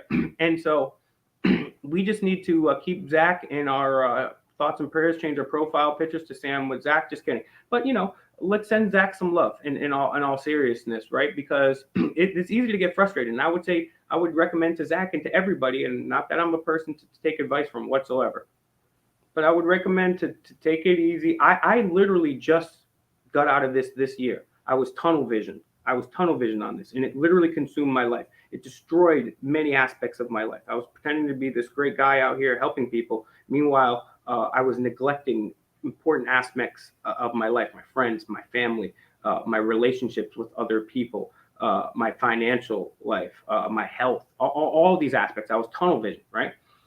So we all need to take a deep breath and not let this overwhelm us. This is knowledge that empowers us. And as you write the Matrix, he always stays calm, cool, and collective. The last thing I'll say, he always stays calm, cool, and collective. And one of the things he told me and I'm the unflinching optimist. I'm like literally the opposite of Zach. I'm the unflinching optimist. And I even got depressed when some of the stuff was happening with the cooties here recently. Really depressed. And you write the Matrix told me, nobody's going back to sleep, Will. Nobody's going back to sleep. And he's right. Nobody's going back to sleep. So we are winning. It's slow. Futoy, please talk about whatever you'd like to talk about and take some comments from the chat as I light this up, and I will also respond. Thank you. Sure. Yeah. I don't know. Do you want me to discuss further of what I was on about to Zach or not? Yeah, please get to that point, and I mean, he's probably not going to like it. Well, he's probably not going to like it. That's fine, but it's your point and it's your opinion. So, and I invited you up on this panel. Like, I've known you longer than I know Zach. I respect Zach. There's things I disagree with on Zach. The most important thing is he thinks violence may be an answer, and I totally disagree with that. And I'm still trying to convince him behind the scenes about that. And I plan to continue. I plan to try to my hardest to convince him. However, Futoy's been my boy. Futoy's never asked for anything for me. Yeah, but I don't between you guys. You know what I mean? I have no, like I just said, even though Zach just dissed you, and it's like you're my boy, and it's my right to defend you, and I do defend you, and that's. But I'm not. It's not about defending people. I'm just trying to let people know that I'm not even mad at Zach at all, because I understand what's going on. I'm just like him. I'm just as frustrated as this motherfucker with all this shit too. That's why I'm doing all this shit behind the scenes. That's why Futoy is doing all this shit behind the scenes. But we should never be mad at people, whether it's Futoy who's on our side, who's been working for a long time, or the people that haven't woken up yet. We need to do this because we have empathy for these people, right? We're doing this, remember, because we have empathy for people, remember? Because we don't want people to be enslaved. We don't want people to be trafficked. We don't want people to lose their rights and lose their freedoms. We don't want that. And we're doing it selfishly for ourselves too, right? Because we don't want to lose those things either, right? So we always have to remember, we by getting mad at somebody is not going to help them. We need to love them. We need to have empathy for these people, and we need to understand. And that's why I told Zach, you're wrong about one thing. You need to study rhetoric. You can't give up on the morons, right? I don't even understand half the shit too. I'm one of those motherfuckers myself, right? So you got to take it easy on us, right? That's why I take it slow here. The Socratic method. I know I talk fast, but we take shit slow. I interrupt people for a point. I dwell on shit for a point, because this is important information, and we need to like we need to chill out and have love for one another, and remember that we're doing this because we love people and we don't want people hurt. That's the reason we're doing this, and it's easy with the frustration to lose track of that and all the fucked up shit. So I feel for Zach. I'm in the same way. So go ahead, Futon. My apologies. No, you're grand, mate. No, yeah, you made some good points. I mean, he did say he did seem very against the world and very against the people in the world for, I don't know, possibly for being stupid or for not understanding him or not getting him. One of those reasons, anyway. I don't think that's really a valid thing to do. I mean, yeah, maybe I should talk about myself instead, because the whole thing, just his whole approach, it all smells of mental illness. I mean, maybe the subject is right, but I mean, there's narcissism, which is what he did. I mean, this is an example of narcissism. I don't want to dish anybody, especially when they're not here, you know. But he probably would just start shouting at me and start riddling off numbers and telling me I'm stupid, so, for having a different opinion. But anyway, I mean, right. Let me, if Zach, if you're still listening, this is where I come from, right? I believe God. I believe there is only God. I don't believe God is somewhere not in a place. I believe there is only God. I believe he's omnipresent. I believe we're all part of the God. All right. So God is so without limits that he can be himself and not know himself, as we don't know that we are part of that God. Right. So when you're insulting somebody or putting somebody down or hating them for being stupid, you're in my eyes, in my philosophy, really hating yourself, right? So self-hate, right? I'll just bring up this. There's a Psych Central evaluation test, and it's a quiz. I don't think this is actual medicine, and you shouldn't really diagnose yourself. But it's a quiz. Do I have symptoms of schizophrenia? Right, and the instructions are: answer the questions below honestly based on your current how you feel in the past month. The quiz cannot replace diagnosis. The quiz cannot replace diagnosis by a healthcare provider. All right. If you believe you have symptoms of schizophrenia or any other condition, after taking the test, reach out to a qualified healthcare provider. All right. First question. I believe that others control what I think and feel.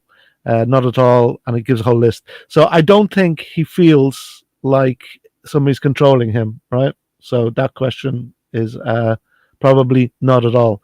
The next question is, I hear or see things that others do not hear or see. I probably think he would say all the time, right? The maximum answer. So let's do the test. All right. So not at all, probably. This is a guess. I'm not saying he is. I'm just going through the test, right? This is just the test. Who knows what? Yeah, and by the way, if you guys are watching this video, I said I wasn't going to interrupt, but this video is probably going to go right to Demand the Truth into PSYOP, because just the magnitude and the plethora of things we've talked about here on this channel right now. Just to interrupt, we are not giving, just a disclaimer here, we're not getting any financial advice, any medical advice, any legal advice, any psychological advice. The opinions of this panel do not necessarily reflect those of that of Fake Mike and FakeMicRealNews Corporation. Just kidding, we don't have that yet. Maybe one day. We're not giving any advice whatsoever. All right, so I'm going to cut you short there, Futoy, because this is not. Whatever. I think people see where you're going with this point. I don't necessarily agree with you. No, I'm not saying a point. I'm not giving a point. I'm just taking the quiz in his point of view, because. Well, you can't do that. You can't answer the question. Point of view. because Well, I mean, you answered the question calmly, and there was no need to insult people and go off the handle. And every time he didn't like to hear something, he was threatening to leave the panel. I mean, if he didn't do that, I wouldn't have this question. And it's only a question. I'm not accusing him of anything. But if it is part of a mental illness, I think it would be under clustering illusion. A clustering illusion is a type of cognitive bias in which a person sees a pattern in random sequence of numbers or events. Many theories have been disproved as a result of this bias being highlighted. I don't know what they mean by that. Another case during areas involved the occurrence. We found that this incident, I don't know, so it goes on about breast cancer, but I think it's clustering illusion is an illness where people see in numbers. But saying that, did Fibonacci have it, or is Fibonacci right? Okay, so now you're talking. I thought you were going somewhere with this. Exactly right. So just because you're paranoid doesn't mean they're not after you. So just because people see patterns in things, and this was the point I thought you were going with. And, I didn't think it was possible for somebody to be more verbose, long-winded, and painstakingly, annoyingly long to the point. But I think you've actually passed me, Futo. I think that you've broken the law of metaphysics here. Can anybody record this here? This is awesome. I hope you guys are throwing this in your hard drive. But also, I mean, Zach, in my opinion, though, definitely should have let you finish because you were getting to your point. And as someone that I can definitely commiserate with you there, Futoy, because I am extremely long-winded and my mind gets off on these side rails which connect to the point, and I end up asking somebody 17 questions on a monologue there for like an hour and a half.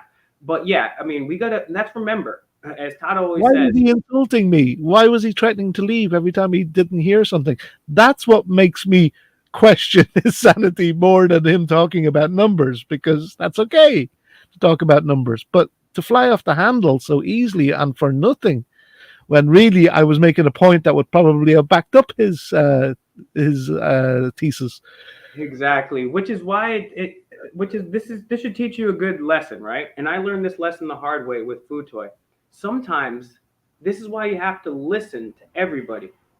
And Futoy is a classic example, because when people talk to you, there's a whole spectrum. But even people as annoying and long-winded as Futoy actually have something in that cold black heart of theirs to say and to tell us. What is it from Dumb and Dumber, where it's like, old people, although slow and violent behind the wheel, still can serve a purpose. Right. So no, and in all seriousness, listen to people because I'm not going to be afraid to be able to say something just because somebody's going to have a tantrum. I'm still going to say it because I have a reason to say it. Right. And so I said something to Zach this year that made him realize. I let him in and I said it. I'm not going to repeat some of the stuff. I'm not going to get into that. But if you guys want, you can check out one of Yeaaaaaa the Matrix streams with me and Zach and a whole bunch of people. You have to subscribe to Yeaaaaaa the Matrix for that. But I disclosed some stuff to him, and he was disappointed with me. He was like, "Oh, well, you don't already know this by now?" And I'm like, "All right, well, Zach, you really want to know like this, that, and the third, and this happened to me this year. I was this, I was that. I don't tell everybody that, but this is what it is." And he was like, "Oh yeah, okay, I gotta realize people got shit in their own life." Yeah, no shit, right? I mean, I've had a chance to delve into Gematria a little bit. I do find it interesting. It is mentioned in this book, The Secret Teachings of All Ages by Manly P. Hall. Doesn't necessarily mean I agree with everything that Zach says, but and another thing that you need to look at this too is, and this goes for all truthers, this goes for all auditors, everybody. Get your questions here. Put your questions in the comments. I'm sorry, I've been neglecting you guys for so long. I can't believe this is the longest live stream we've ever done, ever in the history of ever. So congratulations, guys, for making it this long. That's pretty awesome. But you guys got to realize everybody deals with their own shit. Everyone's got their own things going on, and man, like I used to say it as a joke, but we all do have unhealed trauma from when we were children. Even people in the best households, right? There's a lot of stress. You got to deal with a lot of shit, man. And just take that shit into account when you're dealing with people. Like, it's just like dealing with motherfuckers on the road. People cut you off. You don't use your blinker, but Yeah, nobody's perfect. We all have our things. Like to be honest with you, it was probably somebody like Zach who designed the Great Pyramids, because if you look at a documentary on the Great Pyramids, it's completely mathematical. It lines up with stars. It has got all sorts of maths. The whole thing has been designed on mathematical things that all connect to each other. It's crazy, like, to the extreme that they went to make the pyramids mathematical. It's unbelievable. You should watch documentaries on it. So, you know, probably people like Zach you thank for these things, you know. Yeah, and that's what I'm saying. Like, that's what actually was the point I was getting to, is like, you know, some people say, oh, the MAGA people are so stupid. They're out there doing this. Oh, the leftists, the Antifa, the Black Lives Matter, they're so stupid. They're out there doing this. Okay, you could say that. That's definitely one way of looking at things. And as anybody that's ever watched my videos knows, that I'm not about any political party. But you could also look at it from the perspective of, hey, how many people today on this Saturday morning are home playing video games or watching college football or doing anything? But at least these people have enough heart, energy, and courage to go out there and stand up for something that they believe in. And I think that's pretty fucking admirable. Everybody, he basically said it. Everybody, a planet of everybody should die, or something along those effects, because everybody's an idiot moron. That's right, Mike. That is right. That is what he said. And yes, he is calling you an idiot moron, and me, and Will, and everybody else on the planet that he's not happy. I used to be an idiot. I used to call myself an idiot with a snapback. And I'm no longer. I would counter Zach on this. I'm no longer an idiot. Rather, I'm quite capable, and I'm working on my deficiencies. And none of us are idiots. And the point here is this: is Mr. Mike says, he's the real Mike. I'm the fake Mike right here. If you couldn't tell, this wasn't much of an indicator for you. In a little known fact here. Oh, and thank you very much for the email sent. I will get back to that email. If anybody wants to email me, it's FakeMicRealNews@gmail.com. I'd also like to say thank you to Brandon Mitchell for cash apping me $10 for lunch. Thank you very much. Appreciate that. Cash App, Fake Mike Real News. Nice one, mate. $, PayPal, and Real News, all that PayPal stuff. I mostly appreciate, though, and I even prefer the people that have shared this video. We've talked about a lot of stuff over the course of this 4 hours. We're going to actually have to wrap this video up soon. But the point to an idiot moron, that's a great point. Idiot moron was actually created by a now, once forgotten, completely discredited branch of science, which was eugenics. And that was brought to you by the Rockefellers and others. And eugenics, the Nazis picked that up, and then it became a bad thing. But they're doing it now again. They're doing neo-eugenics, as I've called it. I've coined that term. So you're welcome, Merriam-Webster. Mike, I'll bill you later. But can I say one more thing about Zach? Yes, I'll just say yes. Well, then we're never talking about Zach again with this. But yeah, just one more thing. This last. Sure. But let me say, now we're actually having, this is a big point, and I want you guys to look this up. It's called, this is not a term that you can actually look up, neo-eugenics, but neo-eugenics, what it is it's CRISPR, it's gene editing, it's the altering genetically modified crops, genetically modified this and that. It's also the tech interface when we're talking about Neuralink and the guy that got 2 microchips in his arm now. And those guys got that 1 to 2. But yes, please. Final point on Zach the Lego maniac smoking the wacky tobacco. Let's see. What's up, Zach? Yes, last point on Zach. Just for Zach, basically, if he ever hears this, it's just, I'm the type of person that's not going to pull any punches, because I'm afraid of how you react. How you react is how you react. I'm going to say what I want to say. And 2 points. 1, you've got 2 ears, 1 mouth. What kind of number relationship does that tell you what to do, right? Number 2, you're never fully dressed without a smile. Zach? And that's it, mate. Love everybody. Not hate everybody. Yeah, you're not fully dressed without a smile. That's a good thing to remember. That's a good thing to remember. Smile and dial, guys, out there. All right, guys, I'm going to wind this thing down. Let's take a couple more questions or comments or criticisms, and then that'll be it here. I appreciate everyone that has been joining us thus far. Tommy V has been rocking with us the whole time. Tommy V is always spamming the links in there. We Free TV, good to see you, my G. Colin Pinard, always good to see you. He had cricket fries and it's delicious. Oh man. Yeah, Jeff Bezos, as we talked about earlier, he wants to live forever. Peter Thiel, the World Economic Forum, the Bilderberg Group, the Epstein Associates, the Prince Andrew Associates, the Jimmy Savile Associates, the Royal Family, the Nazi Associates, all those people, they want to live forever. They want to fly around the world on their private jets while lecturing you about climate change on their private yachts. And they want to eat the finest GMO-free steaks and best food, but you have to eat bugs. Well, I'll tell you what, as I've said a few times on this video, you guys can suck it. Well, I'm kind of with them on that one. I'm kind of with them on that one because a lot of countries in the world do actually eat bugs. Eating it's not about the bugs; it's about the hypocrisy. It's about the hypocrisy.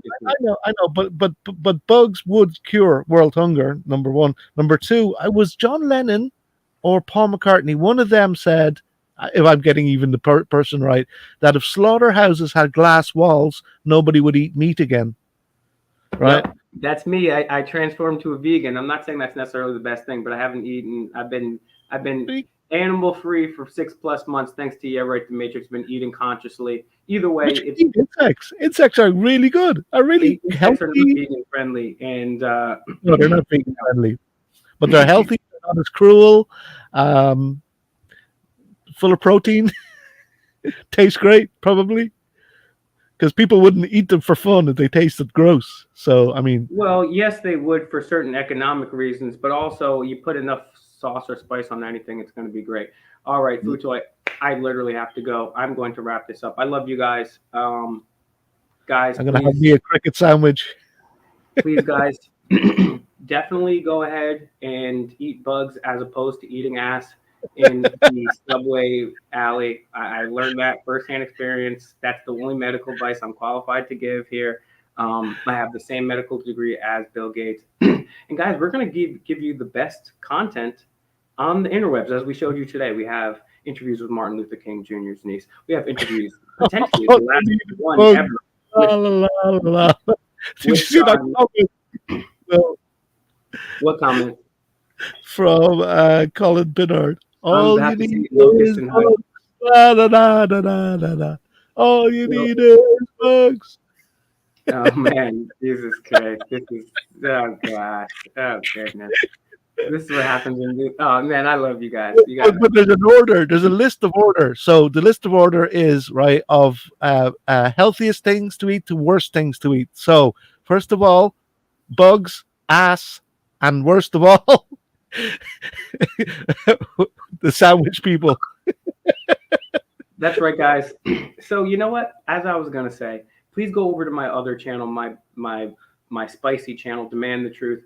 Obviously, you can find hundreds of my own, probably thousands of my own and other videos with Mr. America over at Auditing America. Also, check out all the channels of the panelists. Go back and pause. Find the channels of everybody that came on this channel today. Support them. We're growing our own community, our own economy here. I want to say thank you to everybody that came up here and spent their time. Also, all the people working behind the scenes. Much love to you guys. And we're going to give you the best content from the best interviews. We've got interviews with PhD economists. We've got interviews with CIA whistleblowers. We've got interviews with NSA whistleblowers, interviews with Martin Luther King Jr.'s niece, the inventor of email, NIT scholars, on and on and on. All these amazing people, WWE wrestlers, everybody. And we also have the best confrontations. We've done it together, folks. Thanks to you guys. We've all done this. And you guys have been there with me. You guys have sent me the locations. We've done this together. You guys have shared the videos when I got it out. Thank you mostly to everyone sharing the videos. Thank you to Brandon and everyone else that donated. Much appreciated. The best way to donate to me is by sharing this information on all social media and other platforms. And yeah, we're going to keep giving you the best confrontations. We're going to keep owning this shit like we did before. We're going to ask the Bushes, the Clintons, Kamala Harris, Joe Biden, all these losers from the left and the right. We're going to keep owning the shit out of them. And we're going to do it without a whole bunch of makeup. We're going to do it without the military industrial complex, big pharma, any teleprompters. And we're going to do it all with the snapback and fake Mike. Real news. Peace out. That's right.